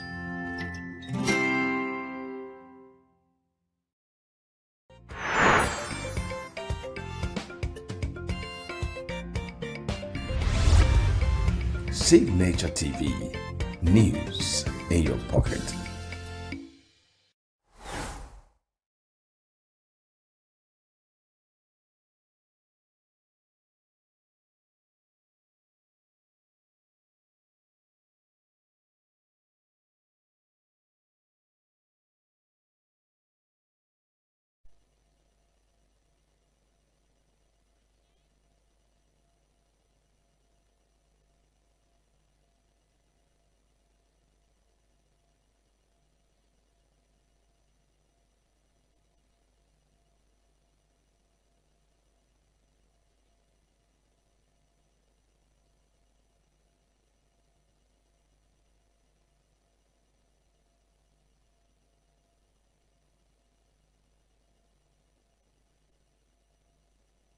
Right here once again with me is Morgana Ikem. We're having the same conversation on the same topic, but right now she's in poetry. She writes. She doesn't really perform. So same topic, finding rhythm in silence, how performance transforms poetry. So thanks for joining, Morgana Ikem. Thank you very much. You're welcome. I think you should project your voice more a little bit so we can hear you. How do you feel? You're good, right? Very good. Okay. So what does rhythm in silence mean to you as a poet? Well, I can't really say a particular thing yet, but like I will explain. Okay. Most of the times I find poetry as the best things. It's not even most of the time, every time, because it explains that feelings. Like I can put down my feelings on writing. I can say it out there. Most times I don't have to look at somebody before I say it. There are all these things. As long as I'm able to, like, you know, express myself, like, it's the best thing for me. So, All right, so but when it comes to the silence, because now it's just you writing, right? So how do you break the silence in particular? How do you break the silence to the point that people can resonate to whatever you've written? Okay, so I tend to, first of all, put my words down. Yes, I put my words and I arrange them in a way that people can understand. Most of the times when I write, I just think about it. Sometimes it just comes to my head and then I put them in writing, and then I share it out there to my friends first of all, because they are the ones that will be like telling you, yeah, this is okay for you to put out there, or this is not okay for you to put out there. So when I'm done sharing it to them, if they're able to understand it, they read meaning to it, then yes, that's when I feel that yes, people can understand it. Resonate with it. Yes. So you work with emotions. Yes. So have you ever performed on stage? Yes, I have. When they opened this Sistibu at Onasata. Yes, I performed there when they opened it. Yeah, yes. your poetry, right? My poetry. So how was it? Were people able to engage in your not conversation, your poets? I will say, I'm not going to lie. I will say it went well for me and for the people who understood it. Most times, people around you don't tend to understand this thing because it's poetry. Yes. So when I was reading, most of them were like making noise. Most of them were like, you know, it's not something they can relate to. It's nothing. They didn't see it as anything. But I could still hear some voices behind at the background. They were like, oh my God, this girl is good. Oh my God, I like this. Oh my God, also she was able to write this.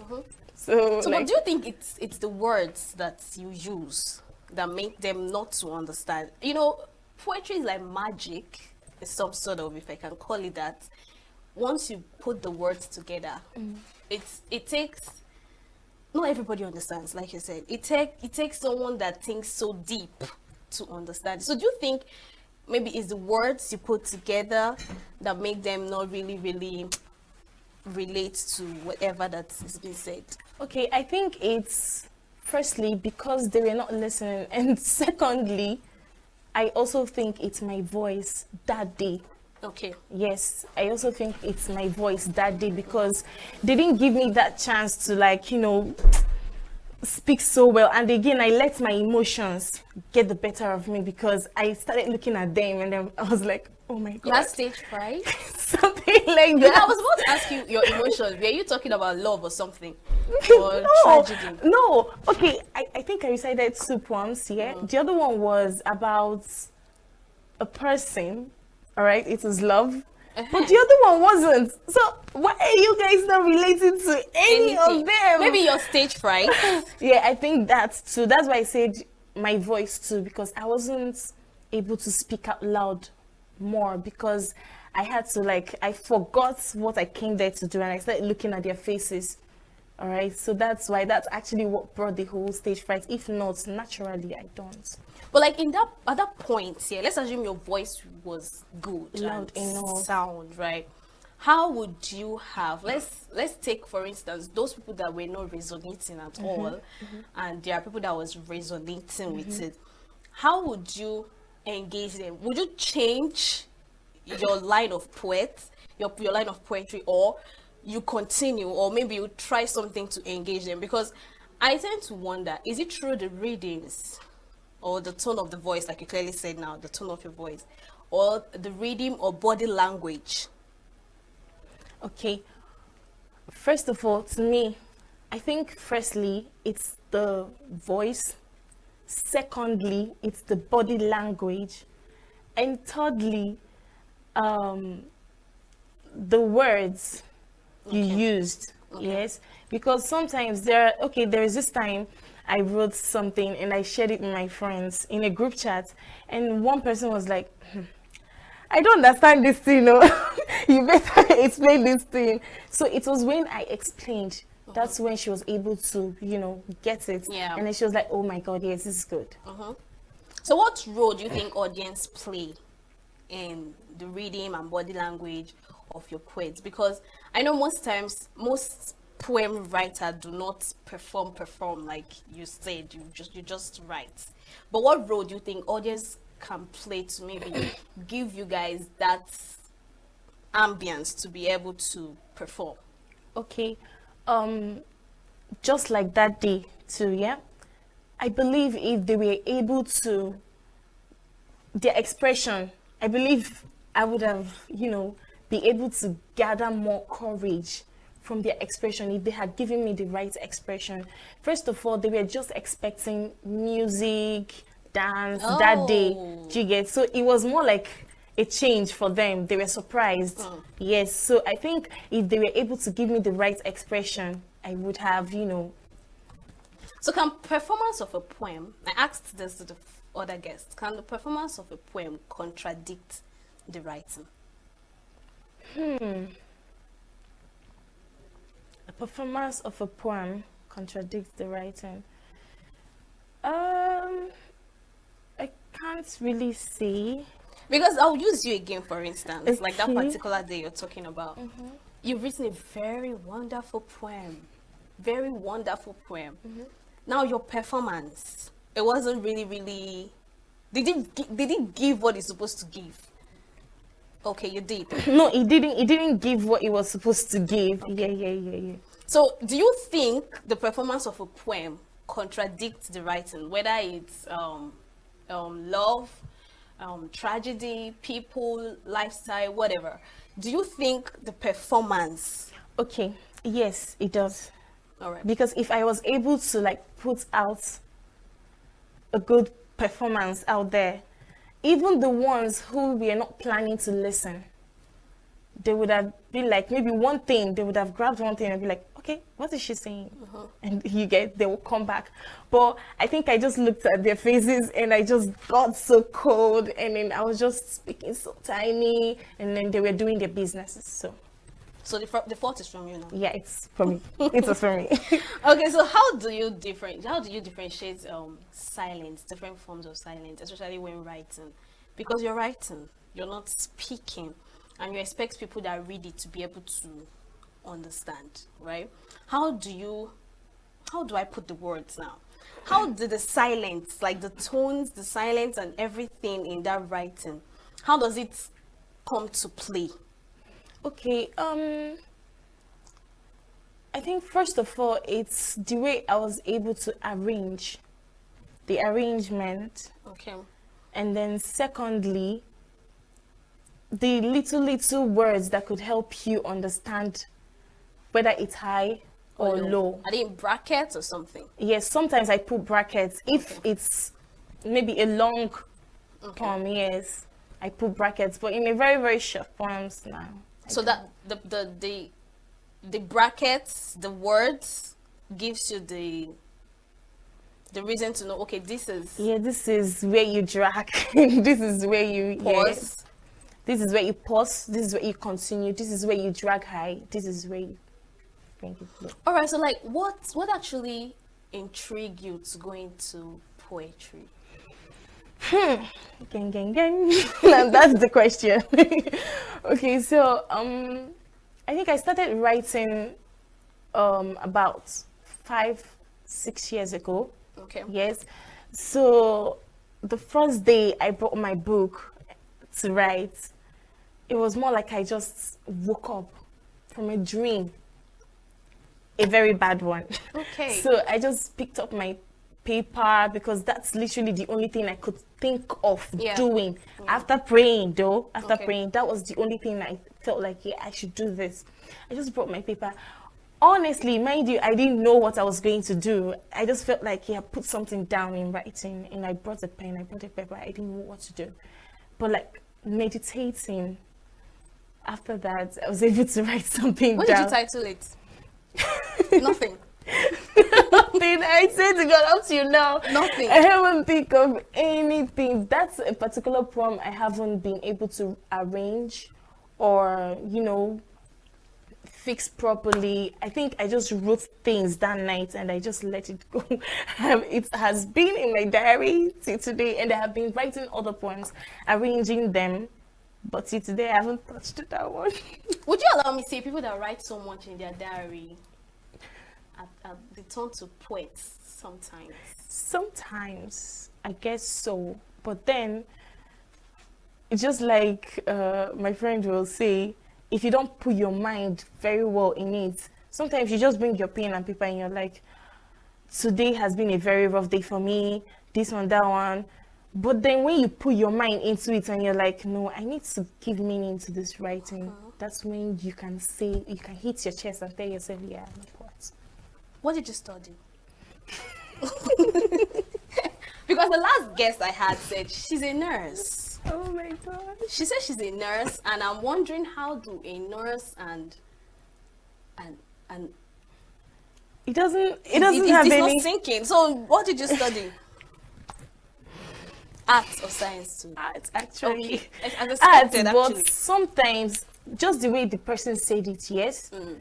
I think if you ask me, I think it doesn't really have to. You don't have to be an art student.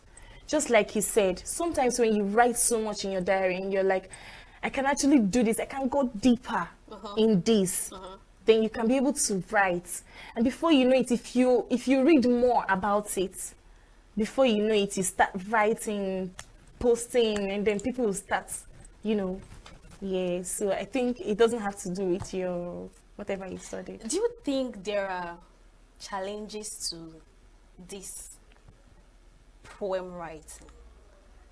I haven't gotten to where it challenged me, Okay. but I heard from someone that it made her forget that there are some things she has to keep to herself. Yes, because she tends to write everything, and then out of so much excitement, she wouldn't know when she put this out there. All right. Meanwhile, this was what she planned on just keeping to herself alone. Now, to her, it's fun, but later on, she'd be like, nah, this was just meant to me. But it's not like it's her real life story. Sometimes it's your real Yeah, life it's a real life story, but most people would say it as, oh, it's generated. Well, that's what they see actually, but like, I don't know. So it's a real life story. Yes, though. to me, most of my poems are real life story about my twin, about the dreams I have, about my loved ones. Yes. You know, I thought, because you said you lifestyle, literally lifestyle, you get. So I felt maybe incidents that maybe happened, not really to you, but in general, in the society or some sort. So I feel maybe you people generate words, I don't know. So now you're saying it's personal. Okay. I'm not saying it's just personal. Okay. Sometimes it's personal, sometimes it's not. Let me use movie actors and producers, for example. Okay. Now, sometimes, some of them, I don't know, I'm not an actor, but like I heard that some of the movies we watch today, especially the ones you see they wrote a true life story, Okay. most of them are You get? Most of these stories are real. These are things that happen to someone and the person just, maybe when the person is healed and over it, the person will not be like, oh, I think this, my story can actually teach people something. And then before you know it, they put it out there. That's quite interesting. I wanted to have something in between with whatever I had with the other guys, but I think this one is more relatable. Right? Thank you. So thank you so much, Morgana Ikem, for coming. You're welcome. Initially, I thought you were having stage fright too. All right. I was, but I had fun. Oh, my pleasure. Thank you. Thank you so much for watching. And that's all we have for you in this particular interview. Join us same time tomorrow. Thanks.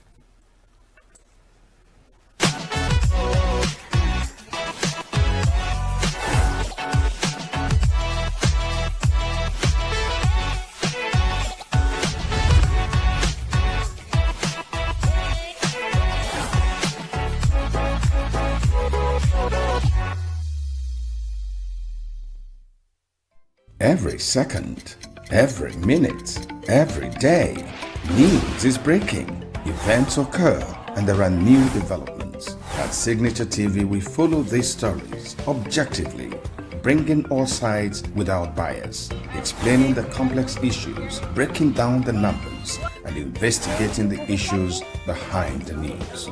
Anywhere and everywhere, near or far, wherever the news is, we will be there. Signature TV. News in your pocket.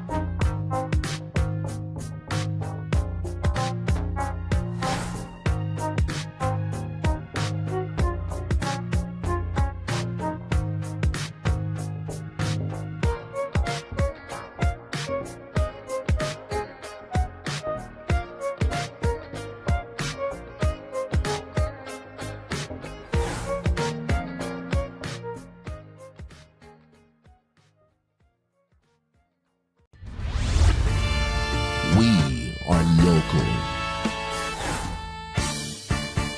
International communities observing Why the main market is in chaos. People We are national.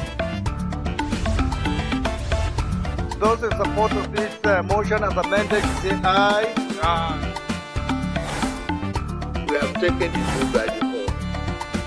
We are international.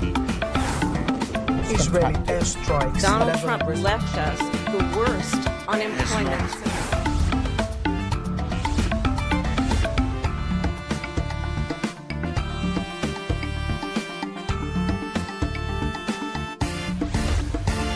Signature TV, news in your pocket.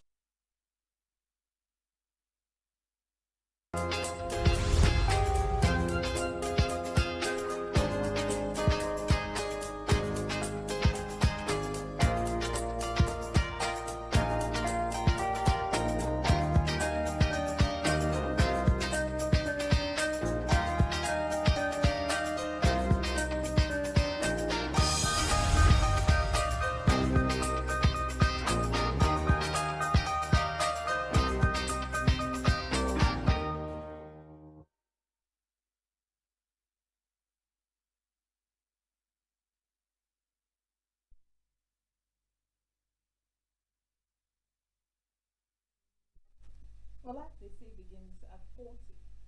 Yes, some ailments.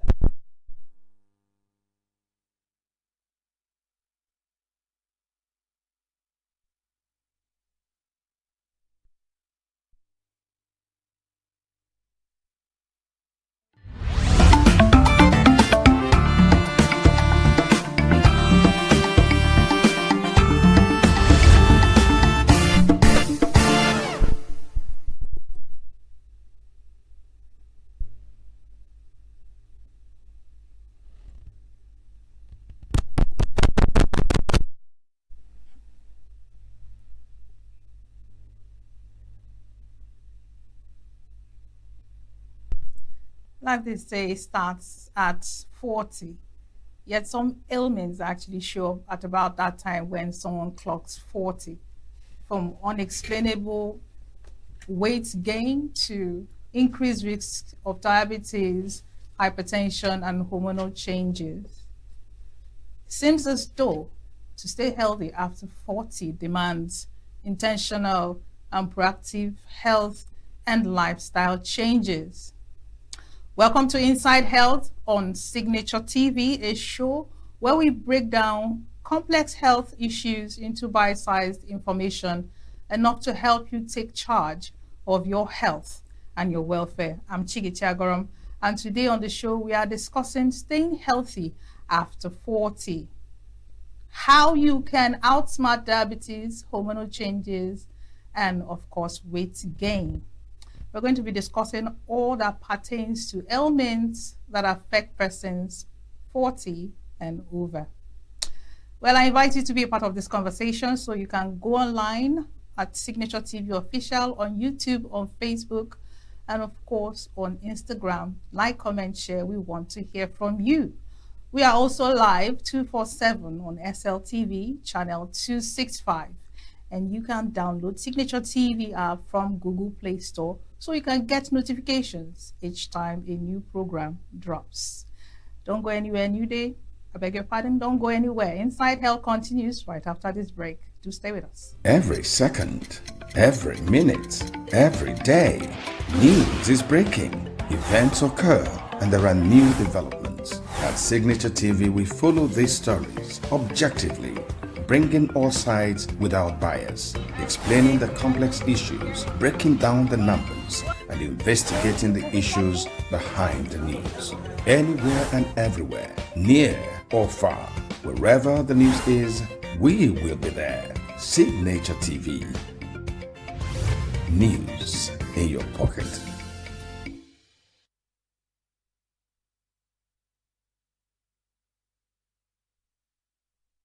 Thanks for joining us. This is Inside Health, a show where we break down complex health issues to bite-sized information. Well, we're still discussing staying healthy at 40, how to outsmart diabetes, weight gain, and hormonal changes. Our guest is Professor Christian Okafor. He's a professor of medicine, a consultant physician, endocrinologist, and diabetic doctor. Diabetologist. I beg your pardon? Diabetologist. Diabetologist. You heard that from him. He's a diabetologist. So he's going to bring his expert insights into the subject matter for today. Thank you so much, Doctor, for joining us on the show. Thank you, Dr. Chigi. You're welcome. For bringing me back here once again. You're welcome. Good afternoon to our viewers, on whichever channel you are watching us or listening to us. I play with you to stay put and take away one or two things from this discussion. And you'll be glad you did. Thank you very much. All right, so Doctor, you did listen to my introduction.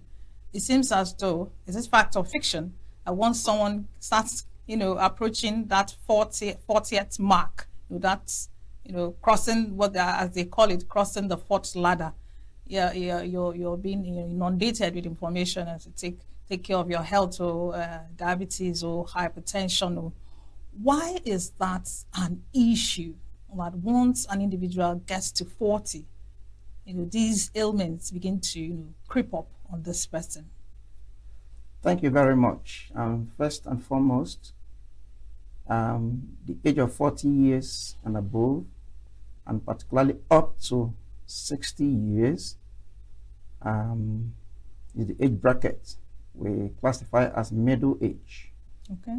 And one thing peculiar about that middle age is that appears to be the age bracket for productivity.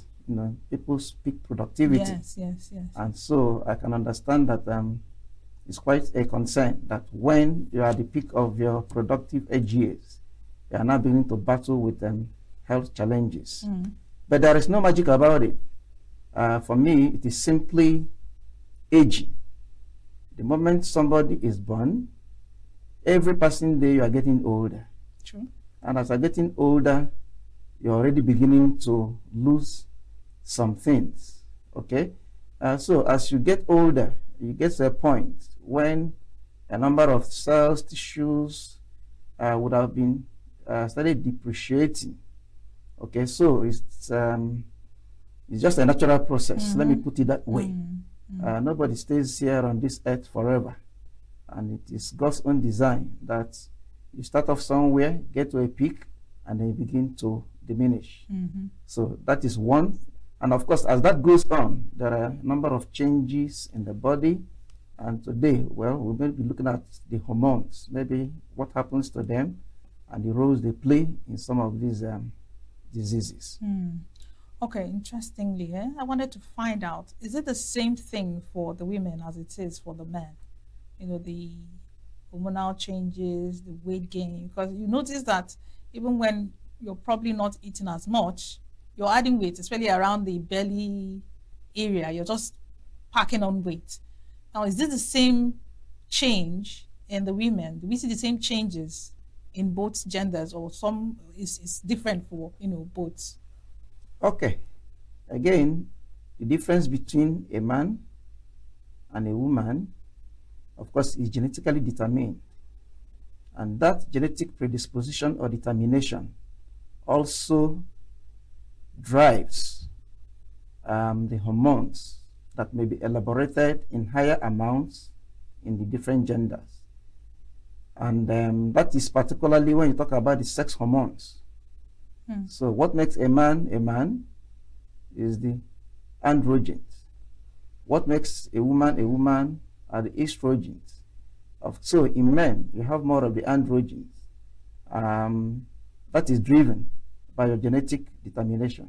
In women, because of their reproductive roles, you have more of estrogens, again, driven by their genetic build-up. Okay? But outside that, for most other hormones, other glands, they are the same thing. They go through the same course. And you know that the endocrine system drives the metabolic processes of the body, and you have glands all over, from the brain to the neck, to the abdomen, to the heart, to the kidneys. All these are organs that can elaborate endocrine hormones. And these hormones have roles to play in the body's metabolism. So the major difference is in the sex hormones. And that difference is simply that by the time the women begin to get to 40 and above, they begin to approach what you call the menopause. That tends to mark a kind of the cessation or the end down of their reproductive capacity. So at that age, even though the age of menopause for many people comes to about 47, 45, down to some may cross 50 and otherwise. But the same thing that happens that at that point, the estrogen levels begin to go down. For men, yes, the androgens may also begin to go down, but maybe not at the same rate as that of the estrogens. So for women, they now notice that significant change in their sex hormonal profiles. That is why they are women. And particularly within the childbearing age, 15 to 45, as we generally regard, these hormones, estrogens, they tend to confer some protection to the women. But the moment the hormonal levels begin to go down, then they lose that protection. And that is why you may find an increase in cardiovascular diseases in women once they begin to approach menopause. Okay.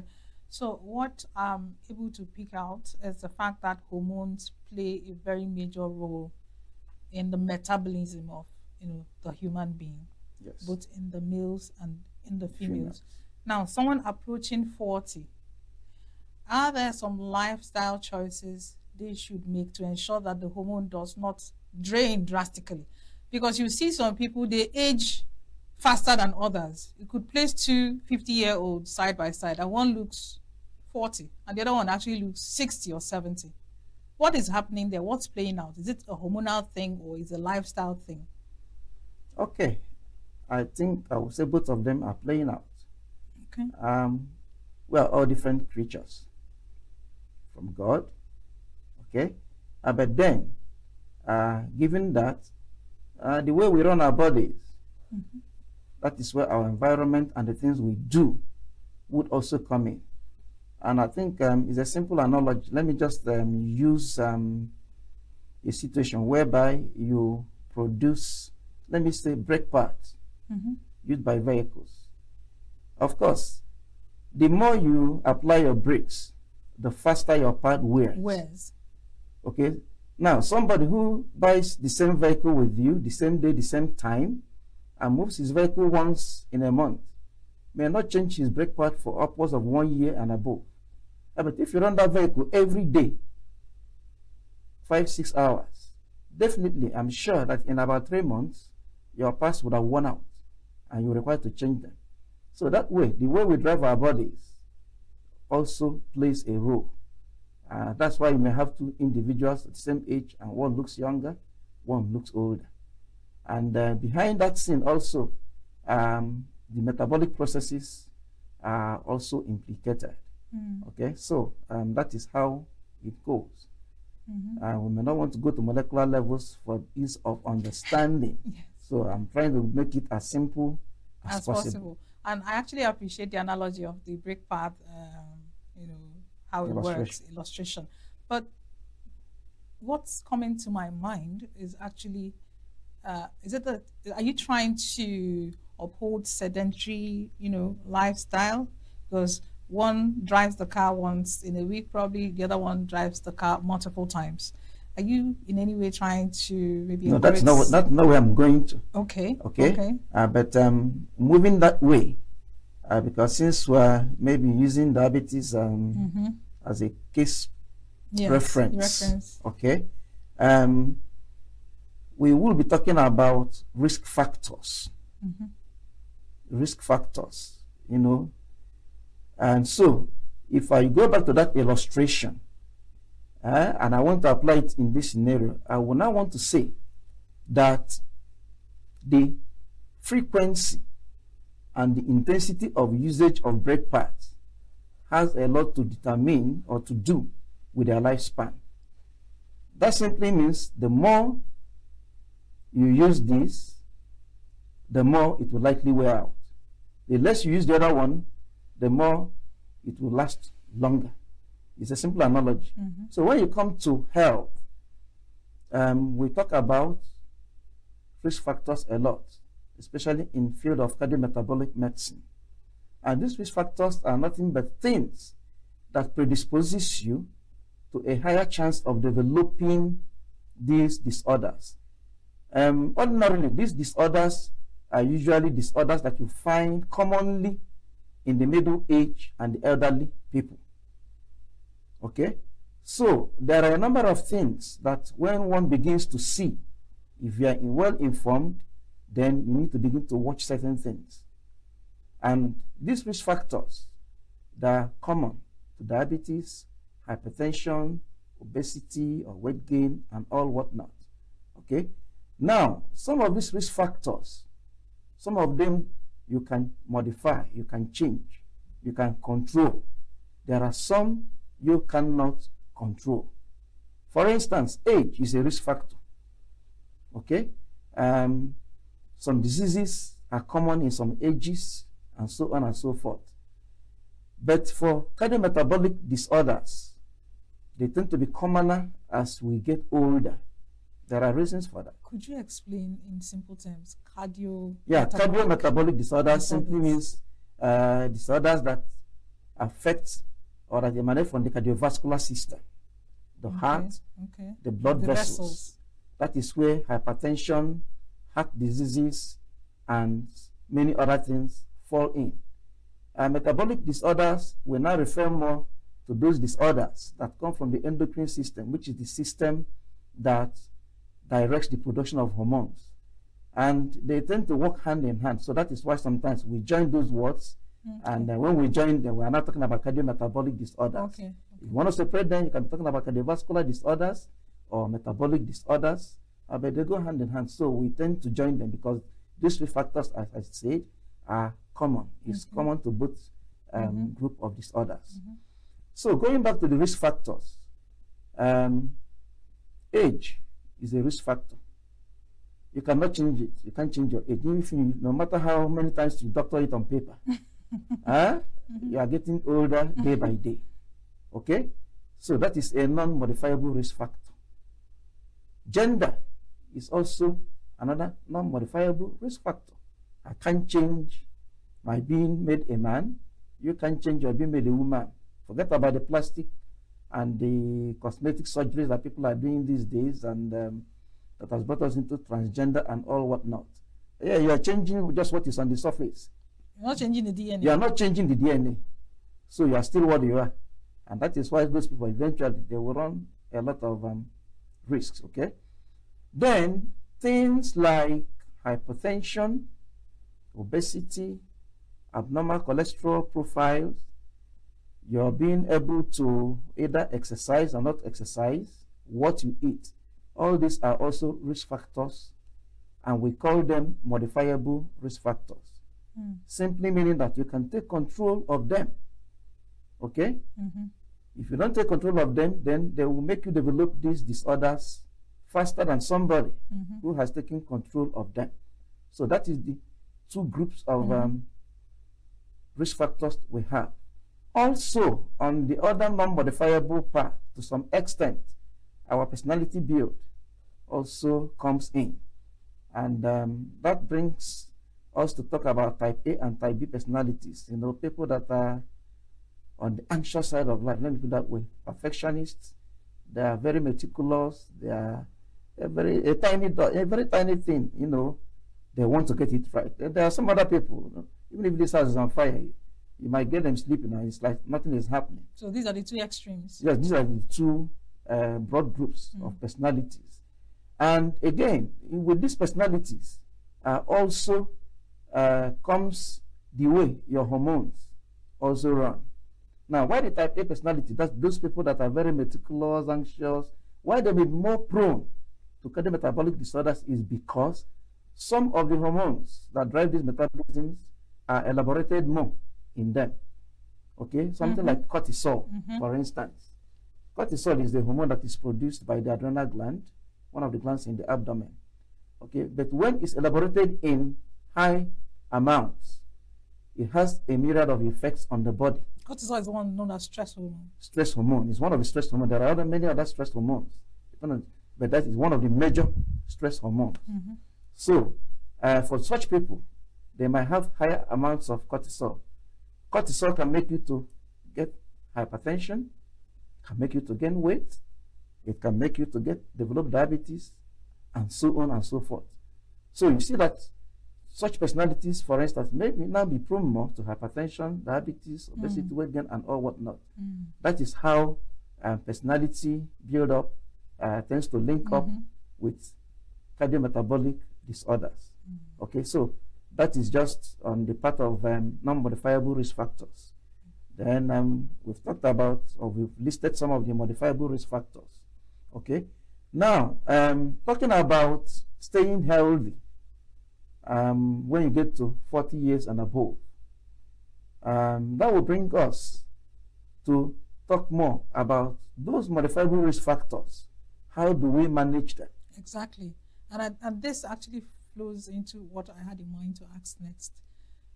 I really appreciate the way you talked about cortisol, that it actually predisposes an individual to diabetes, weight gain. And how can someone know, okay, this indicator is on the increase for me, and what do I do to curb it so that it doesn't, go into full-blown diabetes or things like that? Because I have a friend rather that was gaining weight, unexplainable weight, and after some conversation, she said it was a cortisol issue.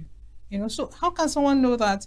Okay, so this stress hormone is high, or is it when the person is stressed? Is that a way of measuring it? So how does it play out? So someone can actually say, okay, at this point I need to relax, or I need to do this so that my cortisol level can come down.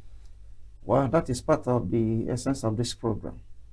Ordinarily, if you're not a medical personnel, you may not know all this. But listening to us and picking out some of these features, a time comes when you might have to, ask yourself one or two questions.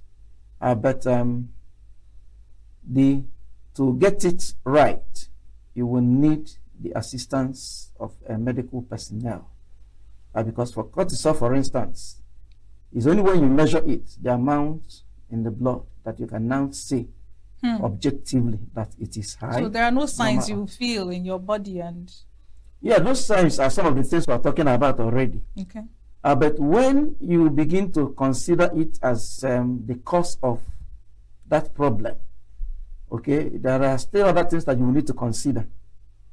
Okay, I have said before that cortisol naturally is a hormone that has been placed within the human body to assist the body respond to stress. It has its own physiological functions. Some of these things begin to come when the level begins to go up.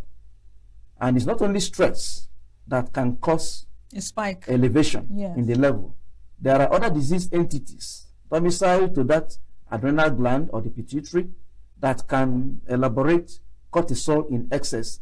That is a different kettle of fish, let me put it that way. But when you talk about hypercortisolism, it's a disease, it's a disorder. For instance, that's a disease that we call Cushing's syndrome or Cushing's disease. Okay, that is a situation where you have a tumor for Cushing's disease, okay, in the brain, elaborating excess cortisol. Now, by the time you begin to pick some of these abnormal features, you are beginning to gain weight unduly. You are beginning to get tired more easily. Your hairs are turning out, and you begin to put on this abdominal fat. Once it's to you, it is unusual. Then you go for a check. Good. The physician or the doctor, after you've narrated your story, will be the one to tell you, this is what I'm suspecting. Okay. Outside that, there are so many other, even some drugs that people abuse can also do that. And let me just say it right away. Steroids is a class of drugs that people abuse a lot because they have a myriad of effects, good effects. And some people, because of those good effects, they begin to abuse it. People that have arthritis, in particular, especially in the villages. And for people that have worked around health personnel, they've known that this drug, there's a medicine, and all whatnot, prednisolone, and all whatnot, because they know that these things can have anti-inflammatory effects.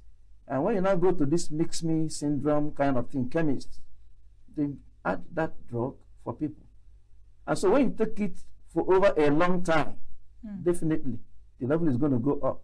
And that is why for such people, after a long time, they might begin to know that they're gaining weight, they begin to note some stretch marks that are unusual and all whatnot. Well, in the hands of an experienced person, once the person picks all those things, the person knows that there's something wrong with your cortisol metabolism, and then the search now begins. Okay? So this issue of drug abuse, people have to be very, very careful. We have lost a doctor from that. There's time will not permit us to go because we'll be veering off our discussion. I understand. So for a woman who is approaching 40 or who is in her 40s and preparing for menopause, how can she seamlessly or easily transit into menopause without having to go through all the issues with hot flashes, all the hormonal things that, come with it? How can she, by maybe her lifestyle choices, diet, how can she actually transit seamlessly? For menopause, it's a natural process. You can't run away from it if you're a woman. So I think the best approach to it is prepare your mind and accept it. It's this issue of not my portion syndrome. Just how can someone say it's not? It's not. And some people do that. So they don't want to go into menopause? until you soon encounter people. Everything negative is not my portion. Well, coming from a clergyman, yes. not my portion. Yeah. We're not very enough. I'm a bit surprised because it's a religious saying. Yes, it's a religious saying, but that is for people who don't want to face reality. You must, part of being an adult is that a time comes when you face reality. Call a spade a spade. And the earlier you do that, the better for you. When you deny it, it is there. By the time you come to accept it, the harm or damage may have been done. So you're not chasing from behind. But if you are proactive and you know that, look, this thing is not your making. You're not the only woman. Your mother went through it. And perhaps maybe she lived up to 8. She didn't die because of menopause. So a natural process is a natural process. And it is God that designed it that way. You can't change it. And so that is why for some women who don't want to go through some of those symptoms, the hot flushes, it's part of the symptoms of menopause, okay, because of those hormonal changes. Now, when you see people who don't want to experience such, and they now go on part of hormonal replacement therapy, yes, then you will likely create another problem along the line because you are fighting a natural cause. If you go to build a house on a flood, on a waterway, maybe in dry season, when the rains come, whether you like it or not, the water will find its channel through that house, and that house will likely be uprooted if it's a very strong flood. So we must appreciate natural things and then know the good parts of them and the bad parts of them. Now, the bad parts of them are the areas that we should begin on time to begin to ask questions. What do we do? Okay? So that is where the risk factors again comes in. Now, I've said you can't change your age, you can't change your gender. Yes. But let me go to the area that is very common. The area of weight gain, yes, exercise, and what we eat.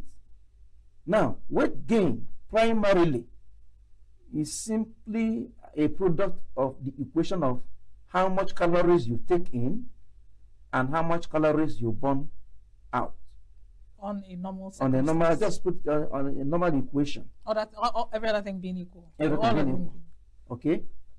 If I consume too much calories and I am not active, because it is being active that helps you to burn the calories. The calories are what gives you energy. Every human being, every process in the body requires energy. Without energy, there is no life. Both the ones you know and the ones you do not know. That your brain is functioning is because it is burning down glucose. That is what it takes as its primary source of fuel. The moment the amount of glucose in the blood goes down, your brain is at risk and it is going to manifest.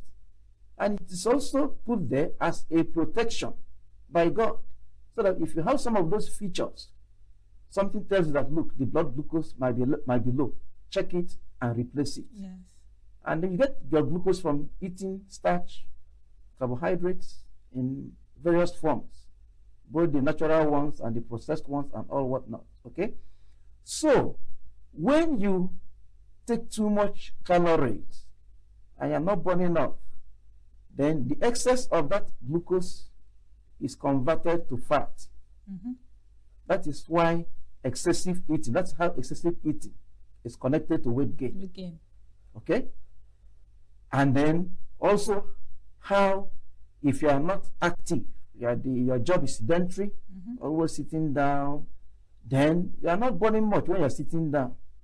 So as a doctor, I might sit all through the day in the consulting room. And at the end of the day, I get tired and I say, I have worked very hard for the day. Oh, wow. That working very hard for the day has not impacted my energy profile much. The brain has been using the glucose, but in a small amount. So all the things you're taking as tea, and in between work, whatever, breaks and all whatnot, when it is in excess, the body converts it to fat. And that fat is what you see commonly accumulated in the abdomen. So you now talk about abdominal fat. Okay. Now, if you watch again between men and women, you will discover that men tends to put on weight in the abdomen. When I was small, you know, they used to associate that with affluence and maybe excessive alcohol intake.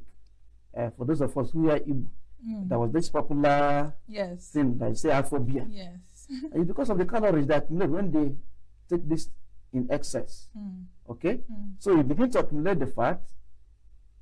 For women, they put on fat more at the peripheries, at the hip. So your figure 8 and all whatnot, you know. But then, when you now get to menopause and you begin to lose the hormonal protection, the amount of fat in the abdomen for a woman begins to rise. And it is that abdominal fat that actually puts you at increased health risk. Okay, hold that thought, doctor, because when we get back, we're going on a short break. You're going to tell us exactly how the belly fat for a woman who is menopausal puts her at risk.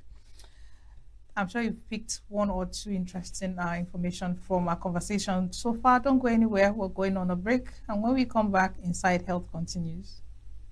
Every second, every minute, every day, news is breaking. Events occur and there are new developments. At Signature TV, we follow these stories objectively, bringing all sides without bias, explaining the complex issues, breaking down the numbers, and investigating the issues behind the news.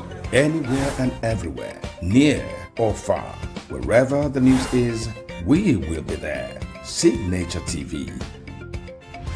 News in your pocket.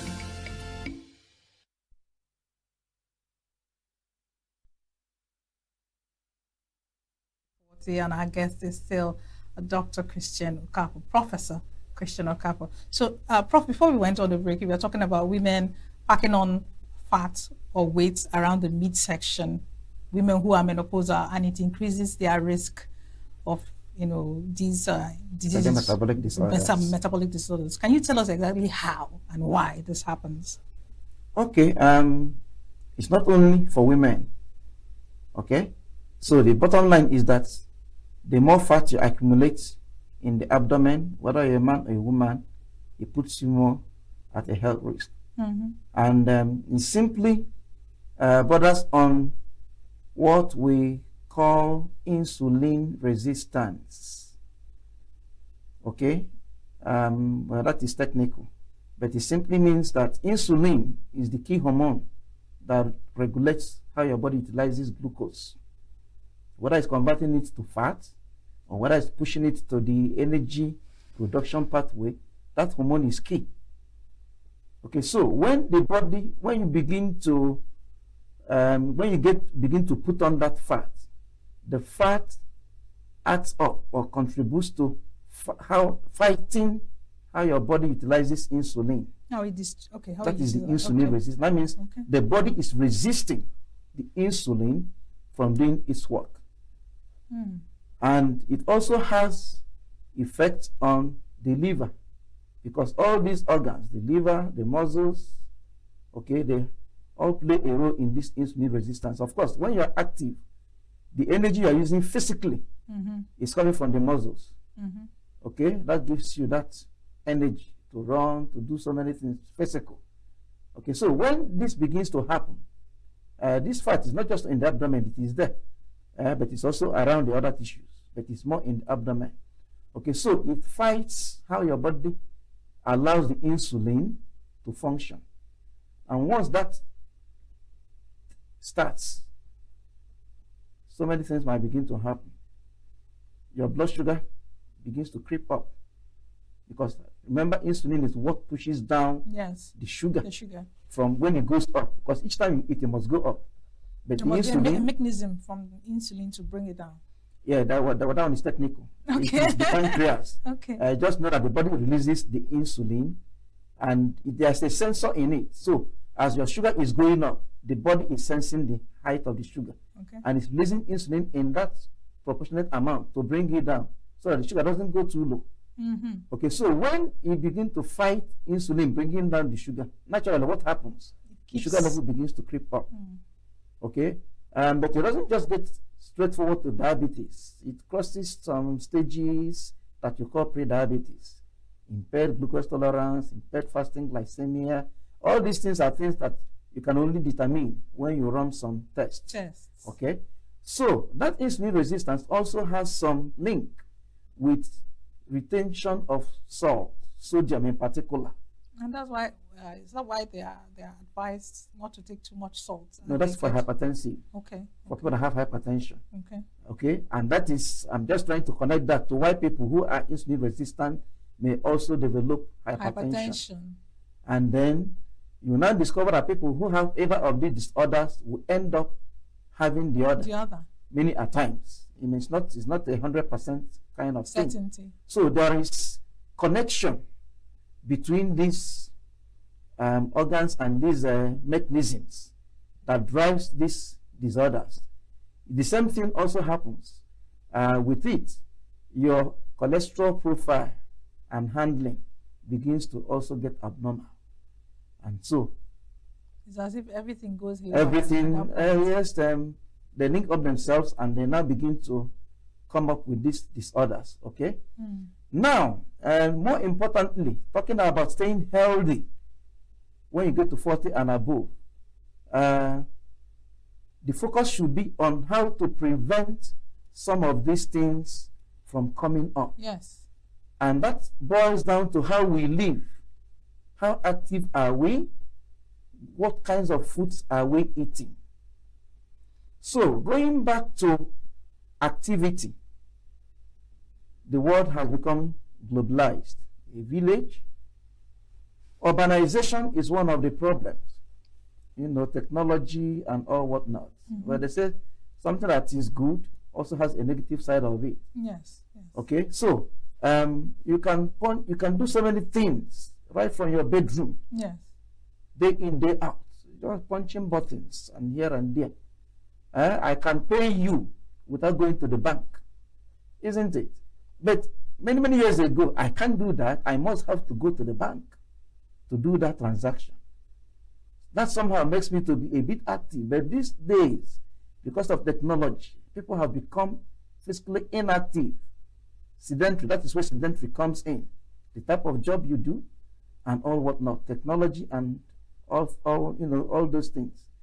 So, because when you sit in one place, even one cup of tea you will take here is going to add so many calories. Yes.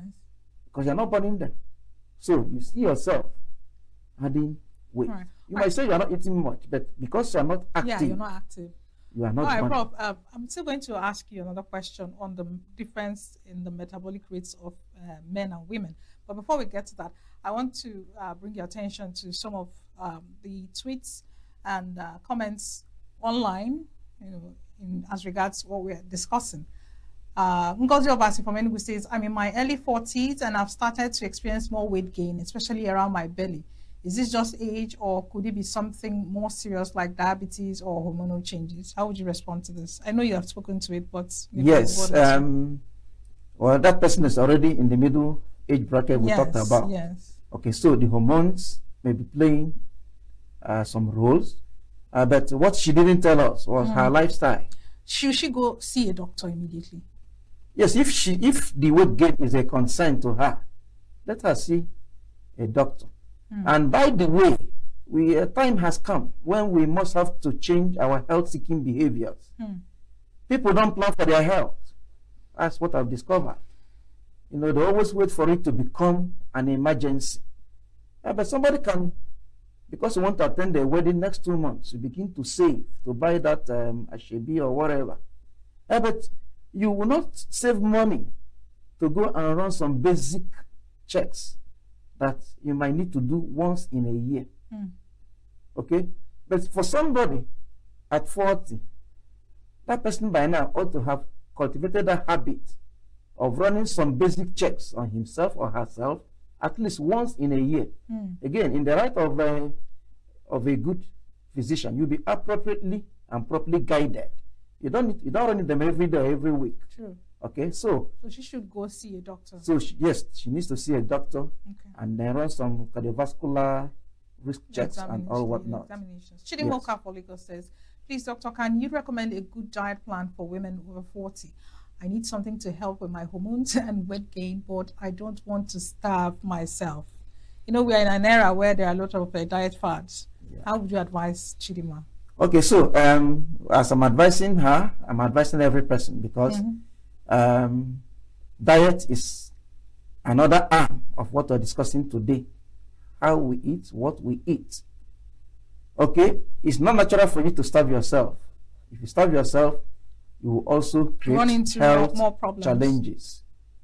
But the natural person, okay, first of all, must have a balanced diet. And a balanced diet is nothing but a food that contains all the food classes: carbohydrates, protein, fats, oil, water, vitamins, okay? But in right proportions, okay? As I said, it's the carbohydrate that gives you the energy. And you are designed in a way that if you are actually active, 70% of your dietary content should come from carbohydrates, because that is what gives you the energy to sustain whatever you are doing. The proteins are there for maintaining the body, the tissues, the cells, growth, replacement, and so on and so forth. The fats are also there doing their own work as naturally designed. Okay, so a normal, balanced, healthy feeding meal should contain carbohydrates to about 60 to 70%. Now, depending on what you do, the kind of work. If I'm a laborer, I expend more energy cutting the grass than you who is in the office. You may be walking up and down. So that man cutting grass will require more carbohydrates. You that is not expending as much as he is doing will require less. Okay? Okay. So does it mean that the metabolic rates of the two genders are different? Do men burn more calories than women? No, metabolic rate is physiological. What does that mean? What it means is that we are designed, we are made by God. Okay, what you call basal metabolism is just that rate at which your body functions. Okay. It's almost the same for every person. Okay, but then some activities that you do can now influence the rate. If I go back to the laborer, when he is cutting the grass, he requires more energy. So that naturally drives up the metabolic rate. The body is naturally responding to the demand placed upon it because of what the man is doing. Yes. So those processes that have been assigned to produce energy now goes on a faster rate to make sure that they supply the energy that the man needs. When you are sedentary, when you are sitting down, you are not burning up much. So again, physiologically, the body tunes itself and it goes down. Okay? Some diseases can also influence your metabolic rate. For instance, when you have hyperthyroidism, that is, you have excess thyroid hormone. That will be when... Yes, when your thyroid gland. For women, right? For every person. It may be commoner in women, but again, it's still common in men. And you still see it in men. So if you have anything that will cause your body to produce more thyroxine, that's one of the products of the thyroid gland that drives the metabolic rate, then the metabolic rate will go up. If you have anything that is suppressing the production, such that the level of that hormone goes below normal, your body metabolic rate goes down. That's why people with hyperthyroidism will lose weight.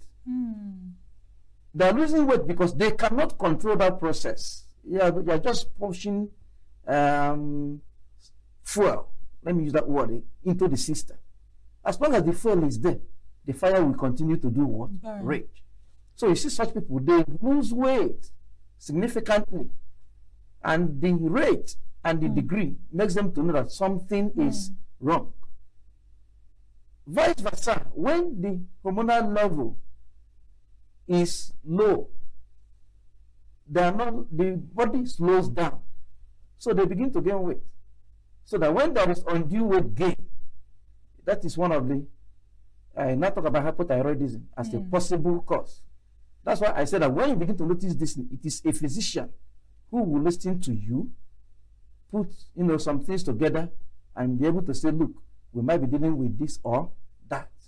And then by the time they finish the investigations and the results come out, you'll be told whatever the problem may be. Yes. Okay. Yes. Okay. So. All right. So moving on.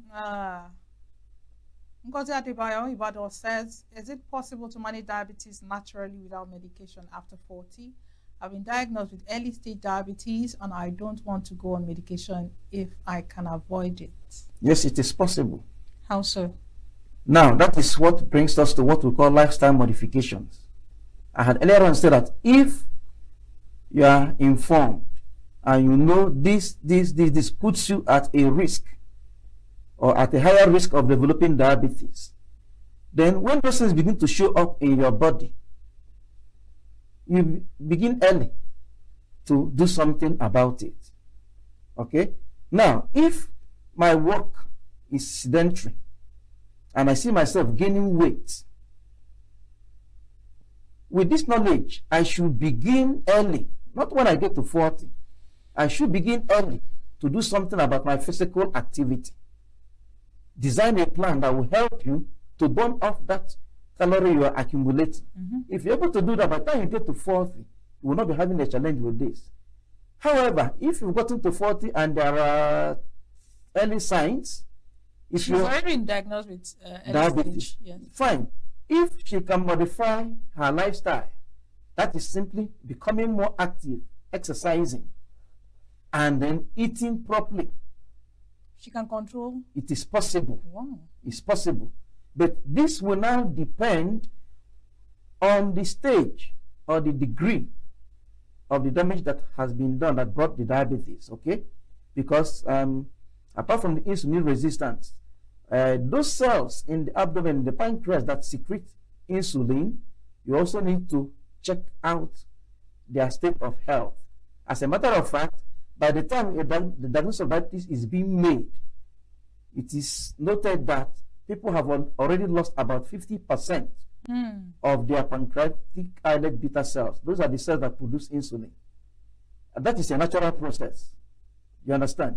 So, if those risk factors begin to show up, and you begin on time to watch it, you may not be able to develop them. But if you develop them, then, and you intensify some of these, you may be able to. That's why some people can control the diabetes with diet and activity. And exercise. Yeah, but if the body has gone down so much, those activities, both diet and may not be enough to control it. And at that point, you might need to be helped with some drugs, actually, to get the sugar under control.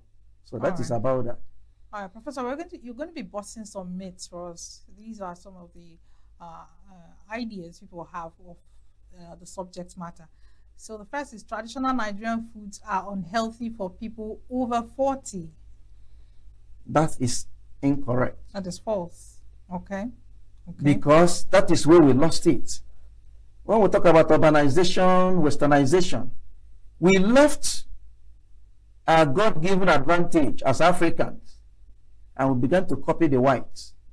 Processed foods, technology, and so on and so forth. Instant meals and all whatnot. And the problems began to increase. Some of us that were opportune to see our grandparents, they lived well into 90s, 100s and above. I'm one of them. I knew my great-grandfather, my maternal side. I knew when he was buried. Even as I'm sitting here, I can still picture vividly when he was lying in state. So, traditional foods are the foods that we're advocating people should go back to. Complex starch. Your yam is designed to still give you glucose, but the body breaks it down slowly, gradually, in a way that it won't harm the system. Because what happens is this. For those pancreatic cells, for instance, when you inundate them with heavy loads of glucose, you are overdriving them. They want to respond, so they begin to work faster. And it's natural when you work severely, even as a human being, you develop what? Burnout. That's what also happens to these tissues. So that information is not correct. The proper thing people should do, even before they get to 40, is go back to those traditional diets. All right, Professor, we have, for want of time, we have just one more myth for you to bust. Weight gain after 40 is a sign of good health in Nigerian culture.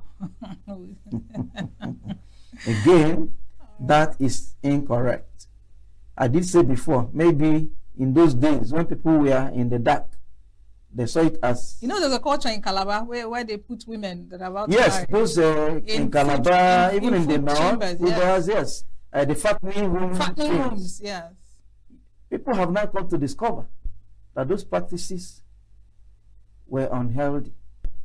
Yes, people were doing it for, how do I put it, psychosocial reasons. They feel that when the woman is fat, maybe her capacity is doing well and all whatnot. If you go across the world, anything obesity is being taught against now. So anything that will make you to accumulate unnecessary weight or fat in particular should be avoided. Obesity is not only linked to diabetes and hypertension, so many other ailments, cancers, arthritis, name them. Myriads of disorders that have been linked with excess fat, which is obesity or undue weight gain. So anybody saying this doesn't mean well for that person. It is not a sign of good health. Okay? And simply put, scientifically, these are things that people can do. You can even measure it on your own. That's why if you go to a proper hospital, you see them sometimes they run a tape around your abdomen. They're just trying to measure your abdominal circumference. There's a standardized cutoff limits. Okay? And we are still using that of the Europeans. The BMI, body? No, BMI is different. Okay. BMI talks about general obesity. Okay. That one has some demerits because that one is a factor of your height and your weight. Okay. Now, if you have heavy bones, you might have a high BMI. Yes. That may not mean that you're obese. It doesn't translate Yes. directly. But abdominal fat in particular, which is known to be what makes your abdominal get to increase, as I said, is metabolically unhealthy. It confers on you greater health risks. So that is why running a tape around your mid-abdomen, okay, well, not necessarily at the level of the umbilicus or the navel, yes, because some people may have pendulant whatever, yeah. can tell you whether you're accumulating excess fat. And for men, according to IDF, they will tell you that anything 94 centimeters and above means that you have excess abdominal fat. For women, 80 centimeters and above. Okay. Okay, but we've tried to do 1 or 2 studies for Africans, and for both men and women, it's coming almost at about 81, 82, 83 centimeters. So if you do these things, and once you begin to go above them, then you should begin to watch it. Thank you so much. Thank you. We've been having this wonderful conversation with Professor Christian Okafor, a consultant physician and a diabetologist.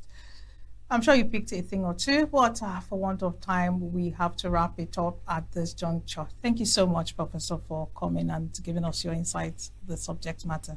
Thank you, Chigi.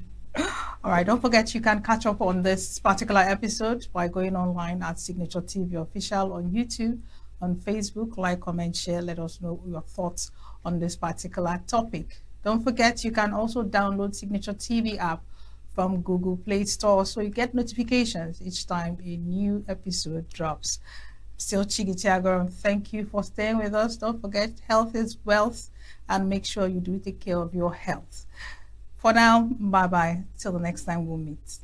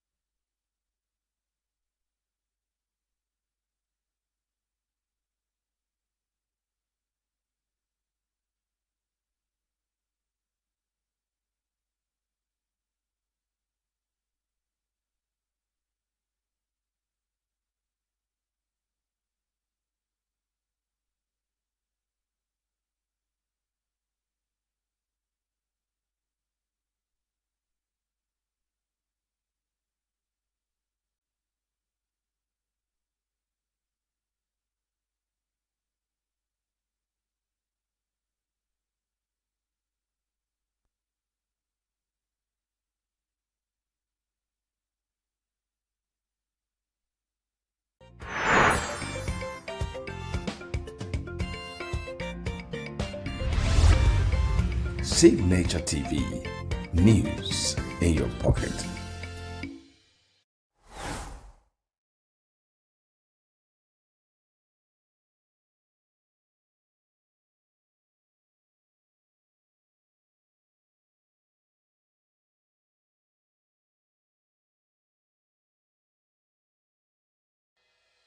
Health is more than a diagnosis. It's your lifestyle, your choices, and your future. Join us on Inside Health, your weekly deep dive into the stories, science, and solutions shaping your well-being. From expert interviews to real-life journeys of healing and hope, we cover it all. One of the complications of cancer management or treatment is they have some of them at one point in time, you see them having anemia. Okay, so you see them at times being transfused. But at the same time, you come in with a diet. Nutrition, mental health, innovations in medicine, fitness, and everyday wellness. Whether you're managing a condition, staying informed, or just living your best life, Inside Health is your trusted guide. I'm Tigiti Agorum, and I'll be with you every week on Inside Health, only on Signature TV.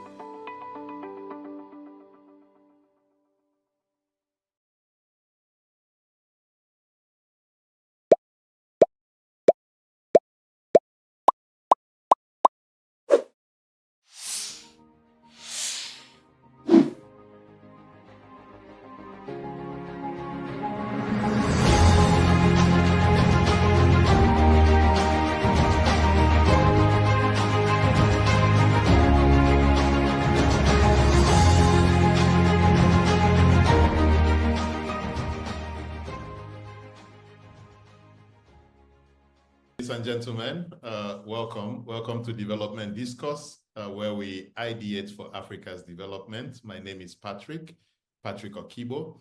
I'm the founding partner at Next Year. Next Year is a multi-competency advisory firm that's focused on solving Africa's complex development issues. And Africa's got a couple of those. And if we reference back to what Einstein said, the problems we're trying to deal with today, we can't solve them at the same level of thinking we're at when we created those problems. So we're constantly looking for new perspectives, new ways of understanding old problems to see if we can find solutions that work. And that's what we're going to do today with my guest, Dr. Jess Castellotti. Is a trained architect, but he's also an art historian and now works for a museum as an art curator. He's the director at the Yemisi Shilo Museum at the Pan-Atlantic University in Lagos. And he's gone on an interesting journey transitioning from architecture to art. And at the museum, he's putting together some really cutting-edge, innovative designs, innovative exhibitions that are culturally relevant. Jeffs, you're welcome. Thank you, Patrick, and thank you to you all for joining in this conversation. Fantastic. So let's start with your journey. So you've moved from architecture to helping Nigeria to document art history. You've published a number of very interesting books on contemporary Nigerian art. You're the director at the Yemisi Shilo Museum. How did this journey happen? Was there a pivotal moment or an influence that kind of moved you more towards the art than architecture? Well, this was an unplanned movement from one thing to another. It came naturally. For decades, I have been interested and I have been working with artists, with collectors, with the arts, with institutions. So there was a moment in my professional development as a project manager and an architect when in a way I felt a little bit tired, and at the same time I questioned how much impact is this having in society? Why am I here? Why am I here? It's not because of the job, it's not because of the money. I'm not working for a multinational and not making money. Why am I here? I came to Nigeria as a volunteer to work in an NGO. And after all these years, I think I'm happy to say that I have maintained that fire that moved me to want to do something, then it came naturally to devote more time, more energies, more resources. Then there was a moment when I decided to close down my architectural firm, go back to school, started studying again art history. I finished the doctorate 3 years ago, so I'm new and learning and beginning. Most of my colleagues and friends have already retired, but I'm starting a new life. When I am 90, I will think of retirement perhaps, but for now, important things to do, I think. I doubt you're going to retire, Jess. I doubt it, but we'll see when we get there. So art is one of these topics, that people think it's for the wealthy. So in Nigeria they say, what's the value of art? You need to eat first, before you can talk about art. So how do you help us understand why art matters? Why is art important for human development, important for national development? I think the answer has to go but by going back to what we are as human beings and what capacities we have. What are we called to be? What can we be as human beings? And it's more than consumers, more than citizens. All these things are important. Is the capacity to do something else. And the arts, not only the arts, culture in general, but heritage, history, other human endeavors allow us to grow as human beings. So there is a danger in reducing development to economic development, to quantifiable, measurable indicators of development, roads, electricity, water, number of people in education, whatever. There is much more than that.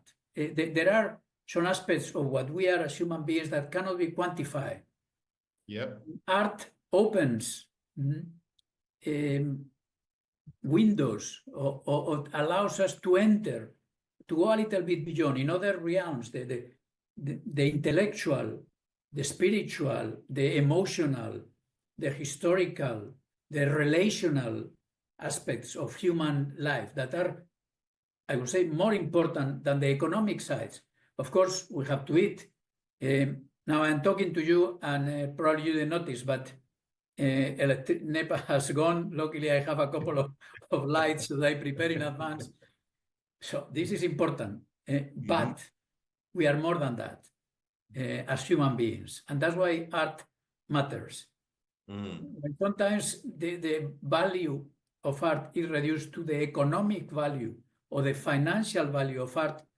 I question that. In fact, now I'm working on a book that hopefully I'm working with Professor Fabian Ajogu, my co-author for the previous 2 books, and we are working on a book that will have the title of The Values, in plural, The Values of Art.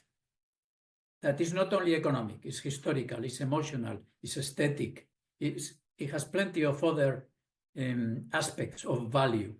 That's something that we think we need to tell everybody. Many people know, but some people do not. So how do we integrate this level of thinking into our national development planning, right? And I know this is kind of a big question, but if art goes beyond just the aesthetics, if it goes beyond, just the economic, if it goes more into that integral human development, right? How do we ensure that this filters into the way we think about national development? I think there are people who occupy positions that gives them the capacity and the responsibility of working towards that. I think for most of us is one person at a time. If I can, as we are doing in the museum, for us it's not about numbers, it's about impact. One person at a time, one young boy or young girl from a secondary school in Ibejuleki, can we not only entertain her, not only helping her to or him to have a good time. No. Can we help that person, that kid, to start thinking critically about issues? Can we help that person to question things, to realize that there is more, to be surprised by something, one person at a time, or two, or three, or four? Perhaps some people will say, but with this we don't change the country. Well, I will not change the country, but if you do the same thing and everybody who is listening to this does the same thing, we will change the country. So now, if I were the director of the National Council for the Arts, I will have to answer differently. I know. I will have to talk about policies, about budgets, about plans. But I think for most of us, is that we cannot do something. We can do a lot, one-on-one, helping people discover beauty around us. I don't know if you read, a few weeks ago, I published in this day an article precisely on this, on everyday beauty. How do we do not need to go to a museum to enjoy, to appreciate, to be surprised by beauty? And you don't have to be rich to do that. A wonderful sunset is free. There are plenty of things that are free. Some of the best things in life are free. If there is something that you can buy with money, probably it's just something that is not truly important. So let's talk about the artist here. I was reading one of your blog posts from one of your blog posts, and it was on Ben Osahe, who you also have a book on, and he said, how can we continue to paint landscapes when we don't have electricity? And this is him saying the artist must be bigger than, play a much bigger role in society. So for you, how do you see the role of the artist, especially in a country like Nigeria that's been going through quite a bit for quite a while? What should be the role of the artist as a way to catalyze this national development? I think there is not a single answer. It's not that all artists should be this or should be that. There are different callings, different capacities, different contexts, social and intellectual, and so there are many answers. But what is clear to me is that we need, luckily we have many, but we need more artists who realize that they can play an important role in society. Sometimes will be by bringing to the fore issues that are there, but perhaps we talk, but we don't address. This Ben Osagai, the artist you mentioned, he died a few years back, and I remember when we were writing, I was writing the book on him. I used to go to Egbeda, where he was living, and we used to spend, he loved to talk. So we used to sit down there and talk. He loved it. He was a social critic, and he saw himself as a social agent. Perhaps he didn't use this word, but he had a sense of mission. I have to say this. I have to address this issue. It's not I have to sell more, or I have to be in the next Biennale, or I have to be more successful. No, I have to say this. When we were thinking of the title of the book, we said Ben Osagai, Chronicler of a Society in Flux, is the title that we gave to that book, because that's the way he saw himself, as a chronicler. So he was putting in a beautiful way, very forceful way, very challenging way, in many of his works, issues that were there, corruption, or many issues. So his works were not about mere aesthetic beauty. They were about issues. He was addressing issues, whether it is corruption, or whether it is the value of money, or whether it is vanity, or issues. Now, like him, there are now quite a few among us. But when we talk of the creative industries, people think, oh, who are the ones selling and how much, and galleries, and some of these artists who are doing something important, perhaps in a way relegated, or if not relegated, they are kept there, and they are not successful apparently. In the commercial sense. In the commercial sense. But they are, some of them, successful in their circles. Perhaps they don't reach the whole world, but they can do, and they are doing. The reality is that we are quite fortunate in Nigeria. Nigeria, in this sense, is in a much better position than I was going to say most, perhaps I would say all other African countries. The number, the diversity, the quality of the artists that we have. And I'm talking of visual arts, that is an area where I know a little bit more. Now, if you broaden it to other artistic manifestation, is even bigger. But just in the visual arts, we are fortunate to have a considerable number of competent, capable, committed artists. And if you looked at the art scene in Nigeria, and in fact, if we zero it into Lagos, which is a market that you do a lot of work in, what would you say has been the growth trajectory in the Lagos market? What are the factors that have driven that growth? And what are the impediments? What are the challenges that still need to be resolved? And what are your thoughts? Too many questions, but what are your thoughts on how to resolve some of these challenges? First, I think there has been an interesting trajectory here. From a time when what now we will consider artworks were considered, in most cases, objects used for ritual purposes, or for ceremonial purposes, or for practical purposes. They were objects. Say, before an object became an sculpture, in traditional society, it was a carving. It's interesting, the change of word. And the fellow who made that was not an artist. Not that he or she was not extremely gifted. No, he was a carver or a potter or a weaver or whatever. So he was a professional. It was something else. So from this, then some Europeans came. They started collecting first what they saw as exotica, but little by little, some of them realized that there was more than the different, the other, that there was quality there, and they collected more intentionally, and they were the ones supporting the system, the market, the incipient art market, the incipient art system. We are talking here in the period immediately before independence, in the early years after independence. It was mostly expatriates. But this started changing. And by the 70s, you already have a small group of Nigerians who were collecting.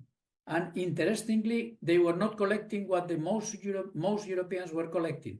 There were masks and carvings and bronzes. No, in many cases, they saw it as not modern enough, or not, whatever reason they have, but they were collecting more contemporary Western art. And the art schools started, mostly after independence, and then this group of collectors, I'm talking of people, some of them have died, like, for instance, Rashid Badamosi, who was a very powerful collector, like Samuel Akbaju, who also died. Like some other ones who are still alive and very active, like Prince Shillon, obviously, and a few others of that generation.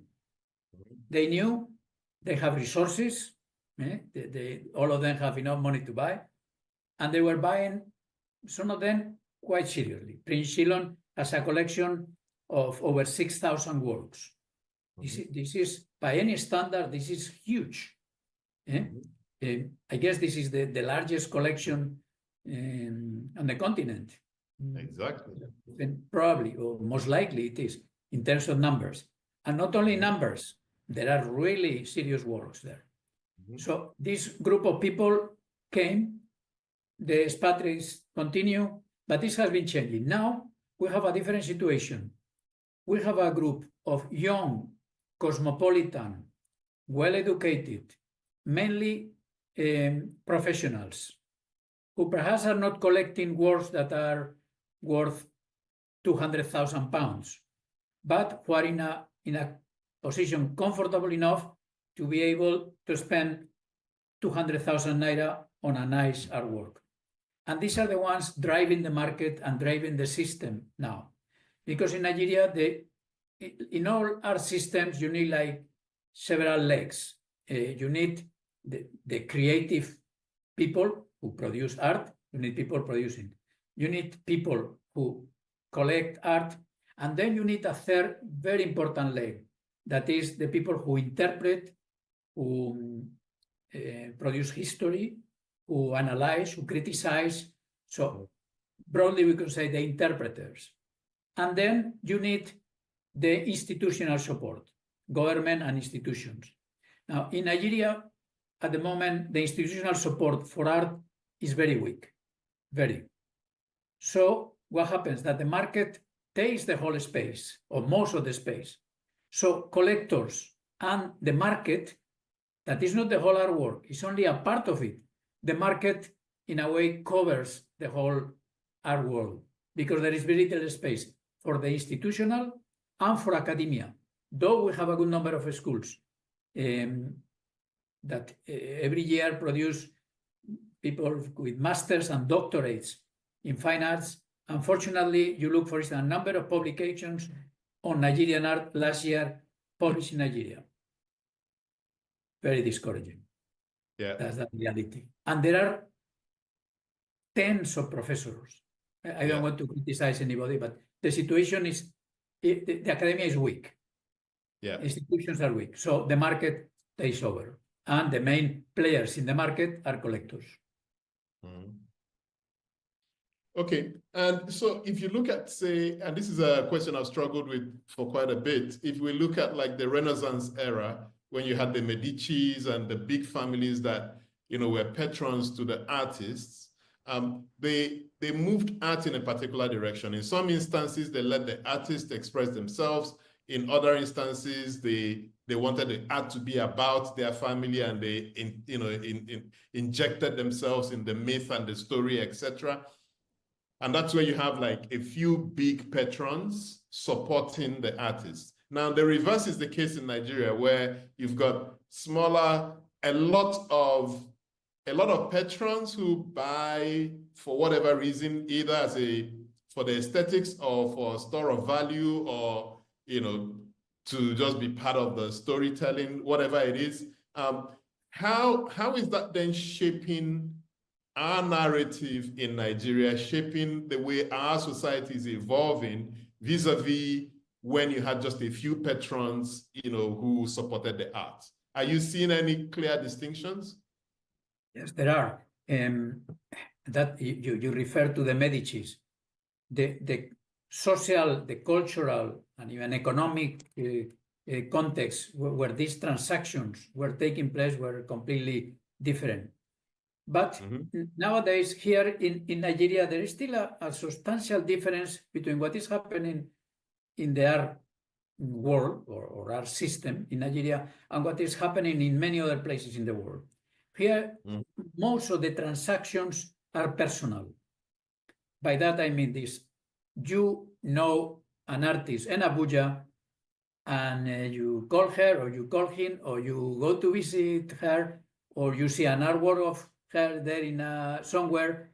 And in many cases, though this is changing, you can still contact that person directly. And then you establish a personal relationship. And this changes everything. In the West, it's now very rare. You buy in art fairs, you don't see the artist, you don't meet the artist, you buy through galleries, rarely you will meet the artist. Yeah. You buy through dealers who will not want you to meet the artist because they want to have their cut, and they are there precisely to do that. And I understand it, they are playing an important role. So it's a different relation between patron and artist. In a way, there are few patrons in the West now. There are many buyers. You know, the art market globally, I read recently, last year, it was around, I think, $62 billion. The size of the global art market was $62 billion. Now, Nigeria has a 0.000% of this 62 billion. Because even of we're getting up there though. even of Nigerian art, yes. But yes and no, because, you know, I used to publish an art market report. I don't know, you remember in the late 80s, analyzing the market. It was not about the art, it was about the art market. And there was, for some years, in volume and in price, the highest was Lagos, the highest location for the buying and selling art. But this changed in the early 20s and the late in 1920, when first Bonans, then Sotheby's opened African auctions in London.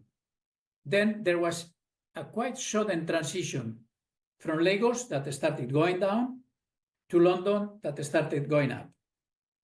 And then in value, London became the main place for buying and selling African or Nigerian art. So much so that you have, I will not say many, but you have some Nigerian collectors who will take a plane to London the day before the auction, buy an artwork that was in Lagos 4 weeks before, buy it in London, and then bring it back. In the process, pay several times more than what they would have paid here. Yeah. This wasn't crazy. It's not that these people didn't know what they were doing. If I buy an artwork in Sotheby's or Bonhams, immediately it gives me something. And if I want to sell it, I know I am in a very good position. Because they came from, whether this is a guarantee of value or not, that's a different thing. But it gives me, I can present this. Now, if I bought it here from so-and-so who had it from his uncle, who had it there somewhere in Shomolu, and it's going to be different. So it wasn't crazy on their part to go to London, buy it. Some cases it was that it wasn't available here and it was only available there. But so this change, and it's changing. Now, unfortunately, we don't have any auction house now. Art House, Mrs. Chelaram, hasn't had the auctions that she used to have for years. So there is a change here that is taking place. I don't know where we are going, but definitely there is a change taking place now. Very good. Now, so let's talk a bit about museums, right? You know, museums are really important in the story we're weaving here. They are custodians of identity. They could play a much bigger role. How do you conceptualize the role of museums in building, one, national identity, two, playing a role in just driving national development? Broadly speaking, museums, and what does that mean for you at the Yemisi Shilo Museum? I'm glad that you say this at the end, because I was going to start saying, for us, the issue of building national unity is not an issue. It's not in our mission. It's not what we are trying to achieve. The important thing here is that we talk of a museum, but there is no museum. There are museums. And each of us, each one has or can have a different mission. So what is the mission of the museum where I work? I can tell you. We are within an educational institution, and we see our mission not as changing society in that sense of the big national issues or national development. No, we see it as the impact that we can have on persons. So when we always say, in our case, that we are not a collection center museum. If I were the director of the National Museum, for me, the most important thing will be the collection. I have a heritage in my hands. What do I do with it? That will be the main question. So it will be about preservation, about documentation, about dissemination, about display. But I am not in the National Museum. Let me take another example. If I were the director of the Randall Center here in Lagos for Yoruba culture, my mission will not be national.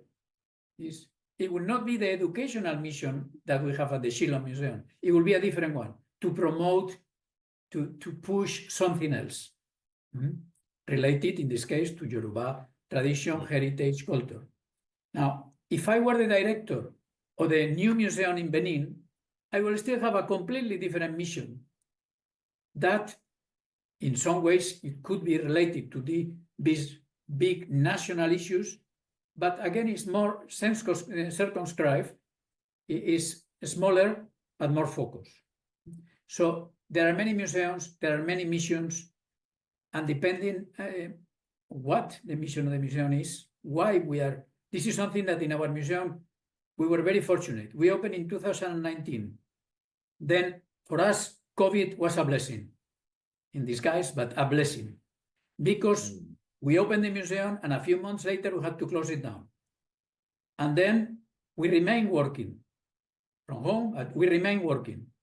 We work all of them full-time from home. And it gave us time to think, to ask ourselves, what do we want to achieve with this museum? So the result of those months there was that we produced I don't know if it was good, but at least a well thought out strategic plan that defined first our mission. Because initially we thought we want to change the world. We are here to change how museums are in Africa. Little by little, we narrow it down. Now let's see we can change Ibejuleki. Yes. We would like to reach the whole world, but let's see we can change the 2,500 students that we have in Pan Atlantic University. Later on, we will see whether we can do more. Perhaps we are not ambitious enough, but we are much more focused. Say, what can we offer to these young boys and girls in a university like Pan Atlantic University? What can we offer that is of value? We don't have a faculty of fine arts in Pan Atlantic University, but we think that we are a very useful unit of the university. And when people ask what, from the Vice Chancellor to everybody else, we repeat the same sentence. What is our role in this university? Facilitating critical thinking. It's not entertaining the tourists. It's not to promote Nigerian art, and we are an art museum. It's not to preserve a heritage, though we try to preserve a heritage. No, it's to help people through art and with art and using art to go beyond art. So for instance, now we are designing a program on civic transmission of civic values through art. How do we transmit respect, solidarity, integrity, etc.? How can we help these young boys and girls develop or question first themselves whether the most important thing for me to do is to get a job in Canada as soon as possible? We need leaders in Nigeria, and these leaders have to come from the people we have, not only in the universities, other institutions and outside education. How can we help them realize that there are other things that are, in a way, more important than their professional development? And we are a university, and we have to be serious in offering a quality university education, professional. But so as a museum, we are engaging them on critical thinking. This is important. And I really like that idea. And while you were talking, an idea occurred to me, which I've kind of grappled with for a bit. If, for instance, we said that we're going to pass, and I know this is hypothetical, all Nigerian civil servants through your museum, they would spend 1 year in your museum, engaging with the art, engaging with the thoughts, the knowledge, the philosophies, etc., and we spit them out on the other end 1 year later. How could that process alter who these people are, the work they do, and ultimately what we become as a country? What could happen in that process? You mentioned civil servants, but the question could be broadened to anybody, any citizen. What ultimately is, what do we have to offer? Now we ask ourselves, what do we have to offer? We ask ourselves.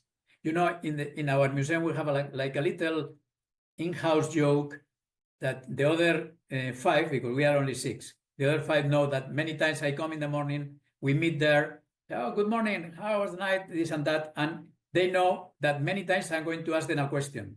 They are ready. And the question is, why are we here for? Like a joke, because it's the same question repeated again and again. Is why are we here for? And they and I know what they are supposed to say, what they want to say, and I know what I am expecting them to say. We are here to offer a service to society through art. And how do we do this? By engaging them, blah, blah, blah. And then, okay, so what do we have to offer? We have to offer, it's like opening windows, allowing people to discover some things. Now, if you bring 100 civil servants or 100 whatever, many of them will be busy looking at the phone. They will not see what is outside the window. They will be sending messages. They will be concerned about the generator in their house that has to be repaired, and they fair. I understand it, and I'm not criticizing it. But if there are 1 or 2 there who suddenly are surprised, are touched, and then they start asking questions. They teach us to write. Places outside Nigeria where this is done. They don't teach us to see. And we take it for granted that because I can, because my eyes are okay, I can see. No. There are things that the trained eye can see, not because it has better vision or better lenses, no, because it's capable of seeing more. We all have the experience, for instance, with a doctor. An experienced medical doctor, when the patient is coming, in most cases, even before the test results have come, and the X-ray or whatever, the experienced good doctor, by the skin, by the way this person looks or moves, say, oh, I think this person may have this problem. Now, I look at somebody and I cannot notice anything on his medical condition or her medical condition by looking, because no. So learning to see, now apply to the visual arts, is learning to see. I wish we could help more people to learn to see. To learn to see in ordinary life, not only in museums. This is something that if at the end of this 1 year, it will be tough to have somebody like this for 1 year, it will be tough. But if at the end of the year, that person were to go out with a greater capacity to see things, to notice things, to appreciate things. You know, the museum that you see behind me, the building, this is concrete that is stained, and it's rough concrete. That's why it's not homogeneous. And it has an extraordinary quality. Yesterday, I have a visitor. It was a young artist who is doing, she studied abroad and SOAS and an artist there. And she's doing a residency in Nigeria. And I told her, let's go out and touch this and see it at close range. It's extraordinary. And it's just, it's concrete that is reddish, but it has a wonderful quality. Now, many people will come to the museum and will not realize, okay, most will remember that is orange, but little else. Some of them will think that it's made of metal because they will not have looked at close range. That's one of the things, there are many others, but this is one that comes to my mind that I would like people coming here and spending some time to go out with. That's why for us, the tourist, the casual visitor who comes, takes a selfie like this, like that, and puts it in Instagram, we don't care. We don't care. It's wonderful, very good. We encourage people to put a photo in Instagram, but this doesn't leave anything behind. We want. Well, how does that process work? You know, so I'm trying to get into some of the things that you do at the museum. For instance, we have been working quite a lot in the museum on object-based learning methodologies. We haven't invented anything. In Nigeria and in Africa, there are very few places where people are using it, we are pushing it. but in others it's more. So we start with objects that you can touch. In some of them you cannot, but objects that generally you can touch, you can see, you can engage. And then you start from there and you start asking questions. Who made this? What was it made for? What material is made of? What was it used for? Was it, again, to decorate a wall? Take, for instance, we have there in the ground floor, in the area where we have more traditional knowledges, we have several of these divination trays, the point fa, the trays, carved. Okay, there is engaging. Who made this? How was it used? So it's a process. How do we do it? By engaging first with the object, and through the object, start asking questions. We repeat there in the museum that we are a museum. Before, we used to use an expression that is very common in the US. That is, we, as all university museums, we are a teaching museum. Till one day, thinking about it, we thought, are we a teaching museum? And we said, not really, because we are not in the business of teaching. We are in the business of people learning. So for us, what is important is not to teach you. We are not here to teach you. We are here for you to learn. And if you learn, we have succeeded. So how do we do this learning? By helping you learn by yourself. We don't give lectures. We don't teach. So when we have, for instance, kids from schools, we explain a few things, but we don't give them lecture because after 2 minutes they are bored. And we engage them, say, okay, do you see this? Can you draw it? First reaction, I don't know how to draw. Nobody has touched me. And then we tell them, don't worry, draw it. And in the process of drawing it, they have to look at it visually. And then they start engaging. Then you can move. So how do we do it? By engaging, and this requires time. That's why we are not keen on brief visits. Even with the schools, we try to convince them, can you come for a day, a whole day? And then we engage you. And can we start with secondary school children that can also already engage in conversations that are more meaningful? So, okay, we are learning also. We are starting on this, but we are clear about what we would like to achieve and how we would like to achieve it. Yeah. I have a question that probably combines your architecture and art. If you had a blank check and you were to rethink, redesign, recreate any open space in Lagos to really reflect our personality, who we are, our energies, etc., connect us to our past and our future, blank check, where would that be? And what are the features you'd put in this space to reflect who we are and give us hope that we can achieve our future? First, I will ask myself, what do I want to achieve? Then most likely, I haven't thought about it, never thought of anybody giving me a blank check for that.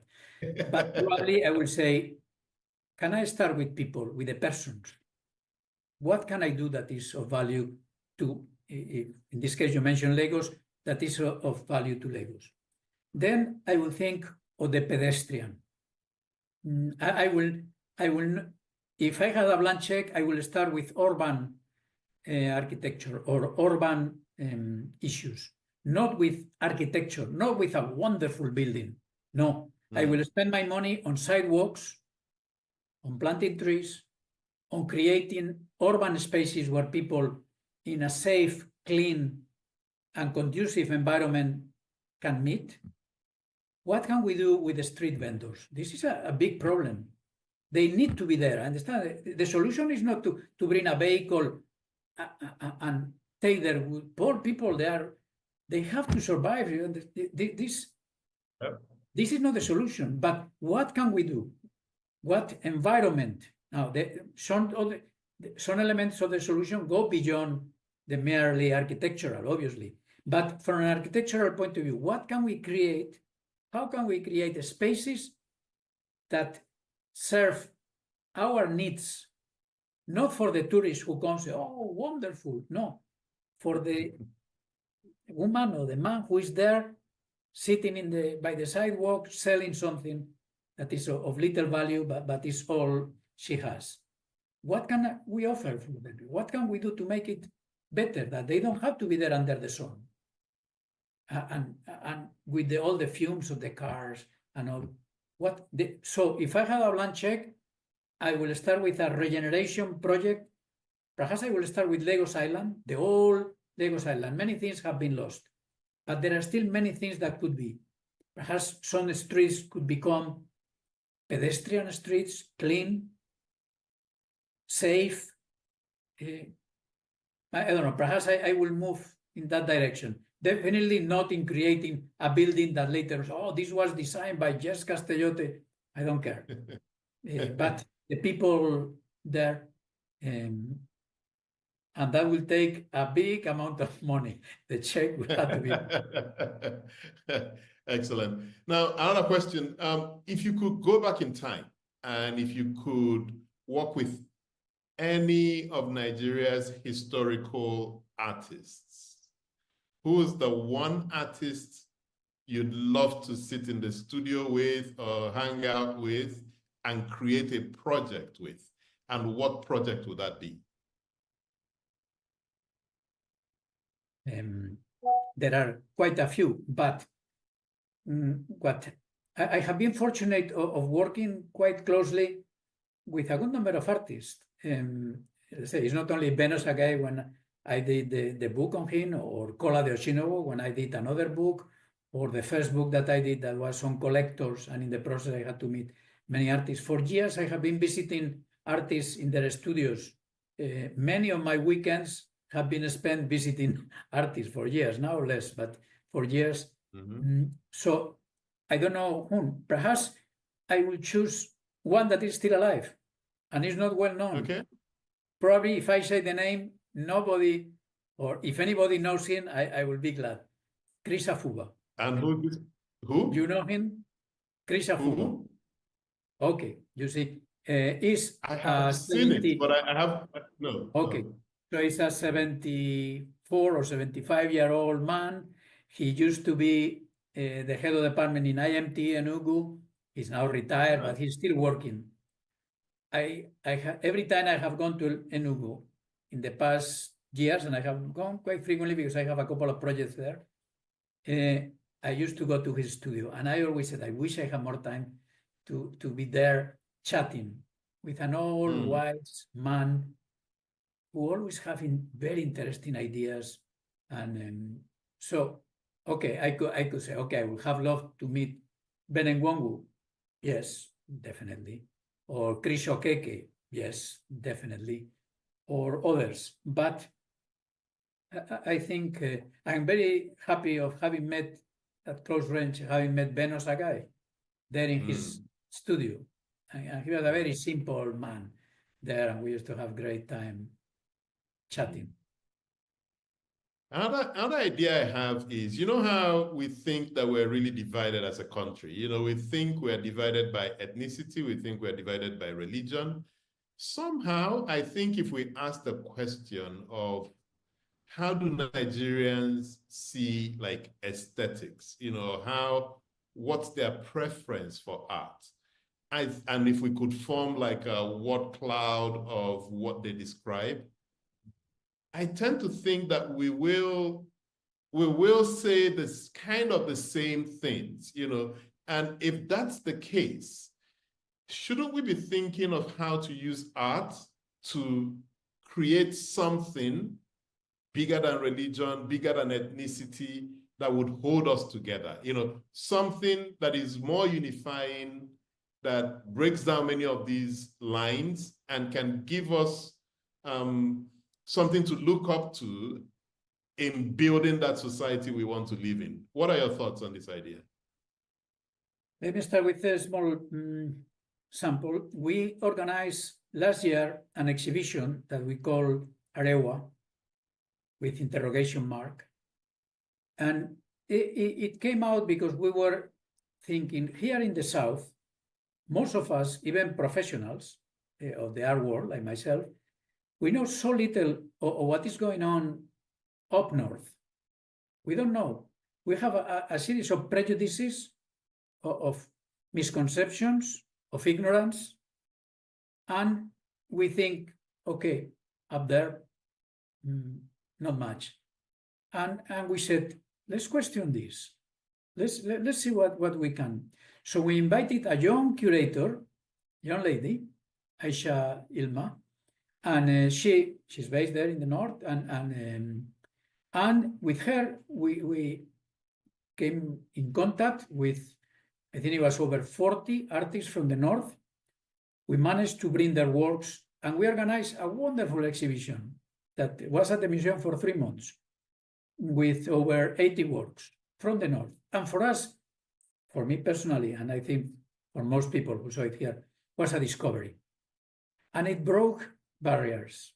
And really now I look at the north, whatever is the north, that's why we put it in interrogation, because there are many norths, like there are many souths, like there are many Nigerias. But it helped us, and not only me, to come and say, we are part of something that is larger, and we shared a common language, and we have some common concerns, and we are, in a way, part of the same, not family, but part of the same unity, or the same, we are part of something larger than us. So, and this came through contact with artworks. Only in a few cases, the artists could come from the north, from wherever they were. Some of them were in Abuja, many of them were all over, from Maiduguri to Sokoto, to Birninkevi, so it was an interesting, so yes, art has a capacity to bring us together. You know, we have an artwork, we have at least 15 or 20 artworks by this very well-known artist, Abiodun Olaku. Probably many of you know him. But we have one that we have it on permanent display. That is, you remember a few years ago, probably in the late 80s or early 90s, now I don't remember, a Nigerian footballer, Sam Oparaji, died on the pitch. You remember? In Lagos. So then Olaku did a painting that is a figure with a football in the hand, a large crowd down there, and this person is the footballer, is alone, and the large crowd is there. And we use it a lot when bringing people say, what are the issues that unite us in the country? Football is one. When Oparaji died, we all felt it. And there's nobody said, but he is Igbo, I don't care. No, he is one of us in the team, in the national team, and it was felt mostly across the country. Even myself, I felt it.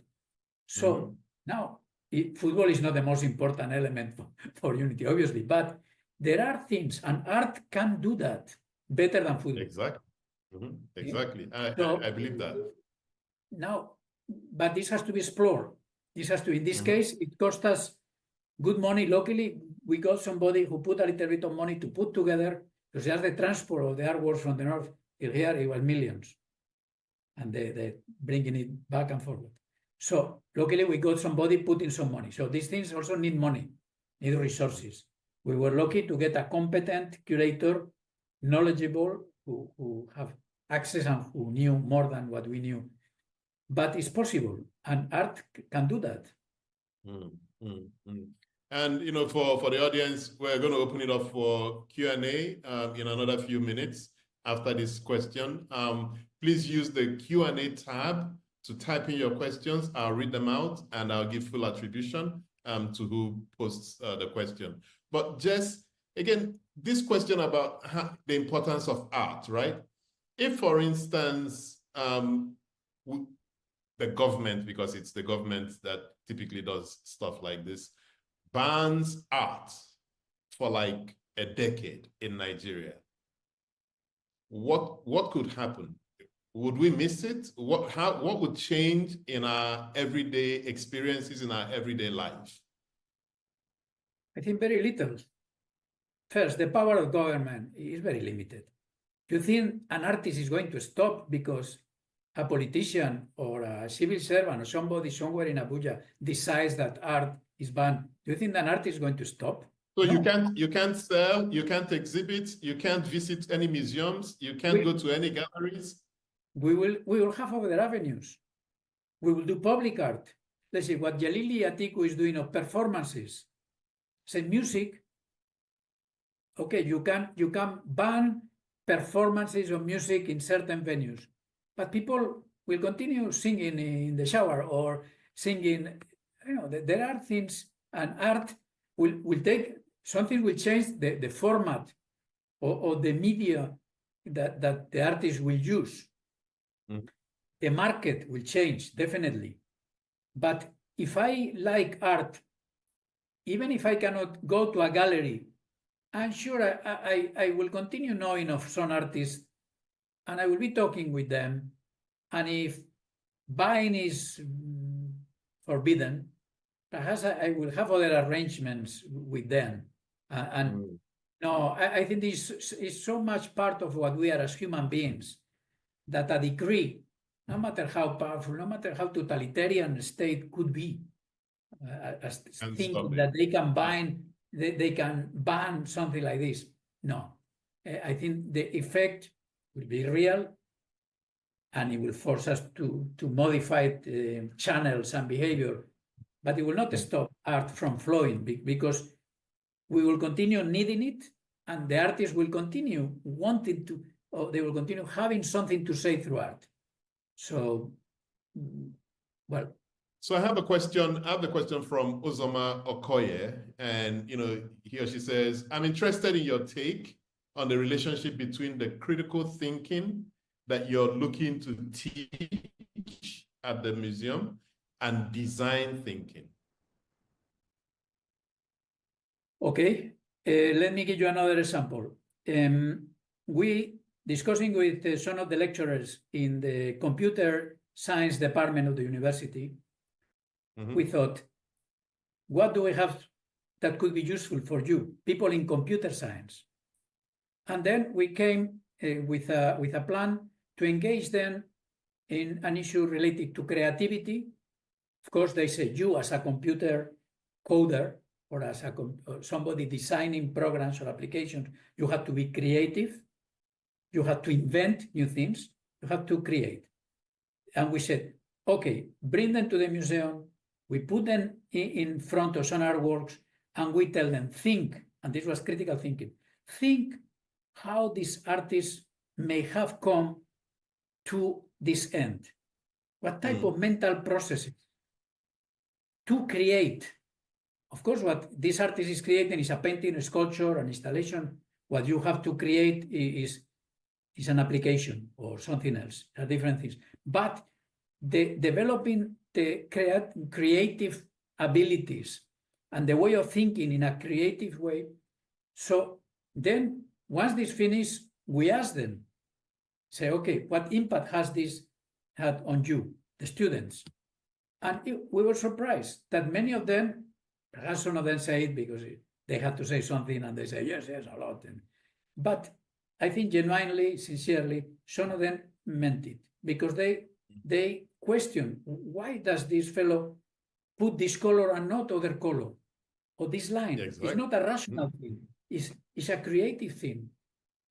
So can I use this attitude or this skill or this approach for what I have to do? That is now to write a code for a program. I don't know whether it had a real impact or not, but we are experimenting. We want to see how we can do it. And we are not teaching them, we are just helping them to think critically, to engage, to think. I don't know if I answered your question, but I think it's a good response, and it got me also thinking, how else can we institutionalize this type of thinking, right? Shouldn't we be looking to integrate this or incorporate it into our curriculum? At least at the secondary school level, where they're still impressionable, maybe even in the primary school level. So is there any effort to push this type of critical thinking in art or using art as a medium for critical thinking in our educational curriculum. Are you aware of this? No, and we also thought, what can we do? So we thought, why don't we work with teachers? Teachers have a multiplying effect. Teachers can reach thousands of students that we cannot. Exactly. So we have done with them a couple of workshops on experiential learning in the classroom using objects. In our case, we use objects at the museum. So it was a program to see with them how can we use objects to develop these skills of creativity in your students. Okay, the number of teachers that we have been able to reach for now is small, but we have it in our plans. This year we are going to do another couple of workshops. The ones we have were for groups of 30 teachers. We selected teachers from public, not private schools, 4 public schools in Ebejuleki. There are 9 secondary schools in Ebejuleki, from Aja to Epe, 9. And we invited the teachers from these 9 schools who were happy to come. We have to, they couldn't pay. We have to get a sponsor who will pay for a bus to go and pick them, bring them. We have to offer them lunch. We have to pay for it. We have to get the facilitators. We have to pay for it. We have to take them back. We have to. So it costs money. So what we can do, a small museum, we don't receive any support from government. We depend exclusively on fundraising, on asking people, can you support, can you pay? You see, to bring a group of young kids from a school in Ibejuleki is costing us 300,000. And I will tell you why. 160 for the boss. I'm signing the check regularly. I know it exactly. 160, the boss. The lunch for 30 plus the students, I don't know, it's 130 something also. We are already in 260 something. And then materials and all that is costing us 300,000 for a group of 25 kids for one day. 300,000. Luckily, we have found people who say, I'm not a rich man or woman, but I think I can afford 300,000. So you can bring one group of kids from one of these schools in the Ibejuleki. And we have been doing it.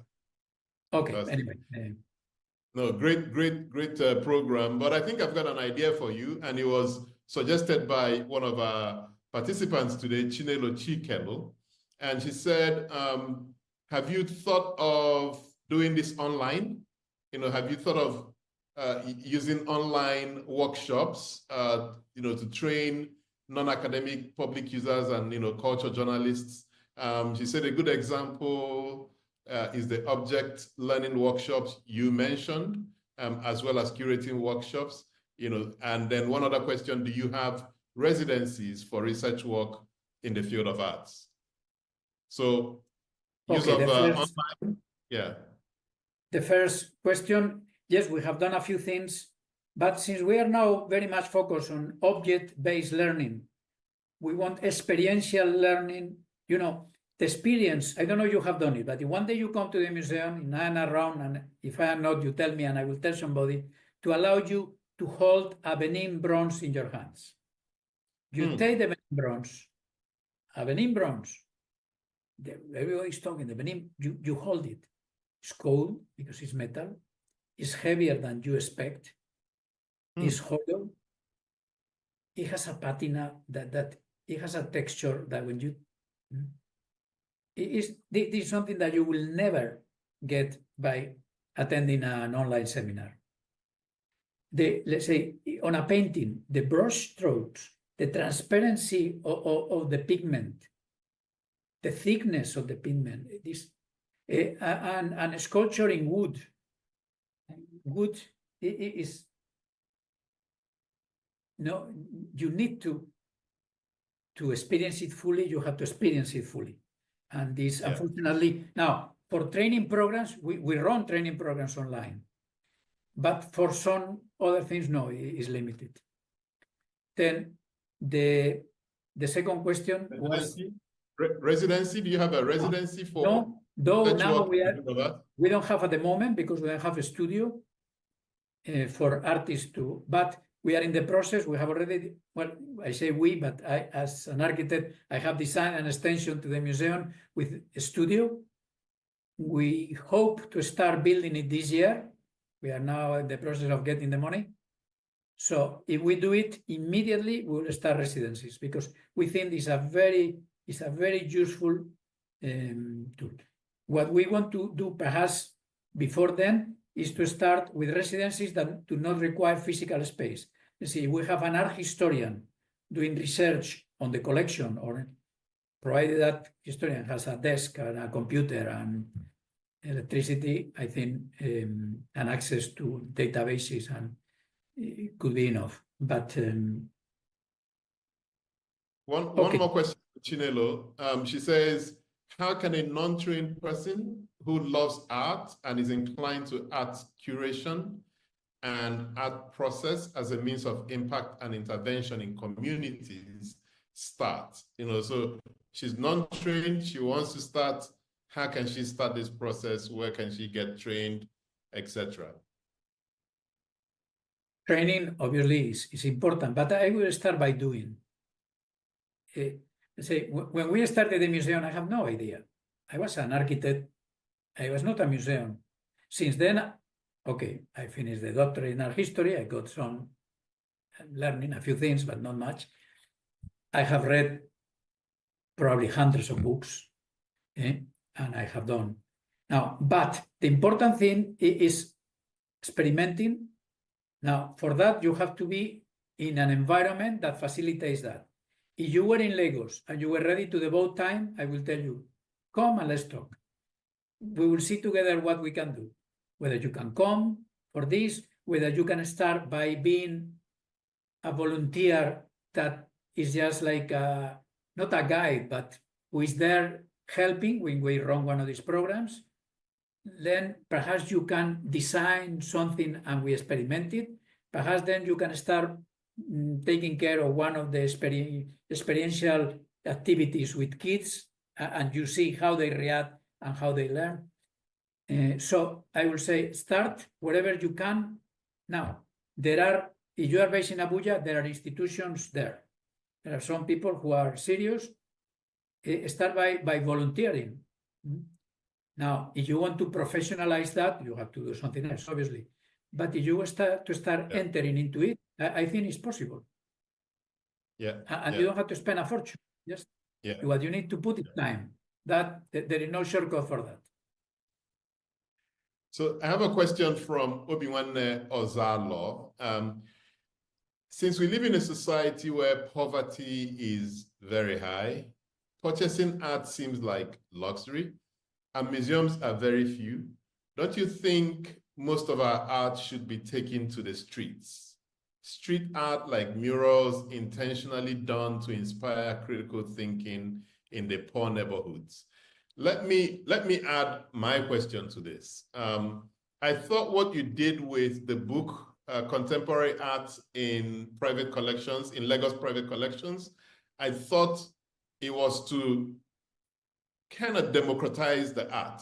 So you went into people's homes, you took pictures of art that was going to be seen by just themselves and their friends, but put it in a book for more people to see it. But again, only folks who can afford to buy the book will get a chance to see and appreciate the art.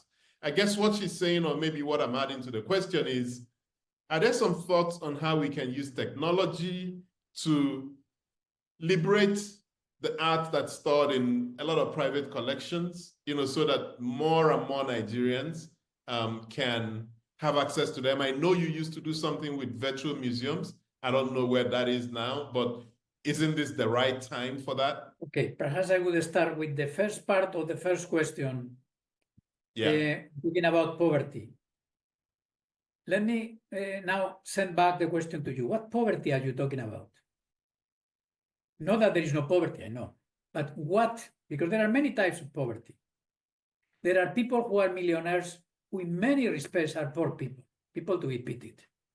Even if they have their big cars, big money, they travel always in business or first class because they are poor people, many of them, or some of them. So what poverty are you? And conversely, there are people who perhaps it's not that they don't have a big car, but they don't have a car.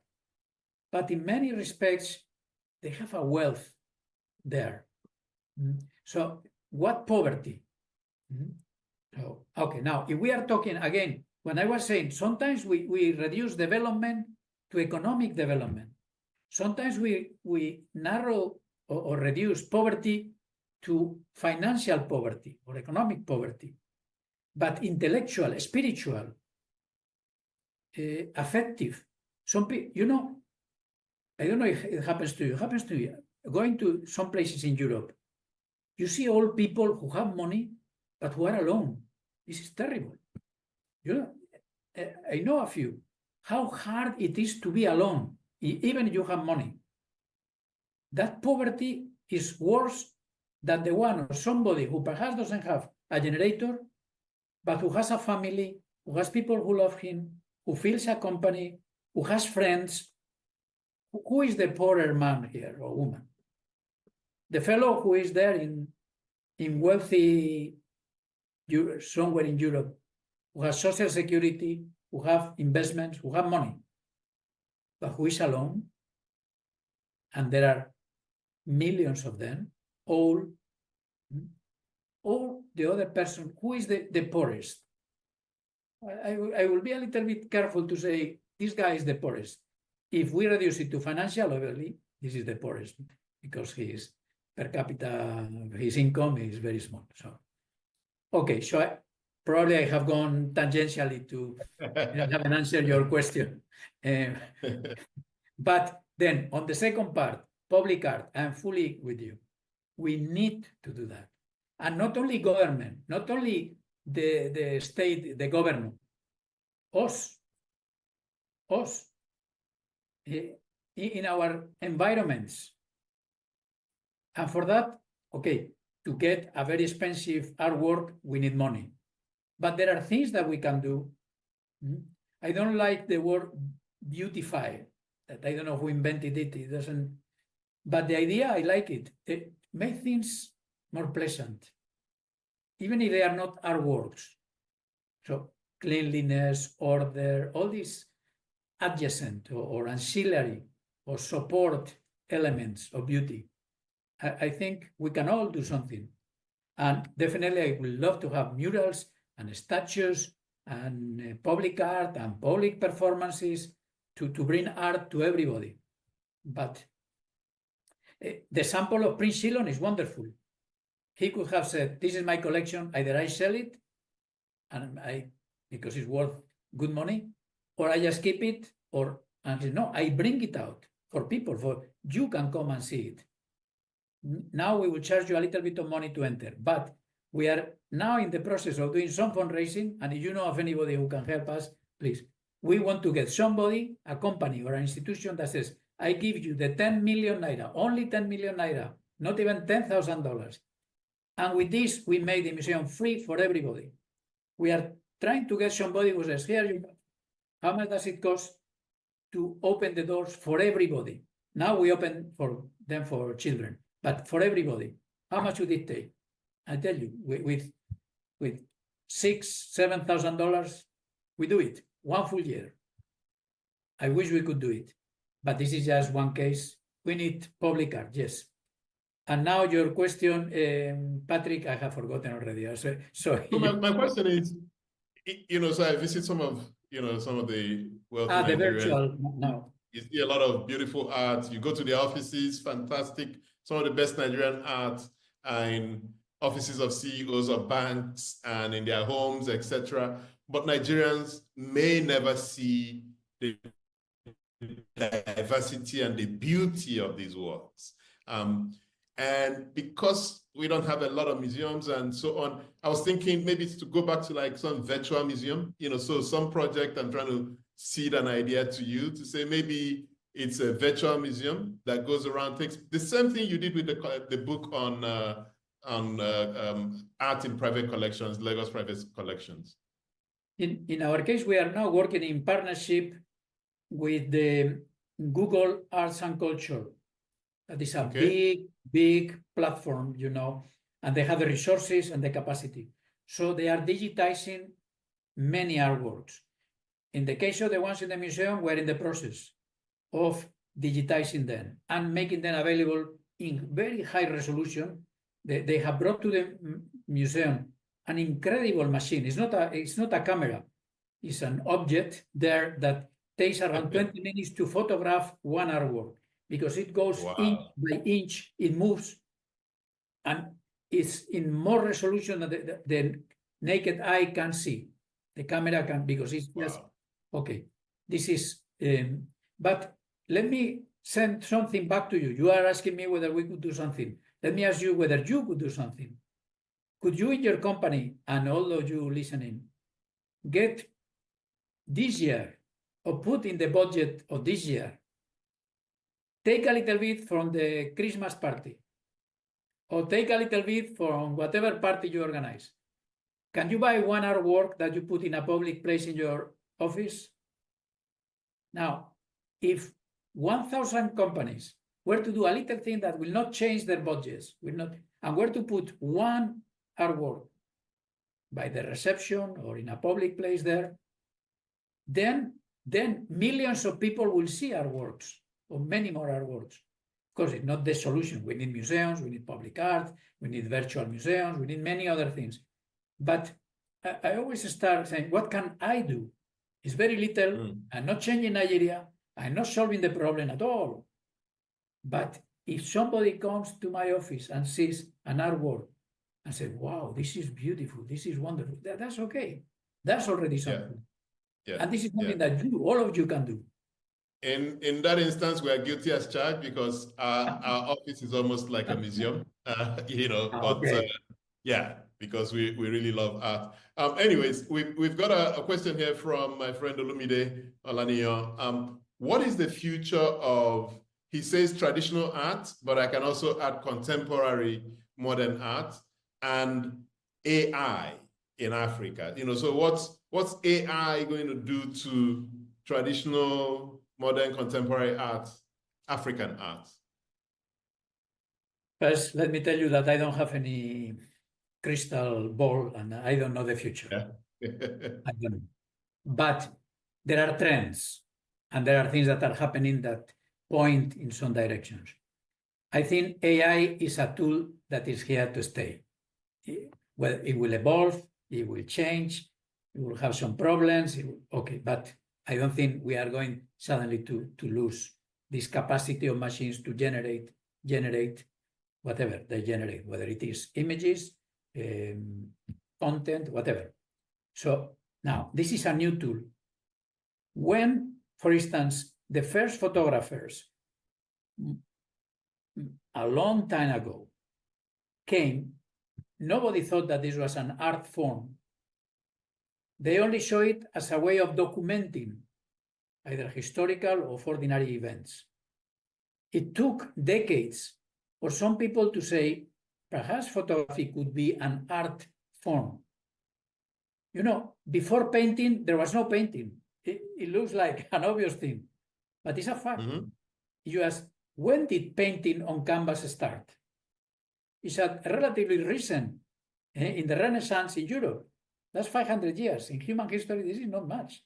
So, and now, why is it that there was a time when the main artistic form were glass and light, stained glass in the cathedrals in the medieval period in Europe?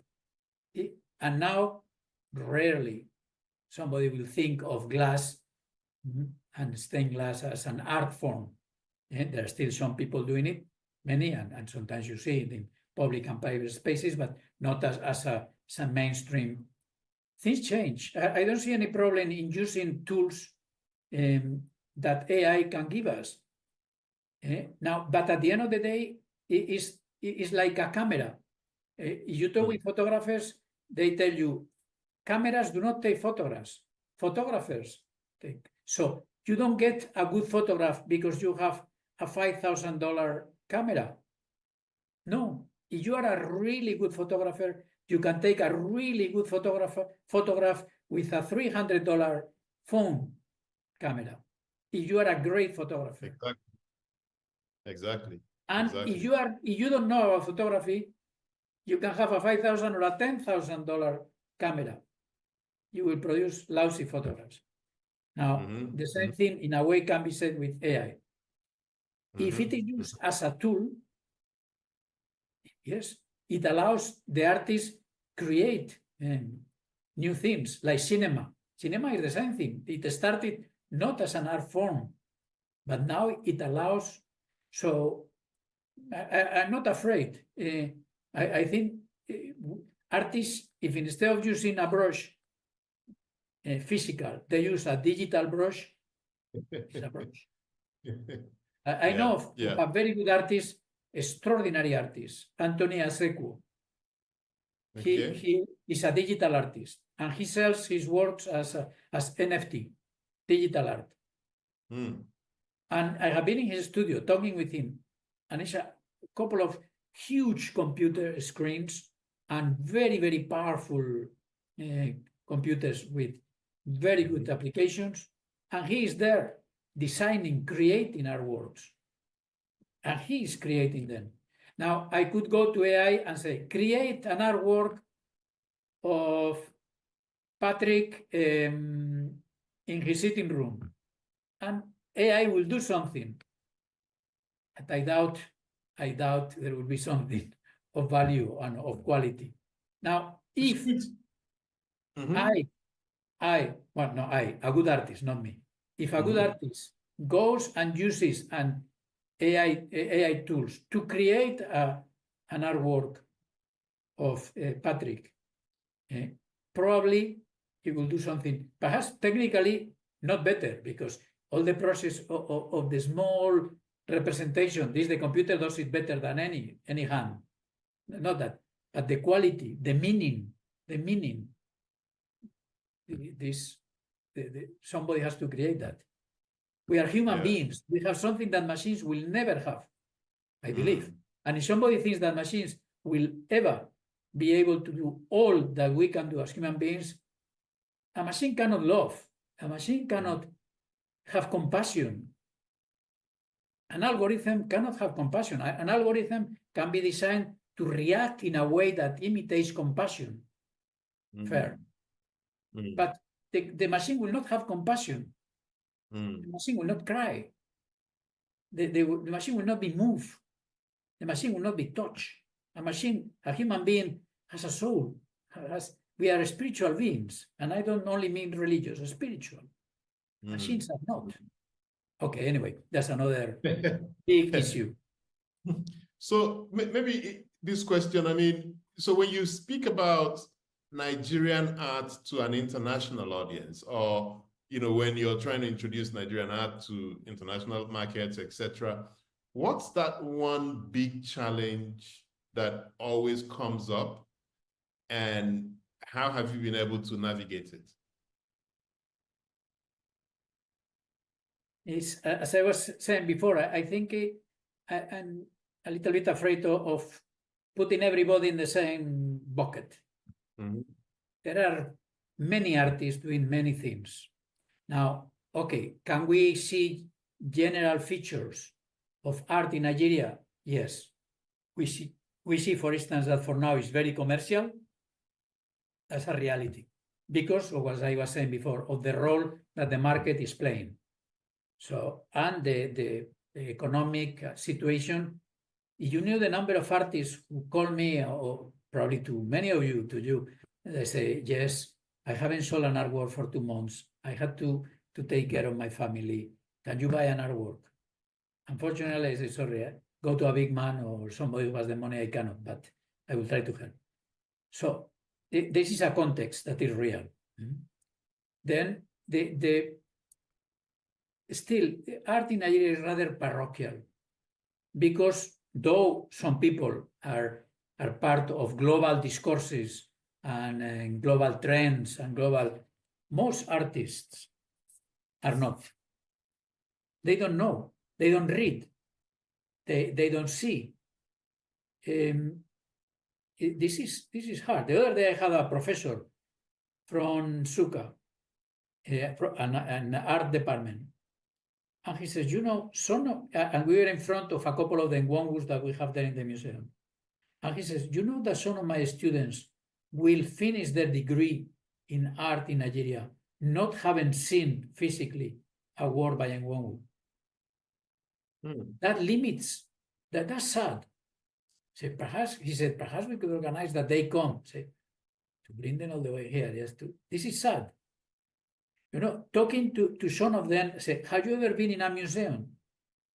An artist, a professional artist, say, no, I had never been in a museum.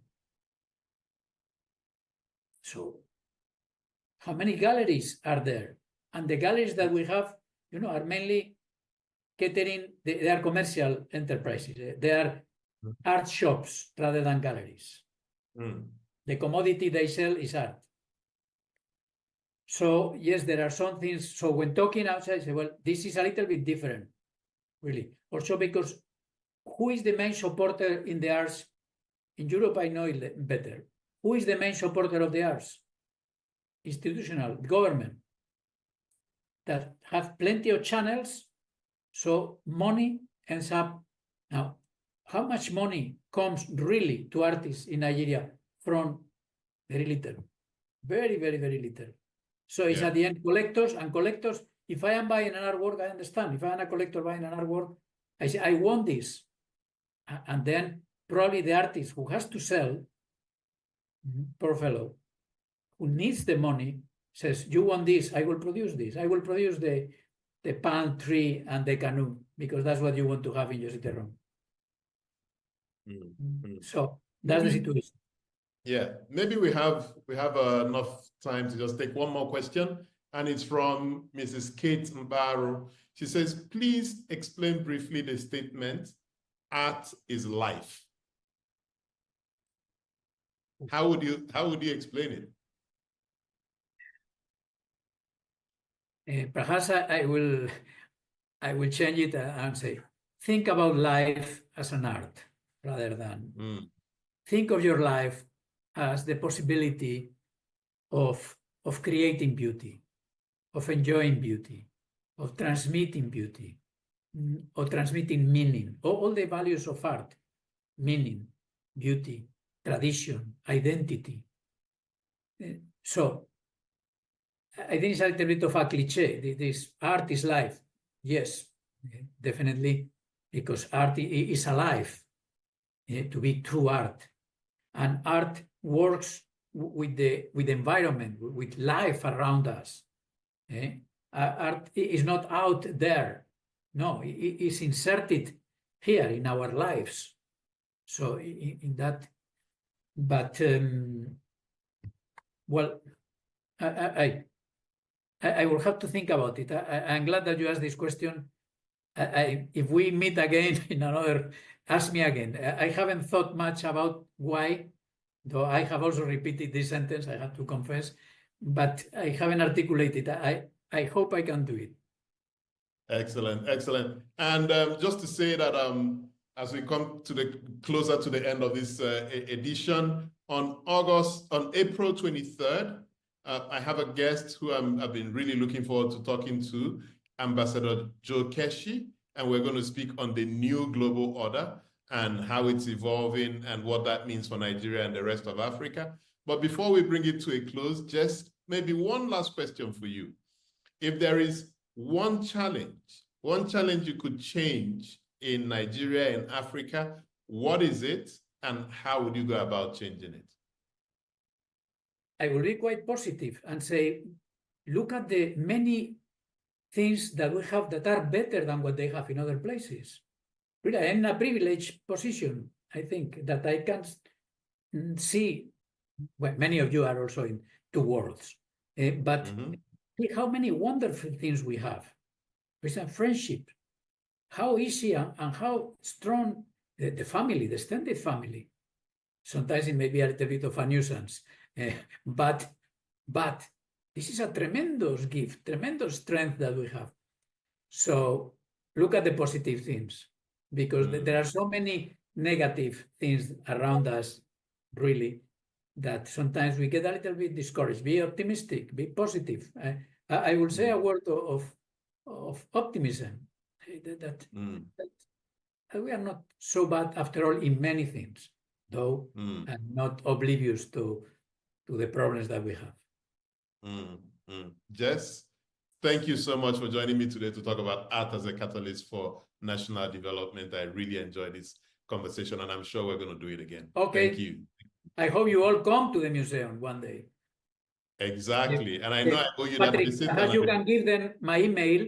If anybody wants to send me, saying I'm coming this, if I'm around, I would love to show you. Otherwise, somebody else will. Excellent. Excellent. Thank you so much, Jess. And thanks everyone for joining. I really appreciate it. Thank you so much. See you next time.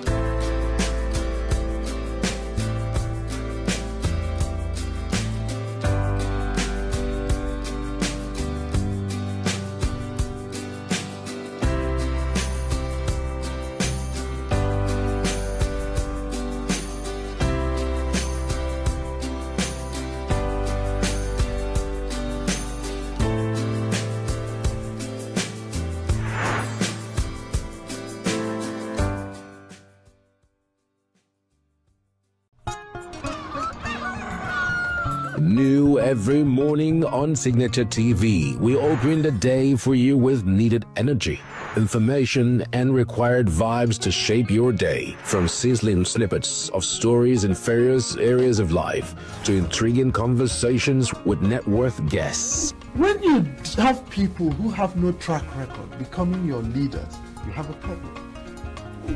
There's no outstanding gratuity when Obi took over from me. I left in all the accounts of Anambra State 13.8 billion for him. Your day cannot be complete without Signature Morning on weekdays and Signature New Day on weekends. There is no better way to start your day except Signature Morning and Signature New Day every day on Signature TV.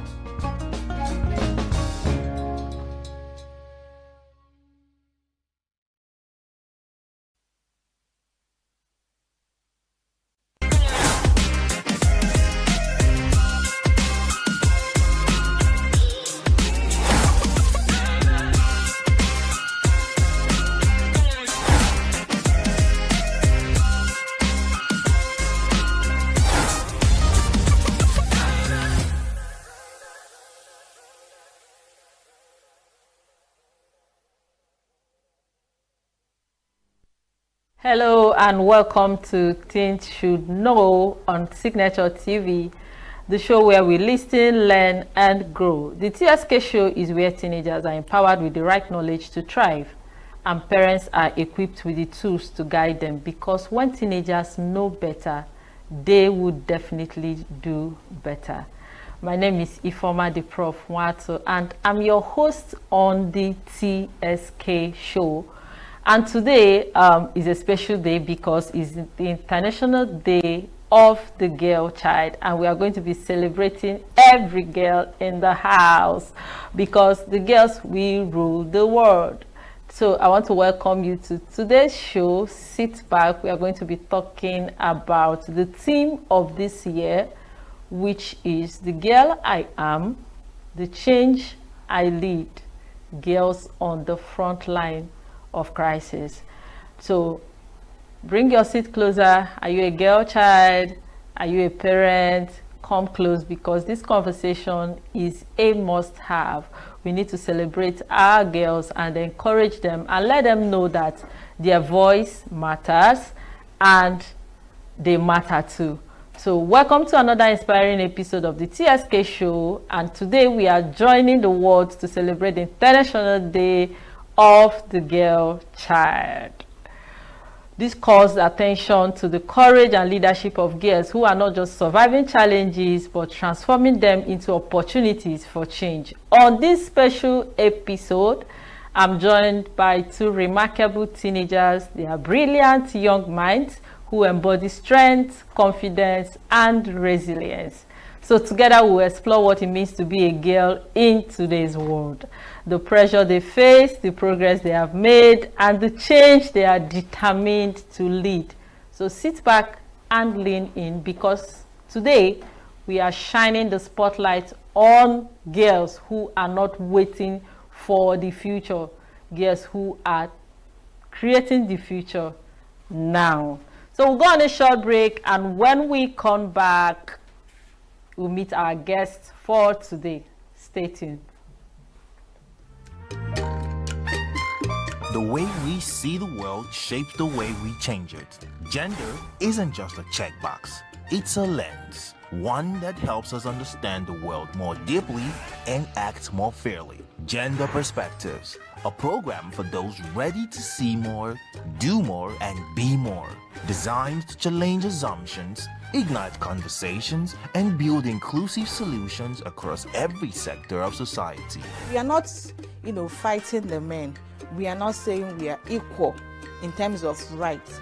We're only asking they should recognize our existence. Join us on Gender Perspectives, showing every Saturday by 4 p.m. Repeat every Wednesdays by 5 p.m. and Thursdays by 3 p.m. Change begins with perspective. Let's widen yours.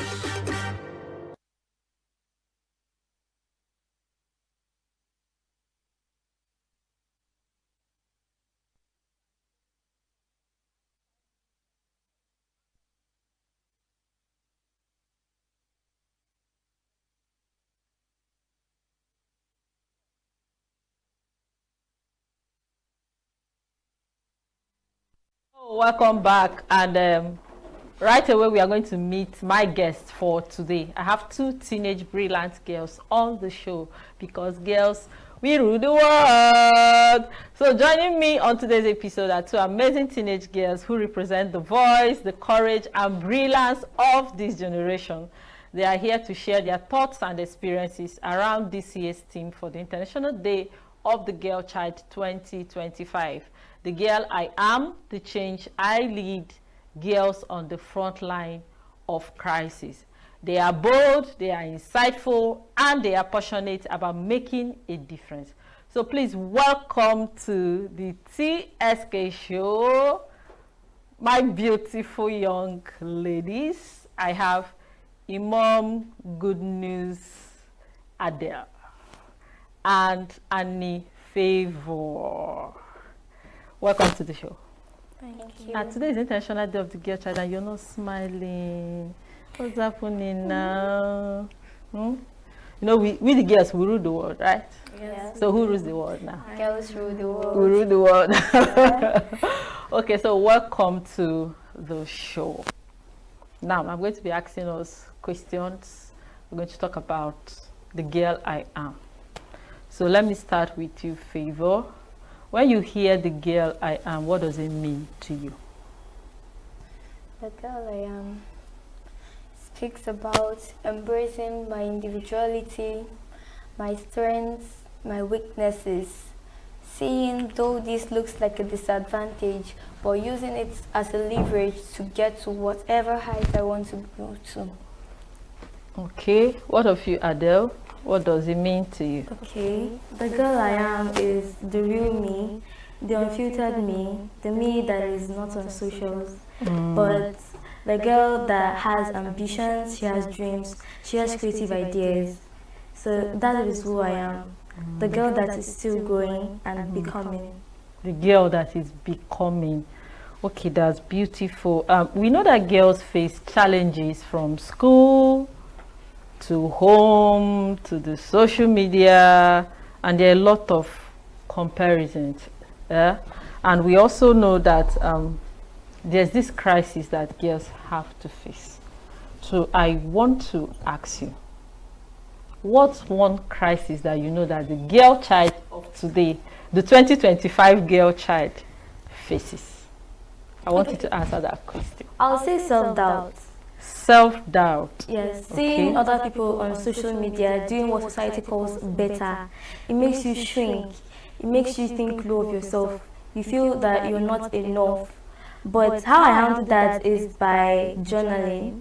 Okay. I keep myself grounded and I remind myself that growth is a process. There's a popular saying in Nigeria, life not turn by turn. Abio. One day it gets to me and I'll be a role model for someone. So I just have to stay grounded and be consistent. Okay. Now, Favor, based on what she says she when the pressure and the crisis of what we see on the social media, she believes that life is turn by turn in the Nigerian language, and there's something she does to keep herself confident and know that growth is actually a process. So you know, many girls struggle with this notion of I'm not enough. They're trying to be someone else. They want to feel like, oh, I should have been better, I should be fair, or I should be like this person. That this comparisons here and there. So in that case, what helps you stay confident? When we talk about self-confidence and self-worth, I always remind myself that my confidence is not in the apparels I wear. I remind myself that my self-worth does not come from my association. My worth does not come from the kind of people I know. I try to reflect on my values, what makes me me. And then I stay around people of positive influence, and I try to remind myself that the idea of perfection is unrealistic. Unrealistic. I love that. I love that. I love that. Okay, so do you think that social media has helped or hurt the Nigerian girl? Social media can both hurt and build. Okay. But recently, we find out that many girls see themselves comparing themselves with the social media celebrities we see online.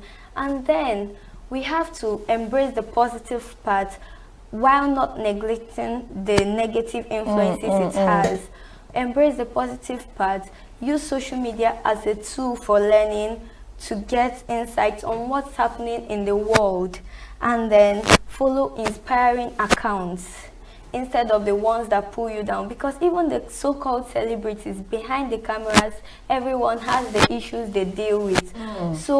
Behind those cameras there are issues. Nobody has it all figured out. So as Nigerian girls who are in a world where we struggle to make our dreams reality, you have to stay grounded, remember your goals, reflect on your decisions, and try to avoid the notion that we must move with the trend, whether right or wrong.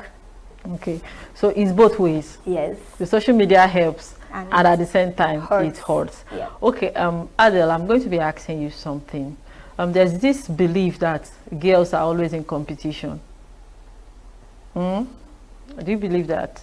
No. You know, most of the times people feel that girls don't support each other. They always compete. So I want to ask you a question. Do you think that is true? No, I don't think girls compete like always. So a girl is supposed to be a gatekeeper, a support system, someone that builds with the other person. So first of all, if you want to have that mindset that the other girl is not a competition, we're not created to fight with each other. So firstly, you see the girl as somebody that you build, and she builds you too. So that's just it. Yeah. Okay, so what best way do you think that girls can lift each other? Lift each other. Hype the other girl up. Repost her wins. Support her. I think that's how to lead a change in this competitive world. Everybody's just competing with each other. Oh, I'm the one with the latest trend. Oh, I'm the one with the latest iPhone. Support her, and one day to get to you too. Okay, so Favor, what do you have to say? How do we support each other instead of tearing each other down? Girls can support each other by, number one, celebrating each other's successes. Genuinely, yes. Not out of jealousy. Yes. Being kind to each other and having a win-win mindset, knowing that for this person to achieve this, there is a level of hard work put into it. So if I'm to get to that level, there is something I should also do, and not having the mindset that the person is out to hurt you or out to get on your nerves. Okay, so let's bring it down to our Nigerian culture. You know, there's this Nigerian culture that has shaped a way a girl should be, how to dress, how to talk, how to behave, how to sit, you know, like if you're a girl child and you're sitting in a particular way, they close your legs, because of your husband, you need to learn how to cook, you're not supposed to do this, you're not supposed to do that. Now the question is, do you think the Nigerian culture is supporting the growth of the girl child? The Nigerian culture supports the growth of the girl child, but also limits her. Limits her. Yes. Okay. So if we have a certain way we should behave, a certain way we should sit, you're putting us in boxes. The Bible says that you're not supposed to put the light under a bushel. So you let her shine, let her lead, let her grow.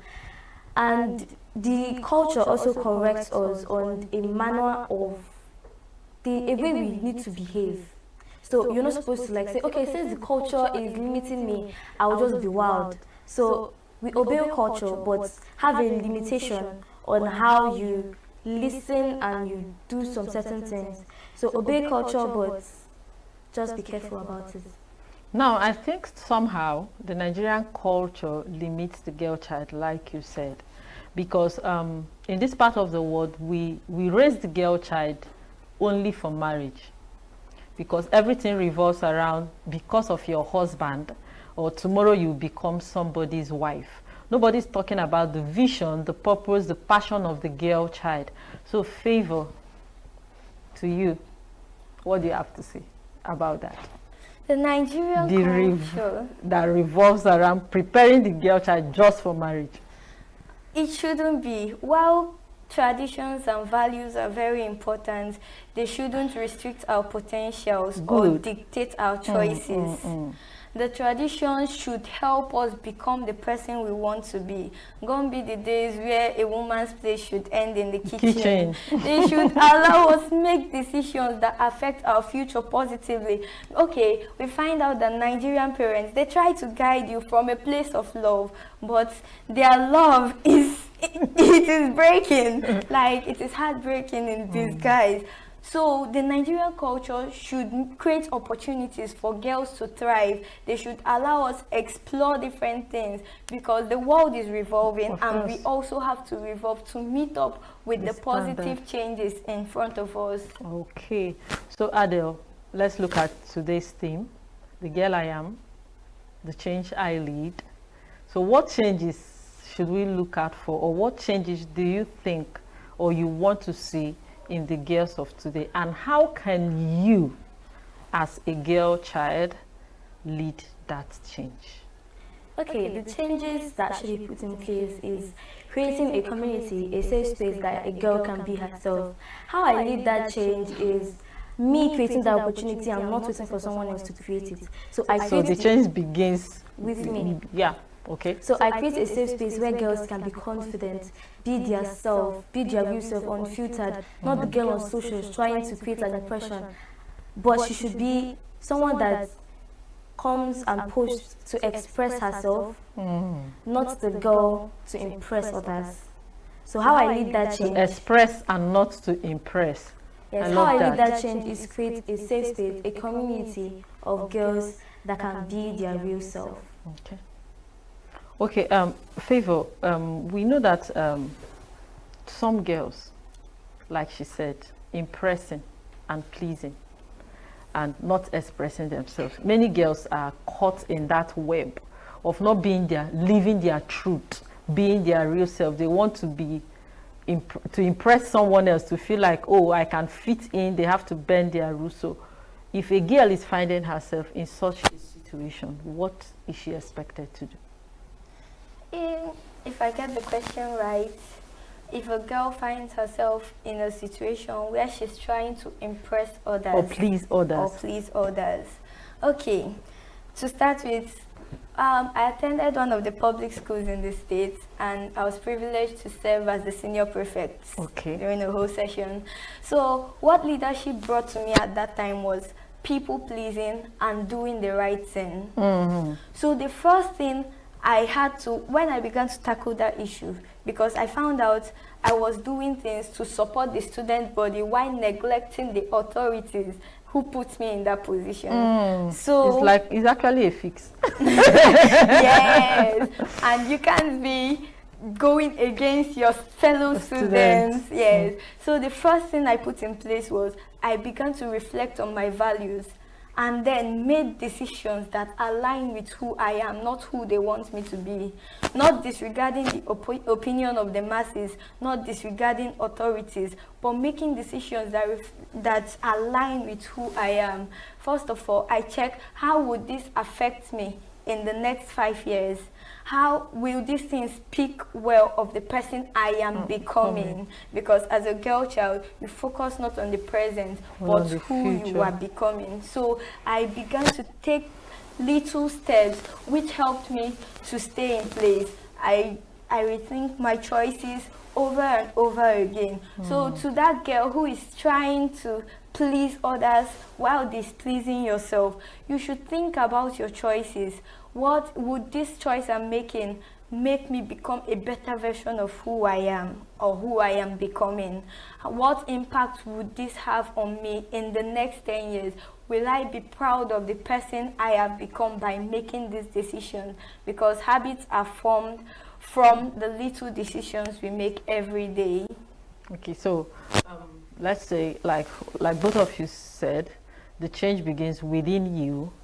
You lead yourself first before thinking of who to please and who to impress. Okay, now we look around every day, both online, on TV, within our communities. Do you really think that girls have people that are positive role models? Do we really have people modeling the life of a better girl child, or what a girl child should be or become? And if you think is a yes, then I want you to tell me why. And who is your role model as a girl child? Who is trying to become? Because it's still a process. Yes. Okay. So who goes first now? So it actually matters on the kind of girl you want to be. So there are actually role models that model positive values, and there are role models that bring out negative values. So it matters on the girl you want to be and your direction, your focus. So for me, I find Ivy Quick very, very inspiring. She's a voiceover artist and she kind of does short films and action. She kind of does short films and facial expression videos. So I really find her inspiring, and I think that, okay, this is the kind of person I want to be, a confident girl. I also find Deborah in the Bible inspiring. She was a girl she was a woman in a space whereby men are dominating, but somehow she found herself as a leader. So in this generation whereby there are negative role models, there are lots of things going on social media, I want to be like Deborah. I find myself like Deborah. So I'll be the positive change first, be the positive change, then before I spread it out. Because Deborah had to lead herself. She had self-leadership before she could lead the whole Israel. Even males, that really it makes me feel really good, and I you find look it up to her. Yeah. Okay. So Favor, let me hear from you. In today's world, it looks like the negative models have a hedge over the positive They are ones. louder. Yes, they are louder. Louder. So they are a lot. But notwithstanding, we still have positive role models all over the place. And one person that inspires me is my mom. Let's start from there. She's a strong, compassionate, and hardworking individual. Like, she embodies the character I aspire to. She is one person that really does inspire me. Oh, wow. Wow, wow, wow. Lovely conversation. Interesting it has been with these brilliant young girls with me on the show today. Teenagers and young girls at home, even parents, I know you're listening and you are learning as well. So we're going to a short break, and when we come back, we'll continue with this conversation. Don't go anywhere. Every second, every minute, every day, news is breaking, events occur, and there are new developments. At Signature TV, we follow these stories objectively, bringing all sides without bias, explaining the complex issues, breaking down the numbers, and investigating the issues behind the news. Anywhere and everywhere, near or far, wherever the news is, we will be there. Signature TV. News in your pocket.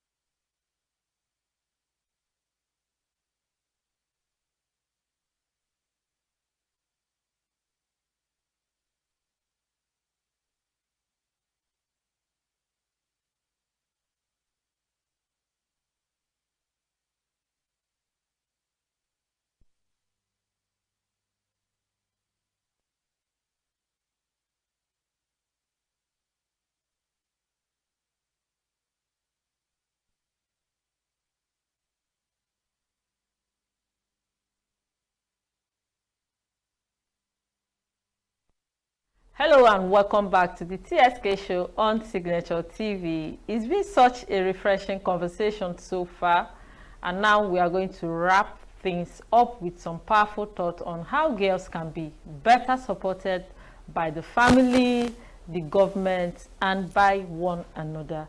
So I'll be talking to my beautiful guests on the show. They are still here and they are ready to tell us more on today. Please do not forget that we are celebrating the International Day of the Girl Child.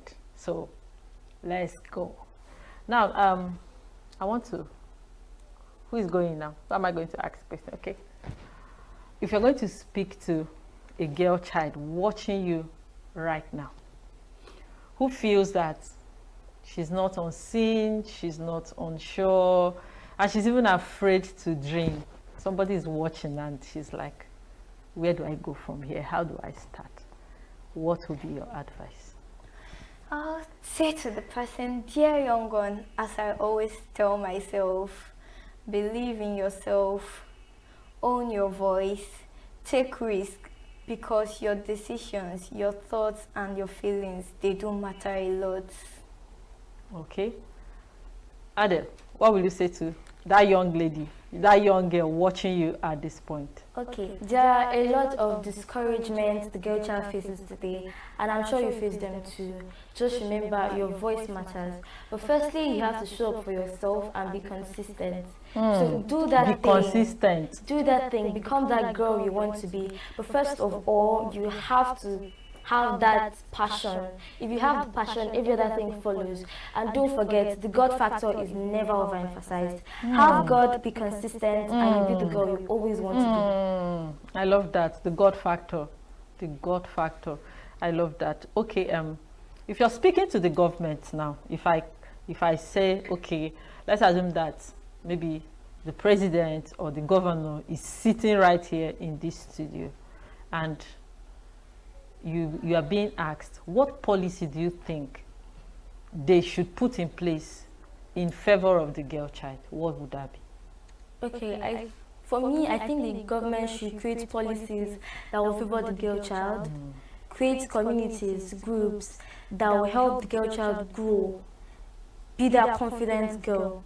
And also, the government should create opportunities for the girl child, because many high level of positions are given to the males, and then the girl child is neglected. So she feel down, she feel discouraged.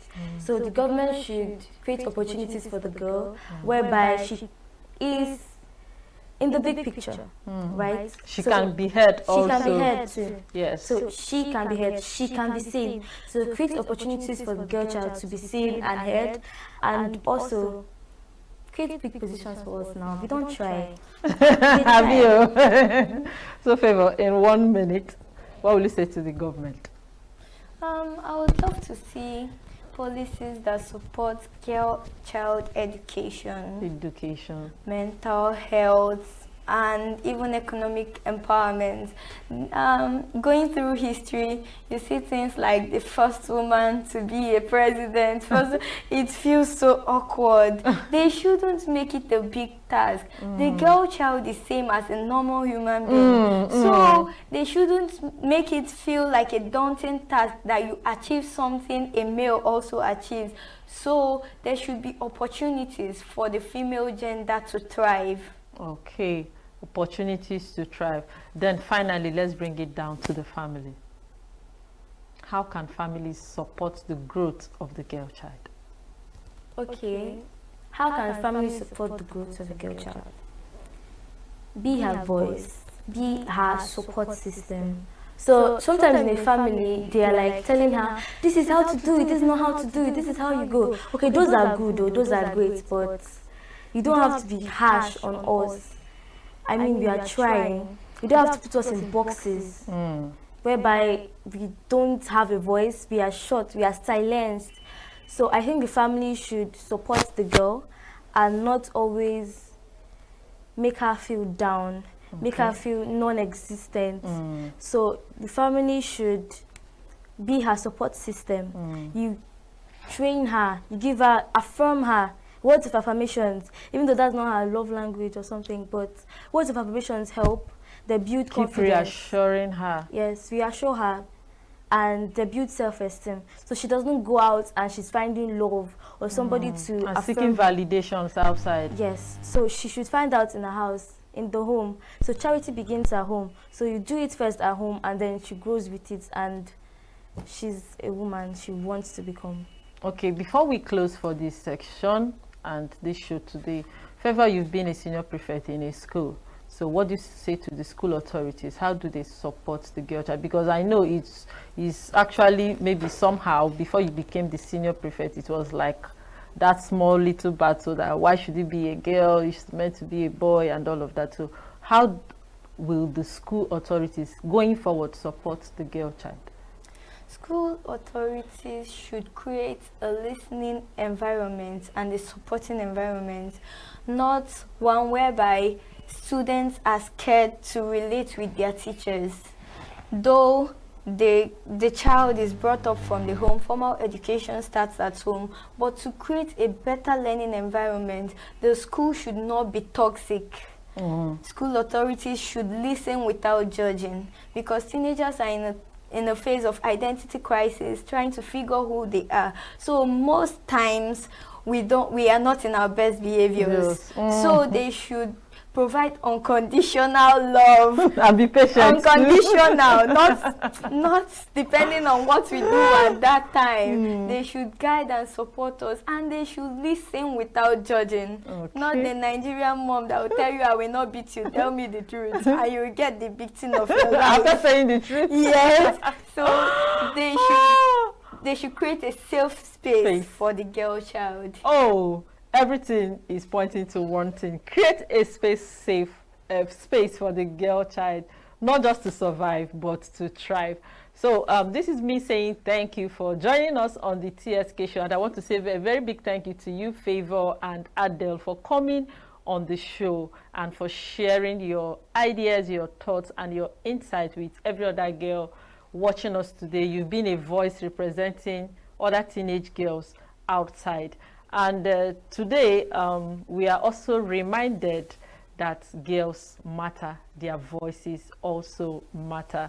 So I want to remind every girl watching us today, remember the girl you are today is strong enough to lead the change the world needs. So keep believing, keep becoming, and keep thriving. Just like Adele said, she said, keep showing up and be consistent. And also do not neglect the God factor, and always know that change. Breaking events occur, and there are new developments. At Signature TV, we follow these stories objectively, bringing all sides without bias, explaining the complex issues, breaking down the numbers, and investigating the issues behind the news. Anywhere and everywhere, near or far, wherever the news is, we will be there. Signature TV. News in your pocket.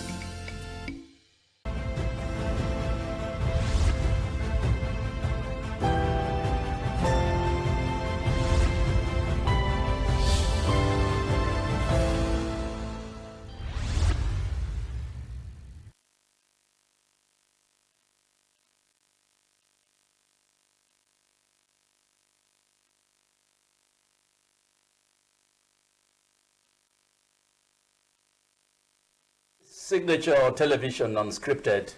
My name is Mike Obani. Today we are going to discuss issues concerning yesterday's May Day celebration as it concerns the workers across all the 36 states of the Federation and Abuja, the Federal Capital Territory. What is the plight of our workers? How are they feeling against the backdrop of the rising cost of living? Then we look into the recent judgment of the Supreme Court concerning the leadership crisis in the ADC, the leadership crisis in the PDP, what are the implications of the rulings of the Supreme Court vis-a-vis the progress of our democracy. With me in the studio this morning to handle these two crucial and topical issues on my right, immediate right, is Dr. Ukeje. Dr. Ukeje, you are welcome to the program. Thank you, Mike. And my good friend, Mr. Martinani. Mr. Martinani, you are welcome. It's a pleasure. Thank you very much. We're all workers. We are workers. It's a pleasure to have you once again. Thank you very much. Yes, like I said, there May Day celebration yesterday, first day in the month of May. Nigerian workers, both in the public and public sector, and the private sector, yesterday was dedicated to honor them, to celebrate them for the labor, that they have explored in the production sector of our economy. And one would like to ask you, gentlemen, whether the workers have any reason to smile against the backdrop of the rising cost of living. Dr. Keje, what do you make out of yesterday's May Day? Do you think the workers have any reason to smile or to, express disappointment? Mike, yesterday too was a memorial day for St. Joseph the Worker. Joseph was the foster father of Jesus. He was a carpenter, and he trained Jesus in carpentry before he started his mission. All of us used to create, to continue his work of creation. So virtually all of us are workers because we have labor in us. I agree. As things stand now, either many people are not laboring because they are unable to labor, or they are laboring in vain. You plant your crops, somebody harvests it, either for his livestock or for his sales, so you don't go back. You are a paid worker. You can't get to work because of the cost of transportation. If you live nearby, what you earn cannot keep you at home. Meanwhile, the public service or the government continue to increase prices, while governments elsewhere are reducing taxes or charges to reduce the cost of living. I mean, I'm surprised. Each time I go to the ENUGU airport, there is a fee you pay at the gate. When you get in and you want to park, you are asked to pay another fee. I said, does this airport lead to Nchatacha? If you paid to enter, why should you pay again to park? So, Martin, you can contribute. Well, it's really interesting, and, but it's not funny anyway. We're all laborers. Even our Lord Jesus Christ in the Bible encouraged that anyone that would not work should not do what? Eat. So it is expected that man should be engaged in one means of one business or the other, means a production line. Either you're buying, you're selling, or you're manufacturing, or you're the middleman, or you are in the office, carrying out government policies as a bureaucrat and all that. Or you're also a political leader giving direction, for what to do and not to do. So the point here is that Nigeria is at a very critical stage, of our political life today. And unfortunately, workers of the world, especially in Nigeria, are grilling under serious pain and hardship, which has been further, heightened. The bar has recently been raised by the current fuel increase, and of course, the war between Iran, Israel, and America, and of course, choking up the Strait of Hormuz, which is the Mediterranean path through shipping line, mostly move goods, and they say it's about 20%. So sometimes my child was asking me, a teenager, he was asking me, Daddy, if they say it's 20%, so what has happened to the other 80%? That fuel has suddenly risen, that you are now buying from 700 to 1,002. And like Dr. KJ mentioned, nations of the world, of course, every government is all about the welfare of the people. So when you find your citizens grilling under this kind of difficulty, there is need for government to intervene. There is need for government to intervene, even in the free market economy. Adam Smith and the rest of them. There is need for government to intervene sometimes, because that will not be allowed. Forces of demand and supply shouldn't be allowed. That's why in the neoclassic economy, it's expected that government should intervene. And what do we expect that states like Nigeria should do? It is to lessen the burden on the people. Because like we are marking the World Day, May Day yesterday, workers their salary cannot take them to work. They can't even go to any restaurant and eat. They can't even pay their bills. House rent is on the increase. The National Housing Fund, they can't access it to build houses. And there are no mass housing schemes. And there's so much poverty. A lot of persons have been further thrown down in the cesspit of poverty. So the point here is that there is a gamut of burden on the laborers. I don't know, but Karl Marx, when he was speaking, he said the workers of the world should unite, that they have nothing to lose in his communist manifesto. He said that there's nothing for them to lose than their chance. So this is a wake-up call for all the workers of Nigerians to unite and lose the burden off their shoulder by ensuring that they actively participate in choosing who their leaders are. Because if you are not giving me what I needed, you are not providing security and social welfare for me, I have under democracy, the choice to make a change. So we're expecting that the workers should unite. If the suffering is okay for them, let the status quo be maintained. But if they are no more comfortable with the pain and burden, then there is need for them to yak off the yoke on their neck and the burden on their shoulder, like Prophet Isaiah, stated, when he prophesied about the coming Messiah. So that is my take. I use this opportunity to congratulate all of us, whether in the formal or informal economy, and mostly to congratulate the entire workforce of Nigerians on 2026 May Day celebration. I pray that they will take action, because God cannot come down. I keep saying it, Nigerians are good in praying and praying, but certainly God cannot come down until we take action. Nothing will change. Who is to take action? You mean the workers or the government? The workers, both in the informal and formal, of course, constitutes a larger percentage of the over 200 million Nigerians. Yes. What bothers many of us, generality of Nigerians, you did mention the issue of rising cost of petroleum products against the background of the fact that there is a conflict, a war, U.S.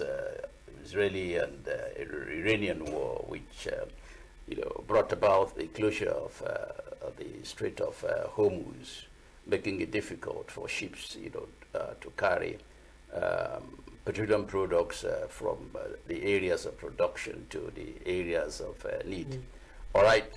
But yes, we have that problem at hand, but that has led to the issue of the rising cost of petroleum, and also an increase cost of living generally. Cost of living generally, and also an increase in the amount of money that comes to the federal government by way of proceeds from the sales of oil.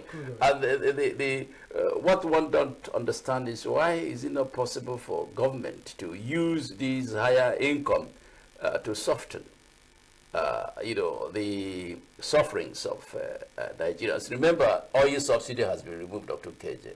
And nobody's telling us where this money that is realized from the reduction of from the removal of oil subsidy has gone.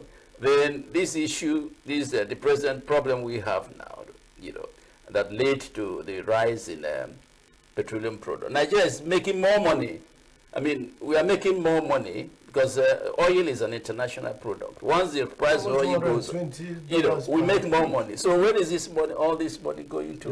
Are you not surprised that this money is not being recycled into the system so that Nigerian workers will have a feel of the profit that the government is making for now? Well, I'm an economist. I'm not surprised because there is something that is called resource cost. Any group of people that depend on extraction of resources, natural resources, for their livelihood, have a cost on them because they don't know when it is exhausted. You know, in Lagos, you hear of Alaye, those who claim that the land is their own. So when somebody is building their house, they come there. Immediately after the Nigeria-Biafra war in Onitsha, as people were rebuilding, there were a lot of gangs in Onitsha. It was a terror at that time, you know, who come to claim that it's their father's land and you have to settle them. Around here, you hear of Obona Ichago,